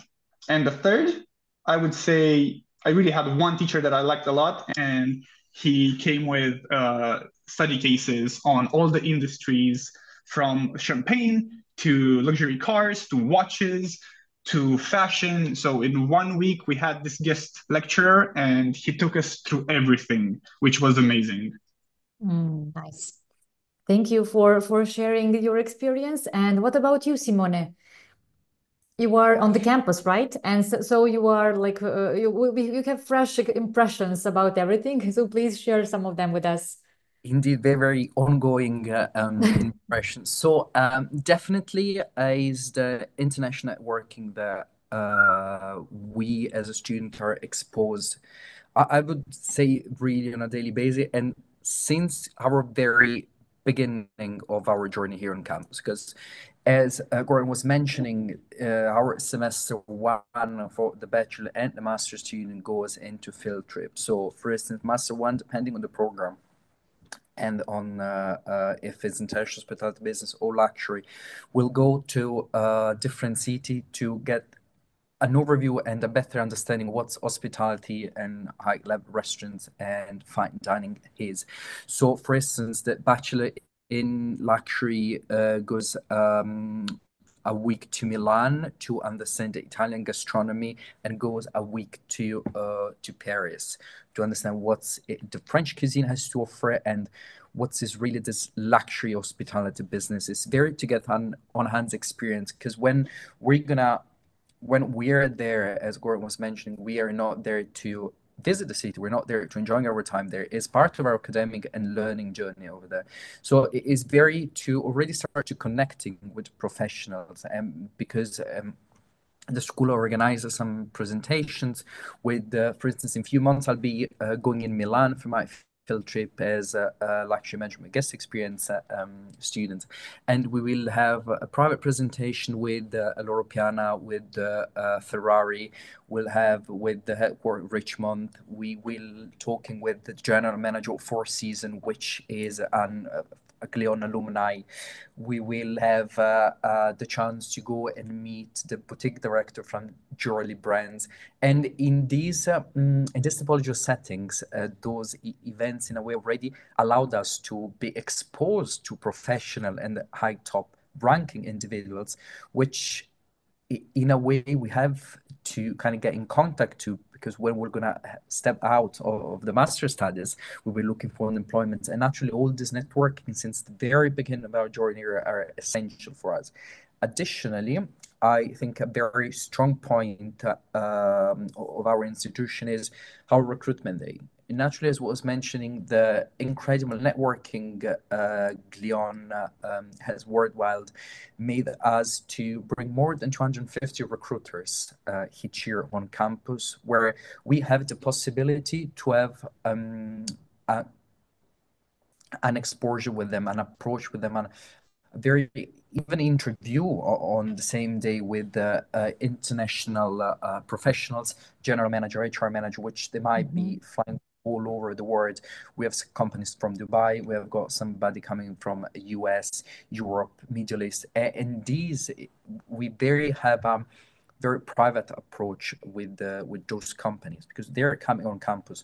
So on that day we're very strong on networking to create those bonds that will be needed for our internship, our potential job over there. And we're not just focused on hotel industry. So naturally, Mandarin Oriental, Four Seasons, all those hospitality conglomerates are coming on campus with their very strong team to recruit us. But we have some development companies coming in. We do have Elbow and Marsh representative coming in. We've got Luxury Brand coming in with JP Morgan, which has come and recruit students on our campus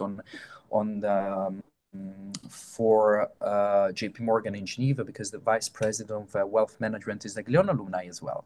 And an additional point is the private networking event we have with this big name of hospitality industry, which they call C-suite. So a couple of days ago, the chief financial officer of Accor came in campus to have a speech to the student body, a small conference where the students were able to ask directly questions to her and ask about her career and how we could reach that level. Last semester came in the chief executive officer of Mandarin Oriental, and having this very direct and approach with them, asking them advice on our career and how we can develop our skills in a manager and to arrive to this top-notch position is a fantastic experience, and is definitely ready set the standard. First is the requirements, and afterward what we're going to pursue when our degree will be over. It's like you already mentioned, it's a real life approach, definitely. With all that you describe, it's the best way to say it like that. So let's go speaking about real life approach and all the experiences that you are having on the campus and out of the campus through those activities, brand weeks, field trips. I believe there were some challenges. It's not. Of course, we are all humans. It's one of the topics like, let's say, for us today, that hospitality is not about robots and about artificial intelligence, it's about people. So what were your challenges maybe that you faced during the program, that you overcome? And on the same side, I believe it was the very rewarding experience to overcome it and to get some conclusions, change your mindset. So can we go back to those moments, challenges, maybe problems, whatever you can share on this topic, Anya? Yeah, so first for me, I think that the biggest challenge was probably switching the structure of the studies. So in between Belgium and a public university, moving on to a smaller private university, it is a biggest switch. And I think that that was the biggest challenge, mostly because I think that IOM really supports its students through all of the processes, from visas to sharing housing to the career week as well, finding jobs, and everybody is very welcoming and very nice, which is why I think that the biggest challenge for me was to switch. But even that, it was not that hard, because also this approach I realized is better for me. It's more personal with the professors, it's smaller groups, which it's very important to find the education that works for you, and for you to know and to get to know yourself, actually, to know, oh, do I actually like going to mandatory classes, or do I like studying on my own? Do I like case studies and more real life approaches, or do I like more theory? And I think that that is going to be important for me. So yeah, once you have that done, I think that it's very easy to kind of get yourself used to everything. And as for the rewards, for now, I'm looking for my internship with the help of the university and also on my own as well. So for now, my rewards from the University of Monaco, they're still incoming, let's say. And as for my last degree, I think it's when you learn and when you get to know what you actually know, when you come from one environment and you go to another one, and you actually understand and your value and what you bring to the table, because you have stepped out of your comfort zone and you've done something different, and you can actually compare yourself with other people in that same environment instead of staying in the same old. So yeah, my biggest reward was kind of understanding what my value is, probably. And wow, yeah, it's a big reward. Yes. Great. It's really nice to know that. Thank you, Anya. What about you, Andrei? What was your biggest challenge and biggest reward? I think that my biggest challenge was something that now I want to do more, which was dressing every morning in a suit. Wow. Because well, you have to do it. This is the industry, and once you come to a school like this, you have to dress in a suit every day. Thank you for being honest with this. Thank you. Because I will tell you something even more personal. I'm an artist, I'm a musician. For me, dressing in a suit and putting on a tie was nothing natural to me. But as they say, it takes 21 days to get a new habit. In the first month, that was no longer a problem. I remember the first time I did a knot on my tie was on the first morning, and I woke up 30 minutes earlier just to learn how to do that. But now I'm so happy when I have an event at work and I get to dress up a little bit more nicely, because not working in a hotel means I don't have to dress up like this. And if I go in a suit at L'Oreal, a lot of people will be like, okay, who does this guy think he is? But yeah, I think that's jokingly. This was something to get adjusted to, right? But another challenge that I think you will face anytime in life, regardless of it's university or work, One good thing about La Roche was that you learn a lot in teams and you work a lot of team projects. And maybe sometimes I made the mistake of teaming up with friends. And these friends, they would have really different work styles rather than me. So let's say that in my second semester, I started doing work with people I knew less, so it was less personal, or just do them with some of them alone, because sometimes working with people is not the easiest task for some people. But again, this is nothing related necessarily to this school in particular. It's just something that happens to people. Yeah. Besides that, something that I really like now, to put on a tie and to, as I said, to put on a suit. I love that. Whenever I get the chance to put on a suit, I cannot wait to do that. I'll just comment very quickly. This is hilarious for me. I knew that you are into, of course, drums and bartending and stuff, and I can imagine the challenge. But about what you said about the group work, it's something that I do in my pre-departure webinars always. I tell students, get into groups where you can meet more people, learn new people, learn the skill of getting out of your comfort zone and deal with people that are not familiar to you, that culturally are not familiar to you, personally as a human being are not familiar for you, because in real life, you never work with the A team always. You always have to work with people that are not in your mindset, that are probably not at your level of motivation. Some would be more motivated than you, some would know more about this than you, some would know less. So it's good to have this variety in groups. Very good point, Andre. And sorry, I just wanted to jump in. No Simona, go problem. ahead. It's very useful to have your perspective as well. Simone, it seems that you don't have any challenges with your tie. So yeah, that's already done, already learned. What about, like we said, real life challenges? Yeah, so I think this is very potential at the beginning of the program. You see, you come in from your comfort zone, where I personally studied in Italy before joining here at Glion in Switzerland. So it might be really the adaptability you and kind of this open-minded approach we have to kind of always maintain, especially as such international settings as Glion is. We welcome on campus more than 100 nationalities, and this is something we very, very proud. But you see, potentially one of the challenge, I don't want to really say challenge, because I think all those difficulties I kind of encounter in time management as well, because being really fast-paced and highly immersive program, it requires you to deal with a lot of projects, a lot of events going on, a lot of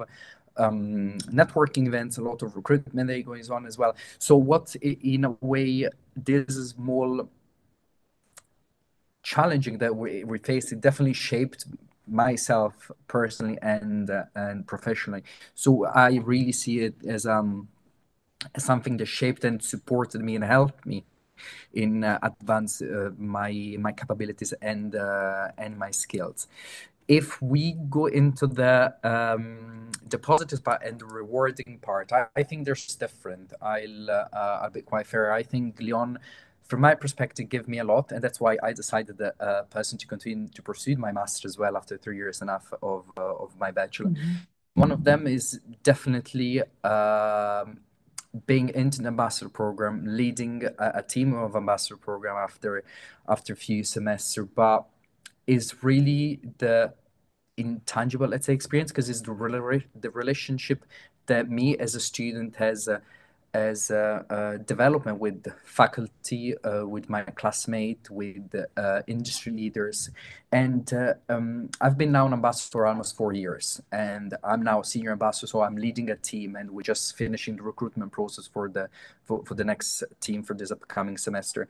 And I think it's really maybe meeting somebody in an open day couple of years ago, and maybe you come here on campus and afterwards you see the same person and they perfectly remembers you, and just like, you really remembers you during the open day. You made a great impression, and I think in a way this is very rewarding, because you understand, you have the feeling you're making a lasting impact on what you're doing.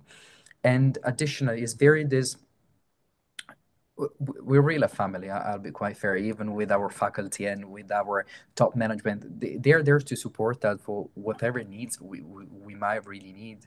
And for faculty, the thing, the only, even after a week, I just started today a course, which is sociology and economics in luxury. And this professor, she just met us and she already remember all of our names. And I think this typology of approach is very detailed, which makes the difference, because at the end of really the details that make the difference in life, let's say, especially afterwards in hospitality industry. So this is really this approach that we have with our professor. They know you, they know your story. They're there to support there academically, professionally, and if you need any advice on a personal level, they step in and they're very happy to do so. So I think this is the most rewarding thing. And as I say, really making an impact and feeling it with all the project we're currently going on campus is really feeling that you're positively contributing to the success of the university. And I think this is immeasurable and valuable. Andre, please share your thoughts with us. I wanted to add something to what Simone was saying earlier about adaptability and also respect. Once you get here, you're in an environment with over 100 nationalities. So you will meet people from all the continents, maybe all the countries, all the cultural settings, everything. So maybe one challenge that one should expect is to adapt to be part of such a society. Because once you're here, you're going to meet people that have behaviors or understand the world in a way that you don't. And this could be a challenge that you're so privileged to have. Imagine, this is a problem that you live with so many cultures. That's amazing.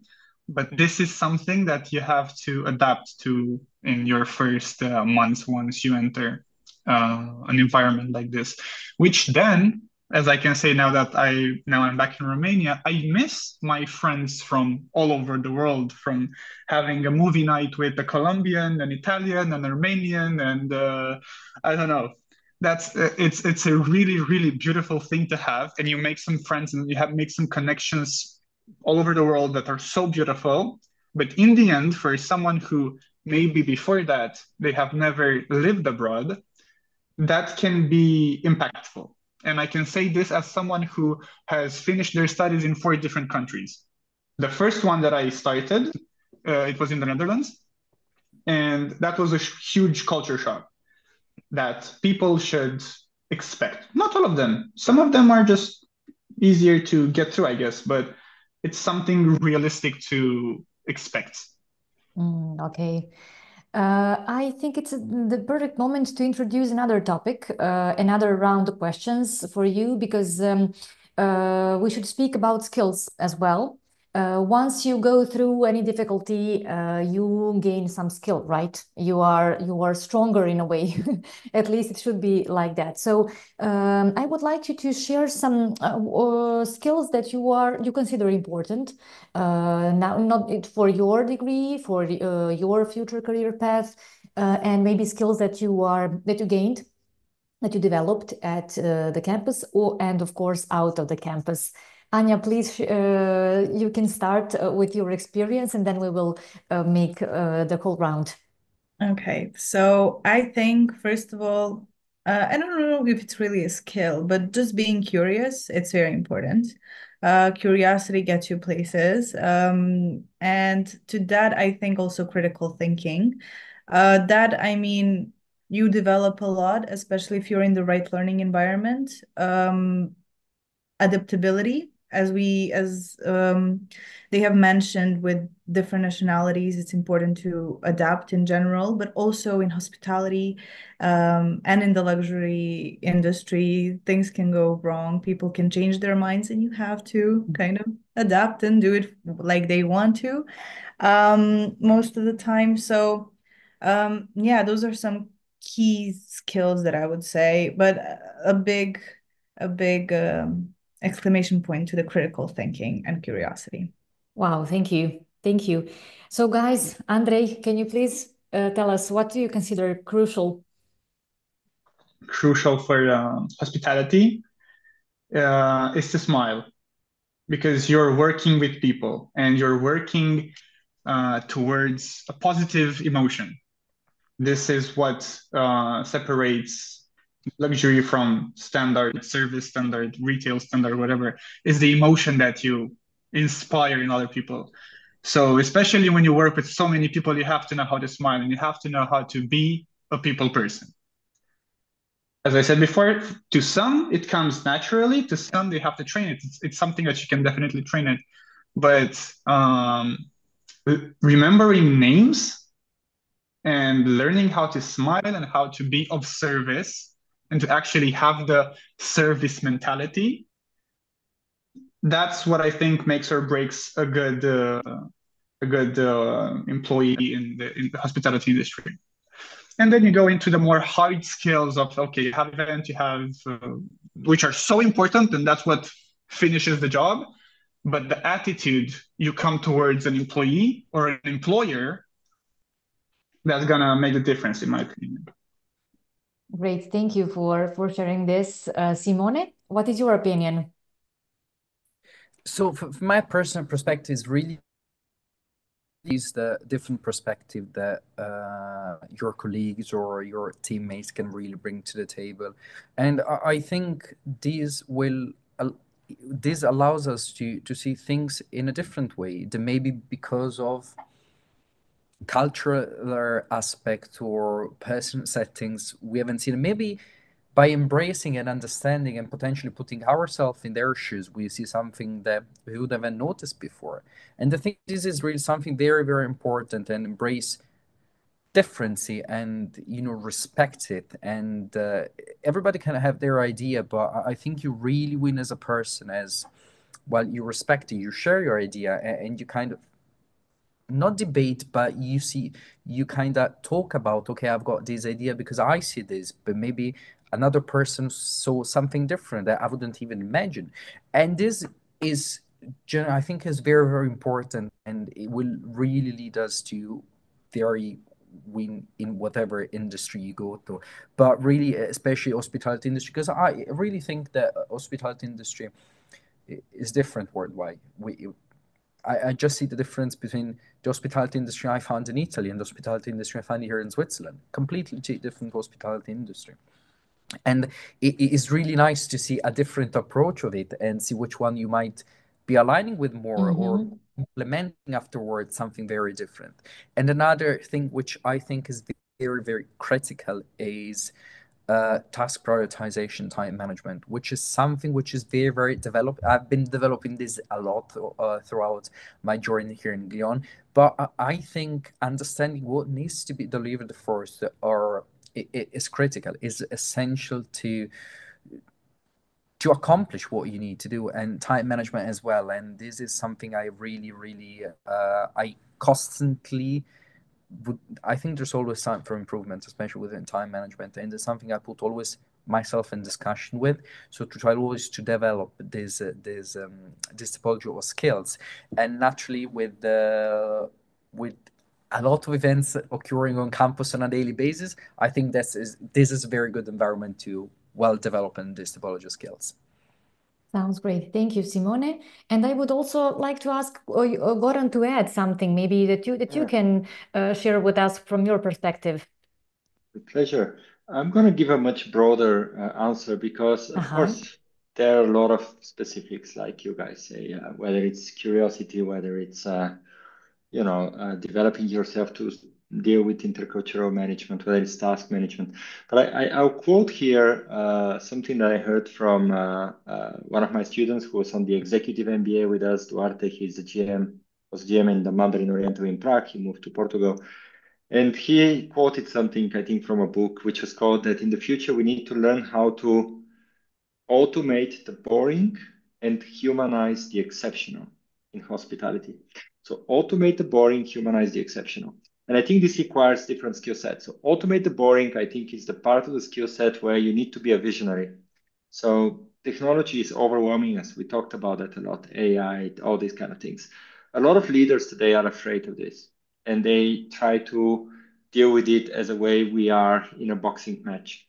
Whereas I think we need to see it as a friend we need to embrace it, and then we need to leap into the future. So we need to have a vision, and that's very important, to be visionary based on what you see. And then humanize the exceptional. I think that's connected a lot to your ability as a leader to coach other people, for them to follow you into that vision, to work with people, to make them feel, of course, inspired, but also to be able to execute on your ideas. So this is a space for time management, for things like this. Because if you have a great vision, we've heard all these quotes, right? A great vision without ever taking action, it's just a dream. And we need to be able to take action. And something that glues all this together is for you to be a trustworthy person.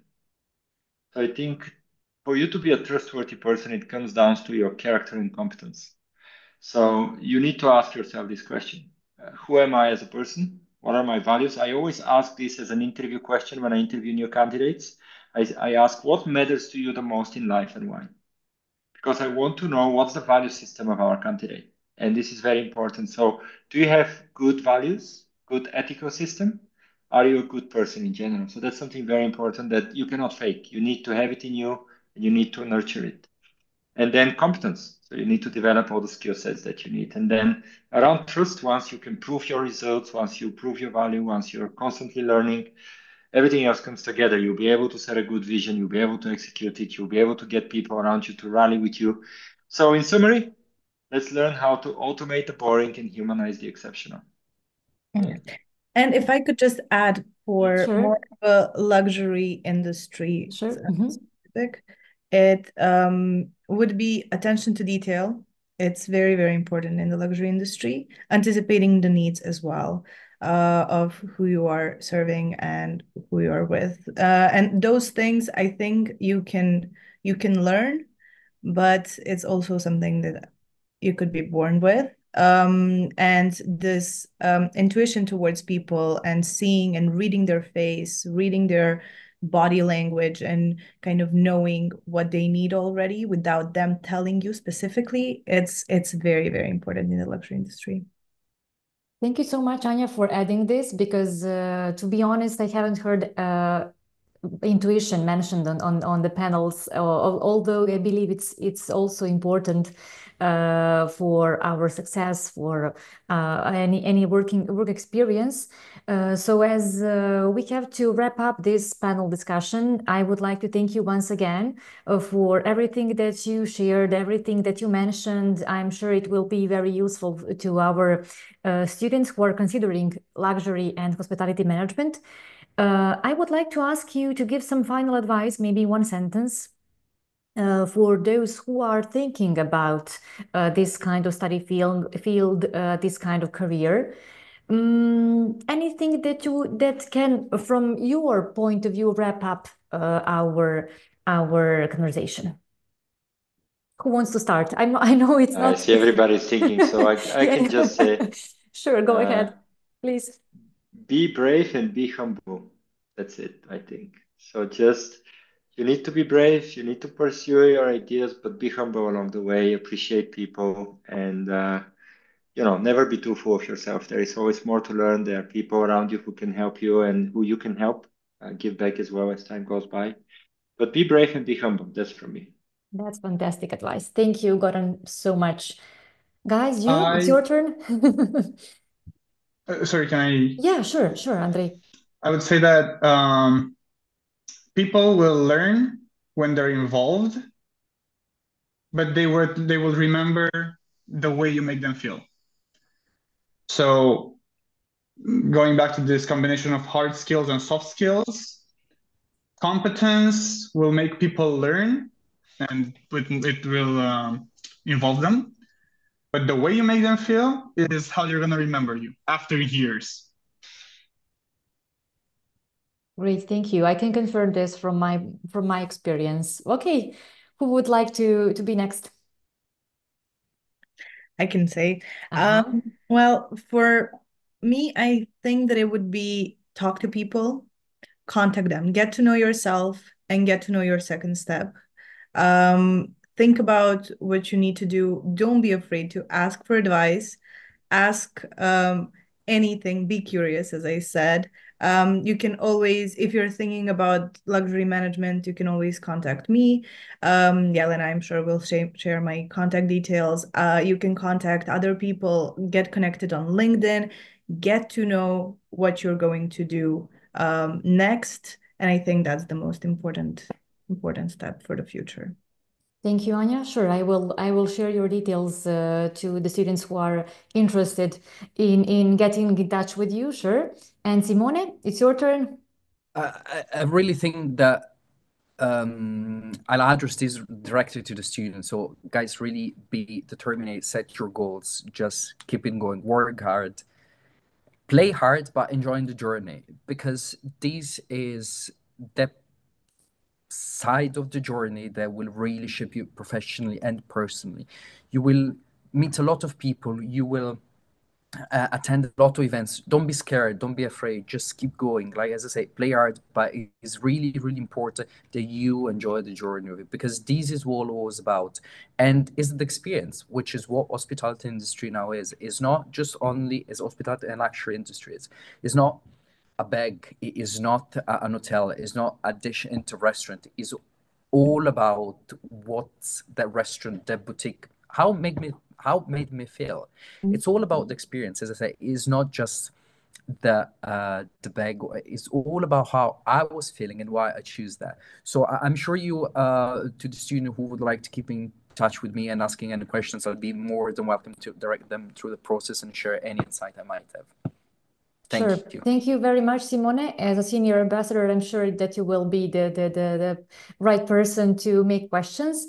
So once again, thank you very much. I enjoyed our conversation. It was very useful for me as well. I made some notes, and of course, I will use them for next experiences like this. Of course, we will help any of students who are interested in apply for Guillaume Laroche and University of Monaco. Thank you once again. I wish you all the best in your future endeavors, and I hope we will meet again. Bye bye. Bye, Elena. Thank you, everyone. Thank you so much for having Bye. us. See you, Anya. You are welcome. It was a pleasure. I kao što Likewise. smo bye bye. I kao što smo rekli baš u toku ovog panela, working towards positive emotions. To je baš onako bilo lepo rečeno i lepo zaključeno, zato što zaista to jeste nešto što i vi akademici primenjujemo i praktikujemo. Došli smo do kraja još jednog panela, ali nas očekuje još jedan. Tiče se studija po američkom, da kažem, sistemu. Uglavnom, novi gosti, sagovornici, također će biti sigurno veoma uzbudljivo i inspirativno. Ostanite sa nama u narednih sat vremena, a još jedan podsjetnik zaista važan jeste da na našoj platformi možete da uradite besplatnu akademsku i profesionalnu orijentaciju. Kad već govorimo o karijerama budućnosti, hajde da to bude još jedan benefit za vas danas, da otkrijete koje je to zanimanje koje vam najviše odgovara i u skladu sa tim koju te studije da upišete. A mi smo tu da vam pomognemo, naravno, da to i ostvarite. Eto, vraćamo se ponovo za, ako se ne varam, 7 minuta. Uglavnom očekuje nas tema studija u Americi, odnosno u američkom sistemu obrazovanja. Vraćamo se uskoro.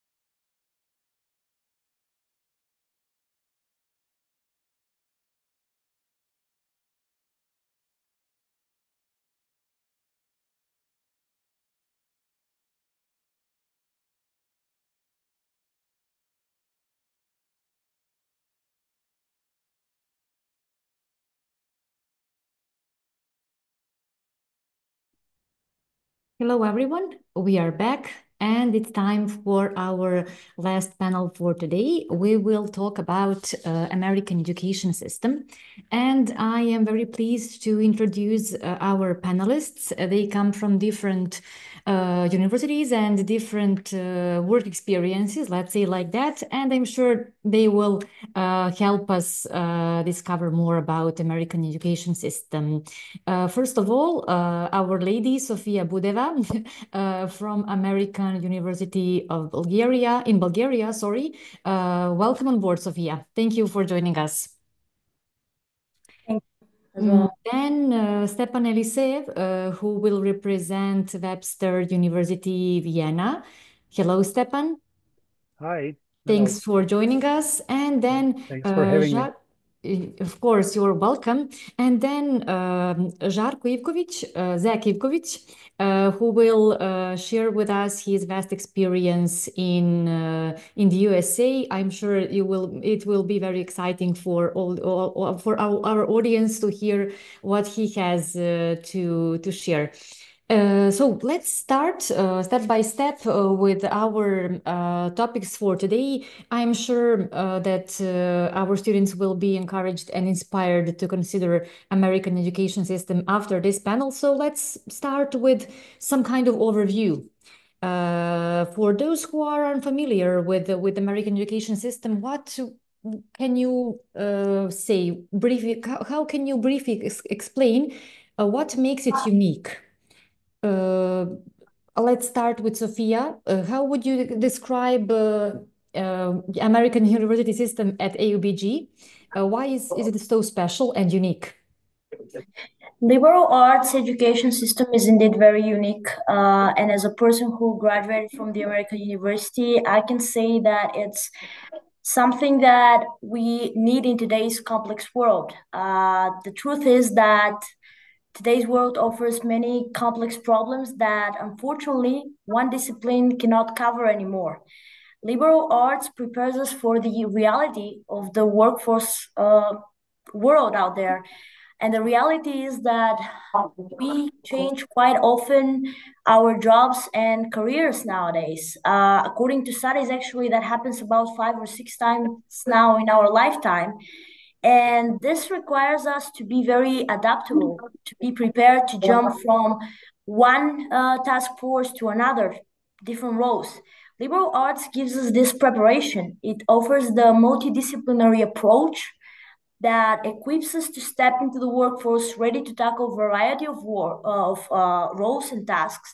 Because even for young professionals, it's not only needed, it's quite demanding to be able to jump from one thing to another. And what makes AUBG particularly very unique, I would say, is that the learning experience here at AUBG goes beyond the classroom. It's not only about what we learn in the classroom. We have a very well-developed co-curricular program, which offers more than 40 student-led clubs. And in those clubs, which I like to call small businesses, small organizations, students actually learn hands-on experience, things that they will later on apply in their future careers. And I think this is extremely important to have. Thank you very much for this introduction. Later on, we can go back to that flexibility that American system offers, because I think it's the biggest difference between like Serbian education system. Combining major and minor can be quite challenging for our students. So I would like to ask Stepan to share his point of view, or what actually Webster can offer in terms of American education system. Yeah, thank you. Well, basically, I think the most obvious thing is that we offer the combination of majors and minors here. So that's a very typical American thing, and a lot of students studying in Europe and like finishing European high schools, not international high schools, but like the public high schools. They are usually not aware, or not usually, but sometimes, let's put it this way. I don't want to talk bad about students. Some of the students are aware of everything, not aware about this combination of majors and minors, that is possible. So at Webster, students can basically choose one of the majors like psychology and, for example, add the minor in business or the minor in history or minor in media or minor in any other field that we basically offer here. We actually offer more minors than majors because minors do not require too many credits to be earned. And yeah, that's the obvious, let's say, benefit of the American system because it gives the flexibility. Yeah, the flexibility for the future studies, for the future career. Yeah, because it's good to have, for example, a major in the field where you're like really interested in. Yeah, but it's good also to have a, let's say, a backup plan. Yeah, to have a backup plan, so the minor can be this backup plan and can help students with the future career development or with the future choices. If they want to, for example, go to another master's degree, then some of the universities can be flexible with acceptance someone with just a minor. Yeah, because it really depends, of course, on university, but American universities are quite flexible in terms of acceptance for the master's studies. That's why minors and majors are good.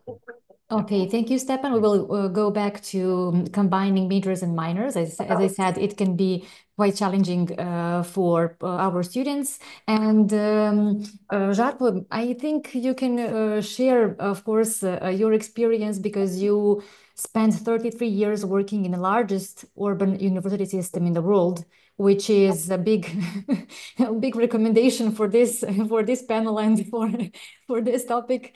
So, from your point of view, why is American education system so specific, and what makes it unique? Well, we cannot hear you still. Just a second. Can you? Okay. Yeah. First of all, Yelena, thank you for having me. I appreciate it. I'm glad you saved the best panel for last. No offense to the previous ones. Stepan and Sophia, good to meet both of you via this call. You know, it's really unique. You go to the source. In the United States, you go where you have a very unique college experience. It's not just about your classes and then your academics. You get a whole perspective of student life, which I think is oftentimes forgotten. They really take care of and make sure that they go out of their way to make sure that their students are happy at the university and that they have a wholesome experience rather than just the academic one. So I think that they pay a lot of attention. And what I always appreciated is the social aspect, the out of classroom experiences and offerings that they have, including athletics, which was my specialty in the CUNY system in City University of New York. I think that American universities have that unique perspective and how they make their student life experience better than just focusing totally on academics. So I think that's a big plus as far as I'm concerned. You also have top international companies, particularly depending on which city and which university one would choose. But you have some, you know, New York City has got the best of the best as far as the companies that deal with any and all fields possible. So you have an opportunity to do internships at those companies while you're studying. It's just an amazing ability to put your foot in the door and to walk through the door and have an opportunity to work in a place where you like could have only dreamed of before you went to college. And that prepares you for life. Ultimately, it's about the American competitiveness, particularly again in New York City, where they have a saying, if you can make it here, you can make it anywhere, because it's so ultra competitive. And ultimately, people that want that and strive for that will cherish that experience at an American college of their choice. So it's not only a saying, it really is like that. Prepares you for life, and if you can make it there, you can make it anywhere.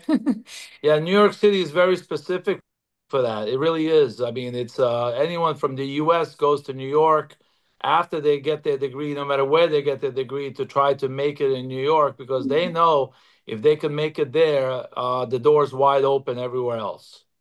Okay, thank you for sharing this, and we will of course go deeply into all those aspects that you mentioned. It's time to introduce our fourth panelist. It's Jovana Stojanovic. Hi, Jovana. Thank you for joining us.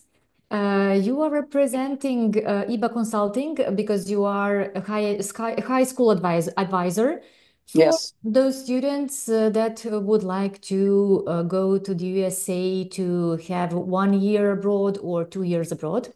So what can you say about American education system from your experience? Why is it so attractive for the students worldwide, actually? Thank you, Jelena. Glad to be here. I actually want to speak from my experience because I was there in high school and Great. Even yeah, better, even better.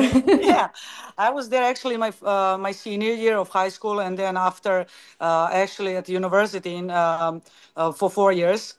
So what can I say that from my experience is that first from high school it was really helpful to see how the American system works and looks, and then later on it was really good and helpful for university. What can I say? That it was really different than Serbian experience because I was here for 3 years first, and that I really liked more. It is that it's more flexible and it's more how to say that it's more. All professors and classes are more directed to each student. It's more personal approach, right? Yeah, yes, Okay. definitely. Both high school and university later. That's Yeah, I really like that because like in Serbia, we had like 30 people in one class. It's impossible to have personal approach, definitely, in Serbia. Yeah, that's how I think. It was in my experience and in my other, I mean, in students that we sent to US now. Okay. Okay, thank you. We'll be back with this part of the topic. I would like to mention again that kind of flexibility and the multidisciplinary approach in American education system. So, Sophia, can you explain us what are the majors and minors that we can combine at AUBG, and how can actually how you help your students to choose the right major and minor? Of course, we have 10 majors and around 30 minors. Combinations are, I think, calculated more than 3,000. We actually have a self-design major as well for students who would like to graduate with something unique. Combine, of course, our majors. What is very interesting with the liberal arts approach is that every major has a few mandatory courses that everybody needs to take, of course, but most of them are elective. And I always say that even if you find another person who goes together with you the same year, you try to even take same classes, you will at the end have a totally different diploma. There's no two diplomas alike because you always have the freedom to choose another professor. You always have the freedom to choose which year to get those elective courses, and they change quite frequently. I graduated with journalism. Those courses change every month. There's always something new coming up. We have an amazing advising center here at AUBG from the very beginning, from the first orientation week that is quite, I think every American university has that. We offer guidance for them to try and figure out what they want. A lot of students come with, an idea of what they want to study. So most of them try it out in the first semesters. Quite often it actually, most of the time is one major for the parents, as I like to say, one major for them. You get to learn that through getting through that general education, which is mandatory for everybody. You get to see that maybe you're very good at something that you have never tried. Actually, this is what happened with me. I always knew I wanted to be a journalist, but here at AUBG, going to extracurriculars, clubs, trying out general education courses just for fun. I actually graduated with 2 minors, one in film studies and one in marketing. So combinations are unlimited. It really depends I think somebody already mentioned it.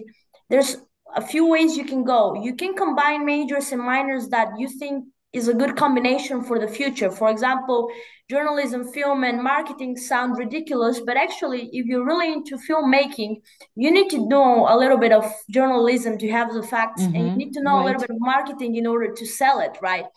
But a lot of the students just study majors that are not really quite combined well, so that they have a, just another door open for them in the future. So yeah, guidance is here always. We give the opportunity to our students to declare the major after the first year and a half, which gives them a lot of time to try out and see what they like. And what is very interesting with general education courses, because everybody is like, do I really have to study general education courses? Do I really have to study history, even though I'm a GMC major? Well, I always say, we have a saying in Bulgarian, you can kill two rabbits with one bullet. You can take a history course that is applied in your business studies or in your film studies. Liberal arts education system offer courses that are really applicable to many fields. That's what I love about it. It's never just wasting your time, no matter what kind of course you're taking. Believe me, even today in my job, I find that old course that I took in politics my first year, which I thought I will never use, applicable in my job today. So yeah, we're here at the whole 4 years. Once they declare their major, they have an academic advisor. Usually advisors are older students as well. We have a great program. They know the struggle. They know the struggle, yeah. Okay. But with us, it's a lot of, we try to give them the time to figure it out themselves. I think this is the great thing about liberal arts, the freedom to choose by yourself and make the mistakes by yourself. Yeah, sure. And that's good to know that they are free to fail in their first choice, let's say like that they can change their minds, and that's completely fine. Which is how life works, right? Stepan, let's continue with the same topic, but let's share what happens at Webster University. Is there any restriction in terms of combining minors and majors, or students can choose freely? Well, I think the only restriction is the time that the student is wanting to spend on the studies. Yeah, because basically we do allow double majors, even though it's very time consuming and very, let's say, work consuming thing. So because normally if the student wants to take double major, it can take up to like 5 years of studies instead of 4. Yeah, because it's really a big study load. Yeah.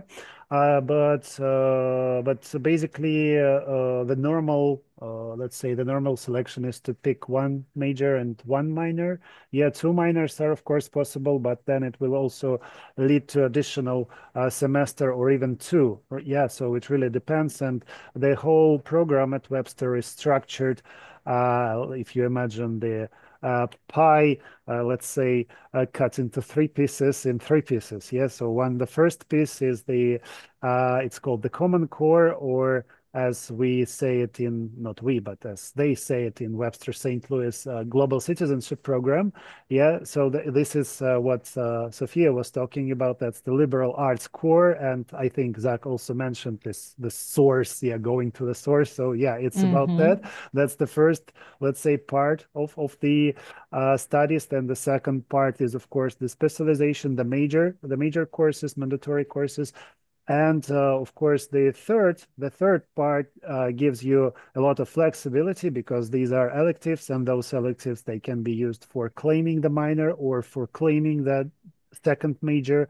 So the only, let's say, limitation is, of course, let's say, time and the money. Yeah, because the longer you study, the more you need to pay. Important topic for parents, of course. One of the first questions, of course, at the consultation that we have. Yeah.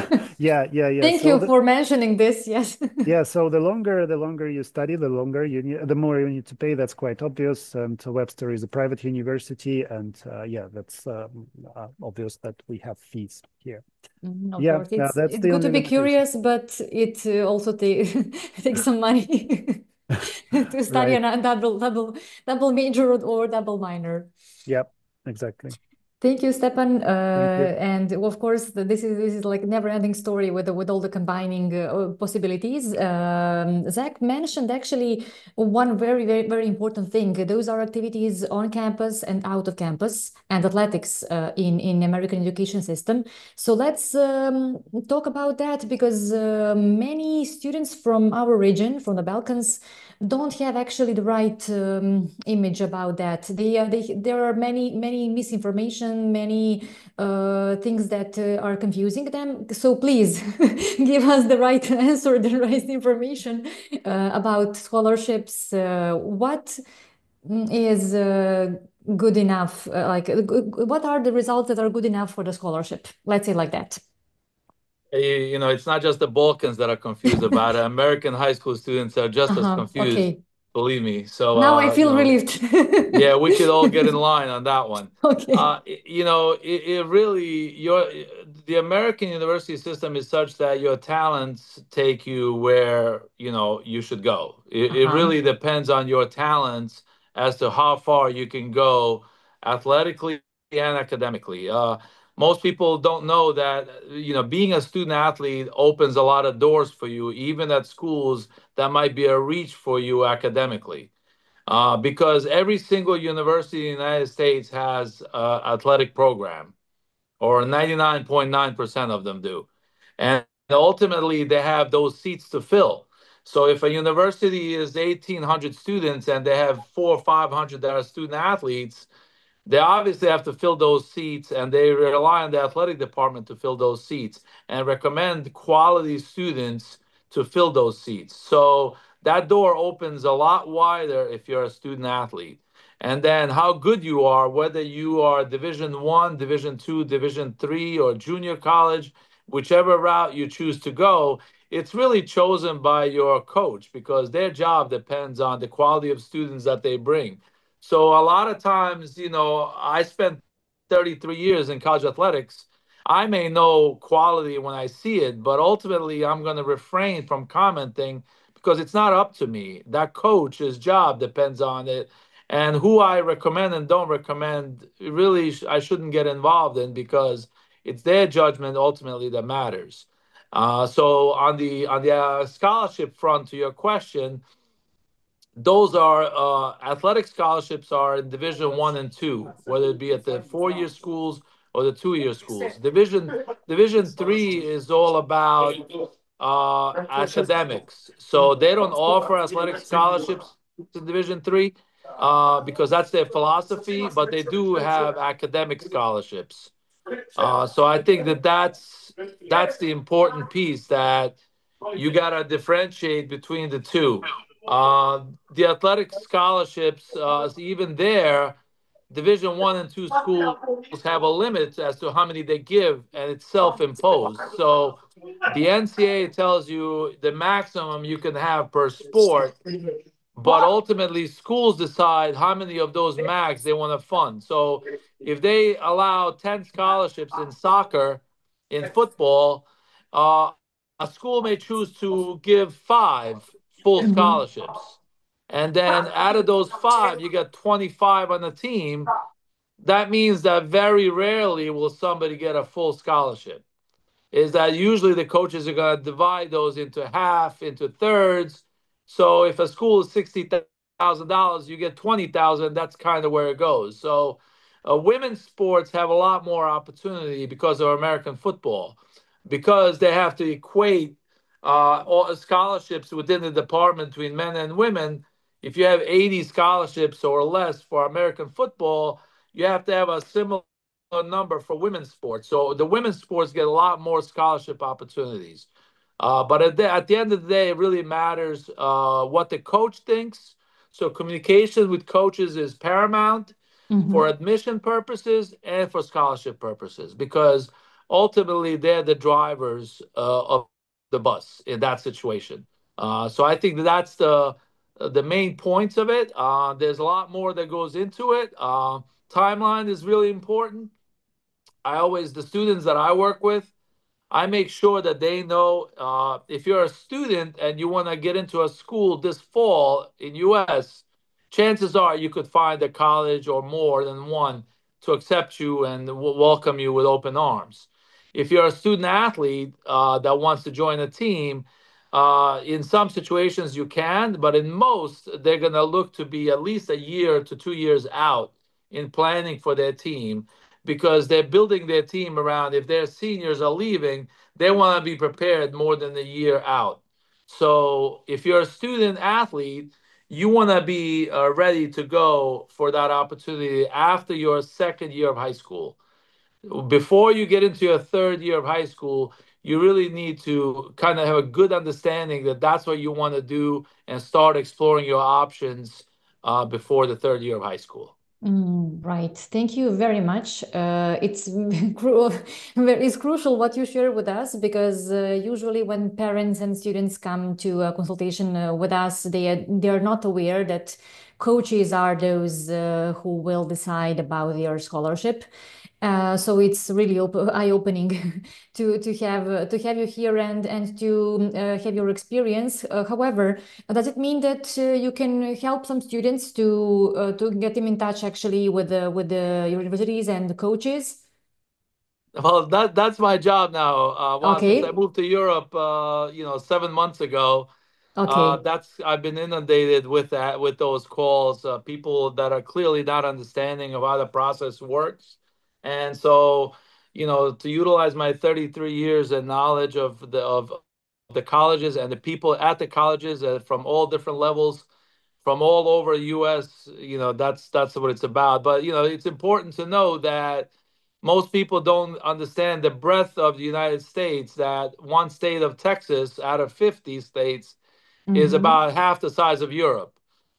So when Yes. they say, I want to study in US, it's really important to also try to understand the kind of quality of living that you want and where you would prefer to go before you embark on a trip and you go to the border of US with Canada, it's 9 months winter, you may not like your choice at that point in Yeah. time.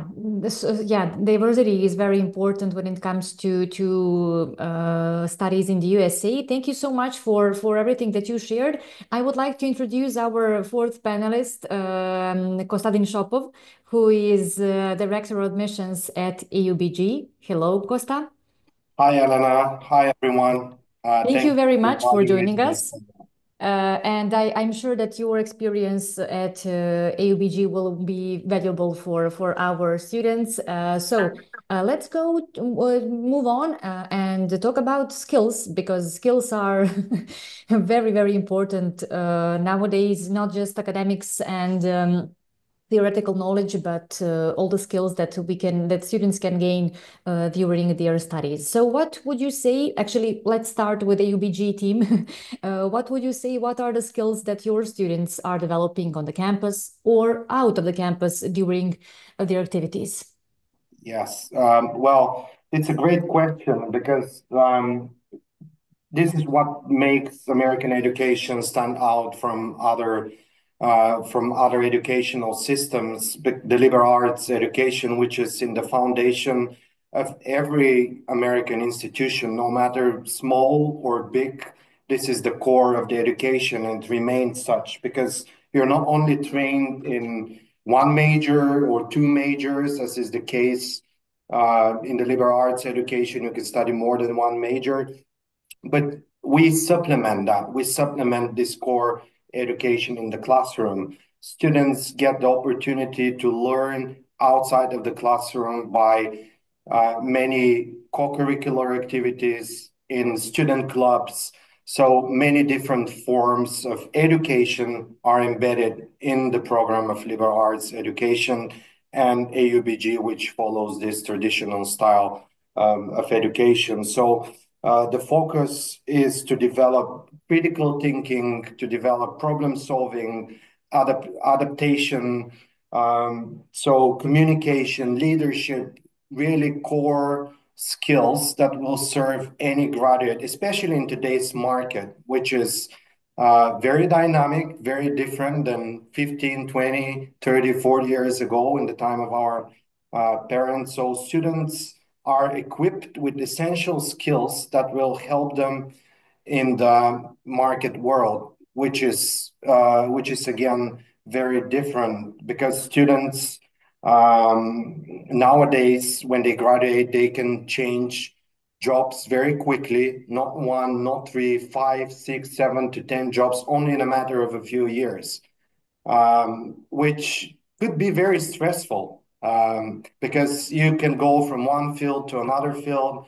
But if you have those core skills of problem solving, adaptation, flexibility, critical thinking, you could be useful in any environment, any corporation, any organization. So that is the focus of American education.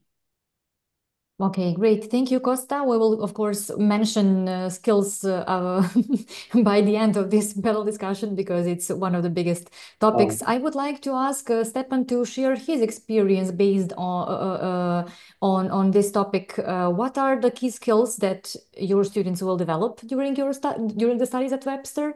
And maybe you can share some story about any student that really improved his or her skills and maybe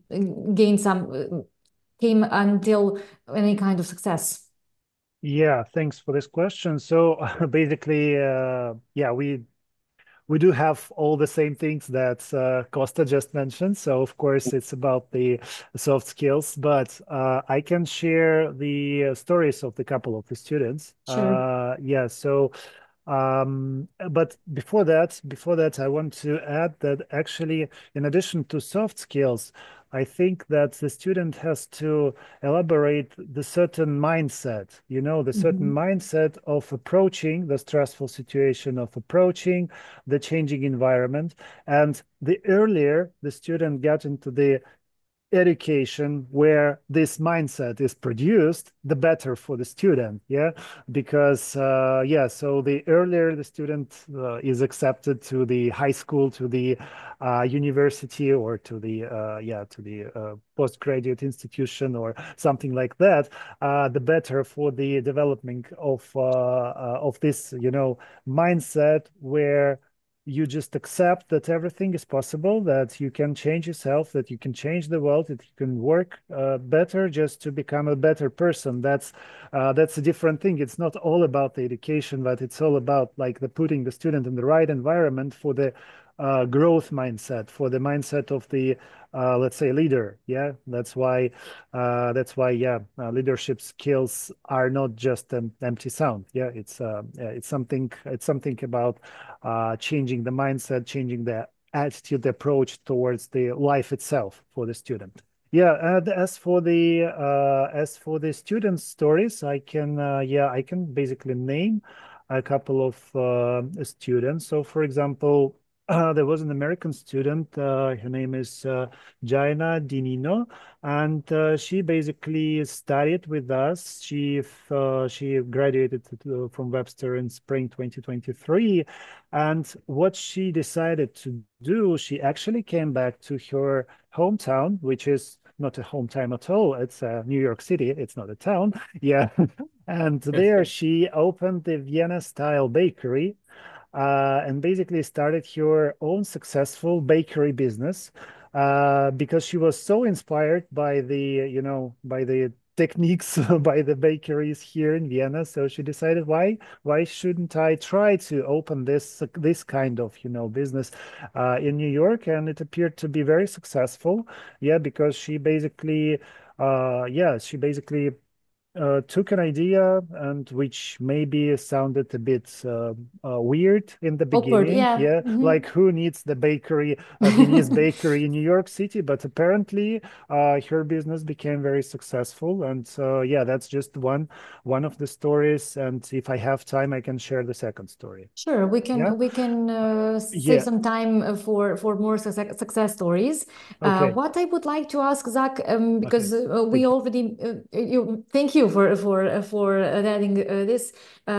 Zach already mentioned something which is crucial for American education system. It prepares you for life.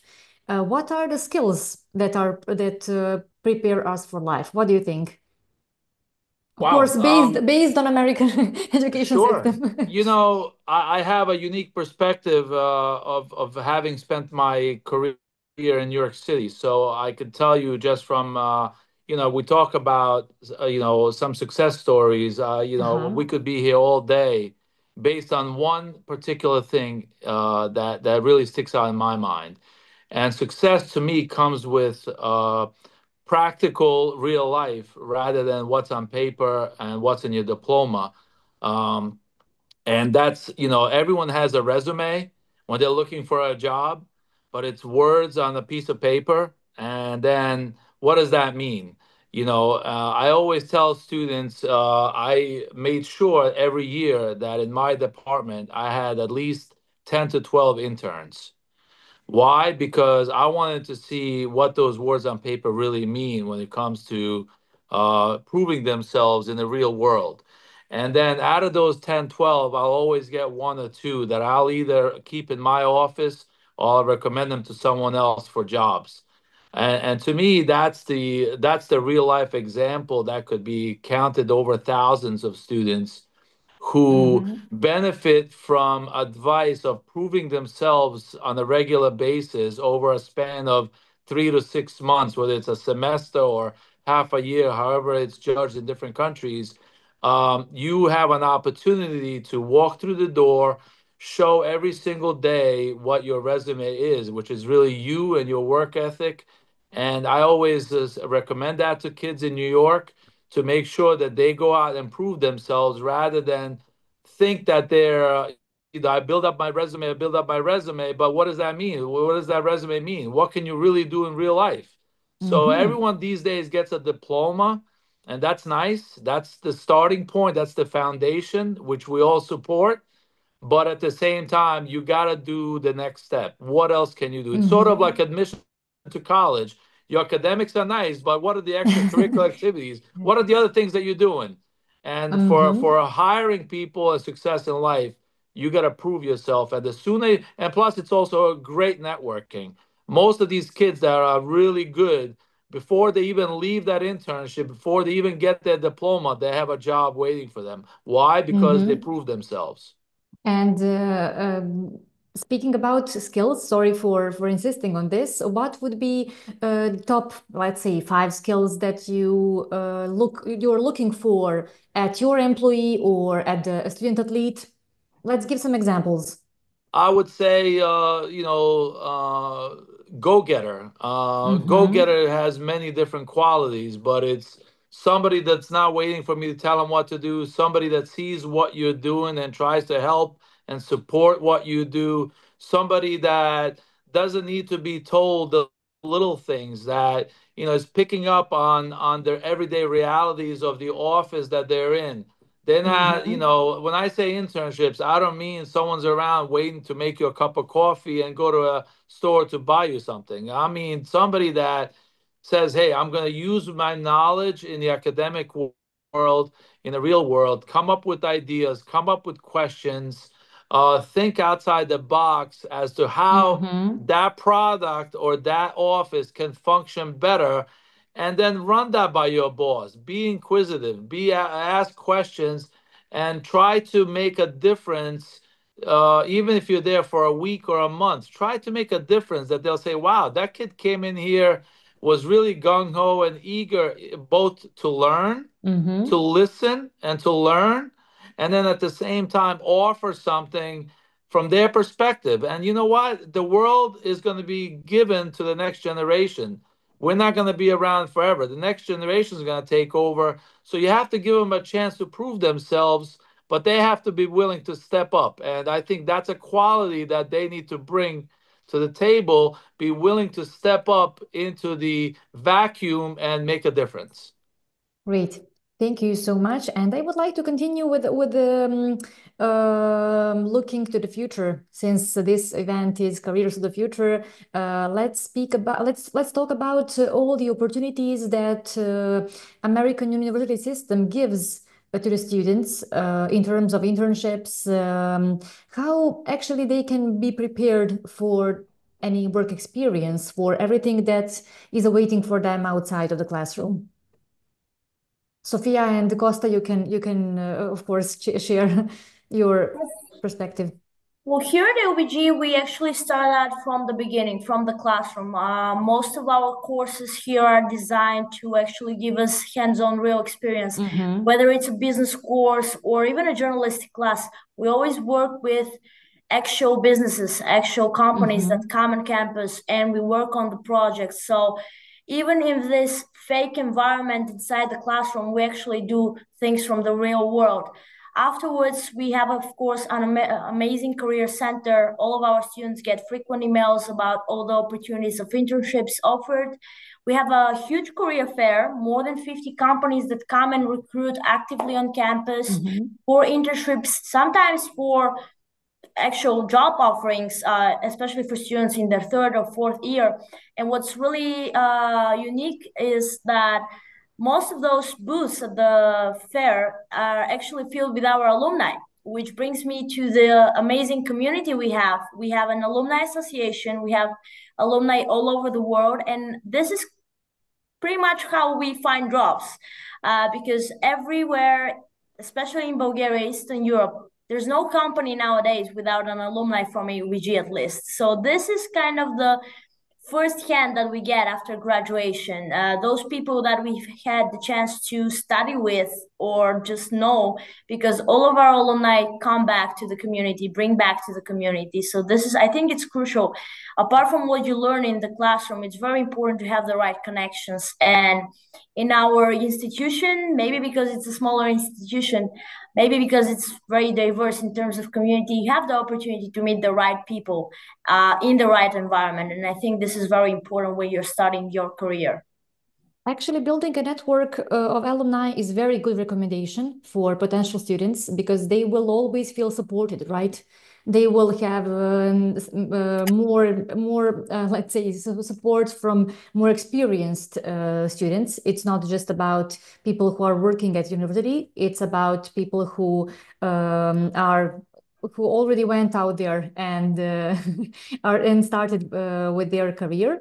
What would you say, Stepan, about Webster and your support in terms of work experience? Yeah, so we do offer, I mean, even though our campus in Vienna is quite small, so we have around 500 students. It's a branch campus, yeah, so it's not the main campus, because our main campus is in St. Louis, Missouri, United States. And we have several European campuses, and yeah, I represent just the Vienna campus of Webster. Even though we do have a career service here, and yeah, so career service helps students with job applications, where they help students with finding the right position for them.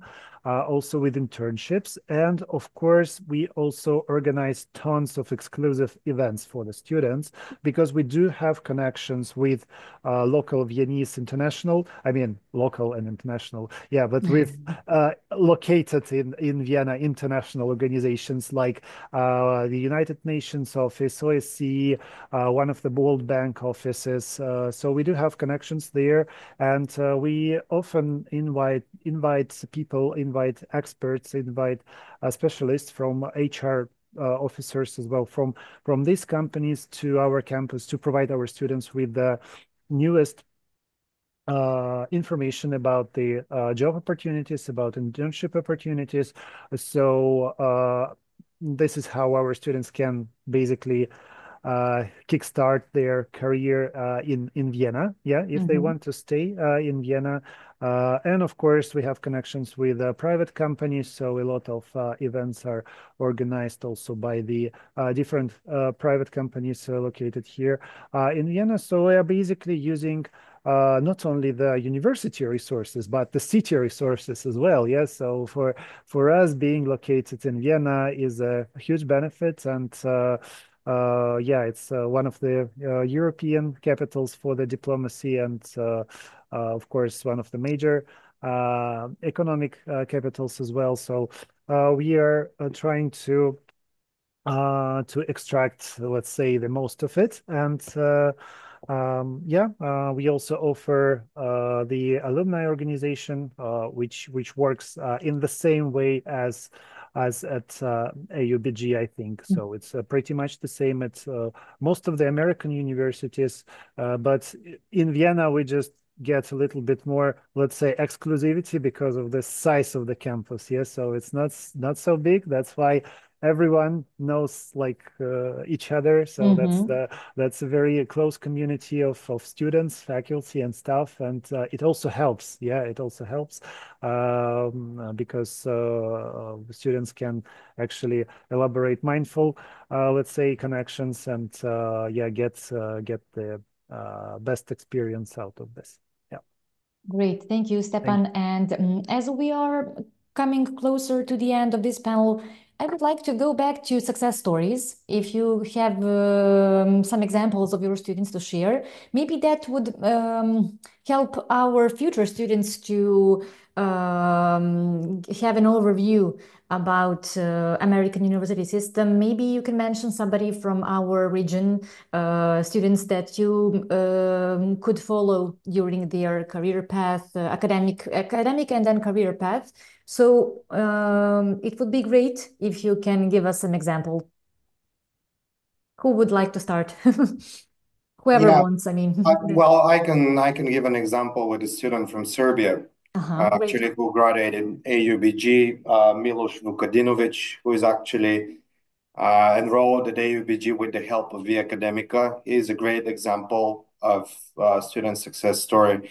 Basically, Miloš studied 2 majors in mathematics and computer science, but he's currently completing his PhD at UCLA in the United States, doing his research in bioengineering, which is completely different from what he studied.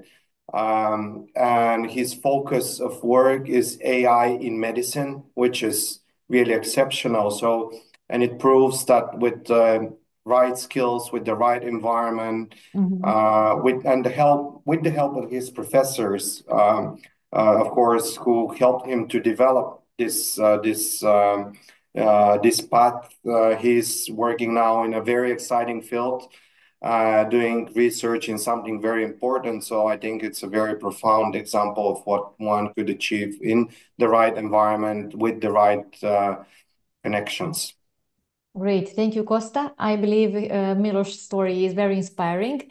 Yeah, the fact that he did 2 majors is for me amazing. But okay, yeah, there are that kind of people, so able to follow 2 paths. Okay, Zach, can you share some success story, maybe about somebody from our region? You know, it's funny because in New York City, again, I go back to, we had students from all over the world, literally all over the world. In my career, I can't even think of a country that I did not encounter students from and help to support.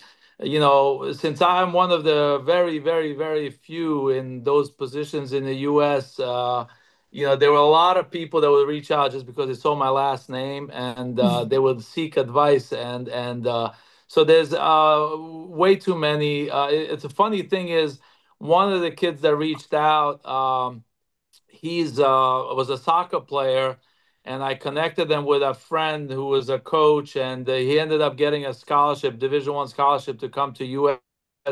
His name was Peja Marinkovic, and come full circle. I've lost touch with him after he graduated and came back to Serbia to live here.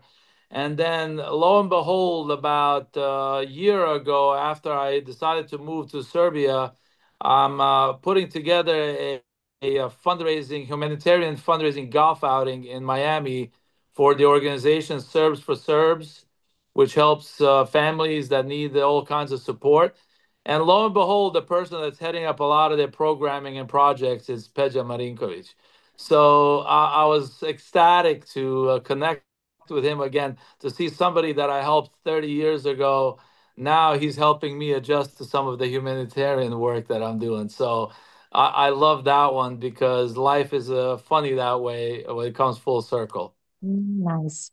Nice, thank you. And Stepan, please, can you give us another example? Actually, you already mentioned one girl, one student. Yeah, sure. Absolutely. I can tell you more about the student whose name is Dmitry Stan. Yeah. So originally he's from the small town in Russia, and he actually moved to Vienna when he was 16 years old. But then he proceeded with his studies in the US because he was a devoted hockey player. So he I think got the sports scholarship there. Speaking of of the sports scholarships that we mentioned, but then his life path changed, and he decided to go back to Vienna, and he transferred back to Webster Vienna and earned actually the highest possible scholarship from us. So he studied with the highest possible scholarship because of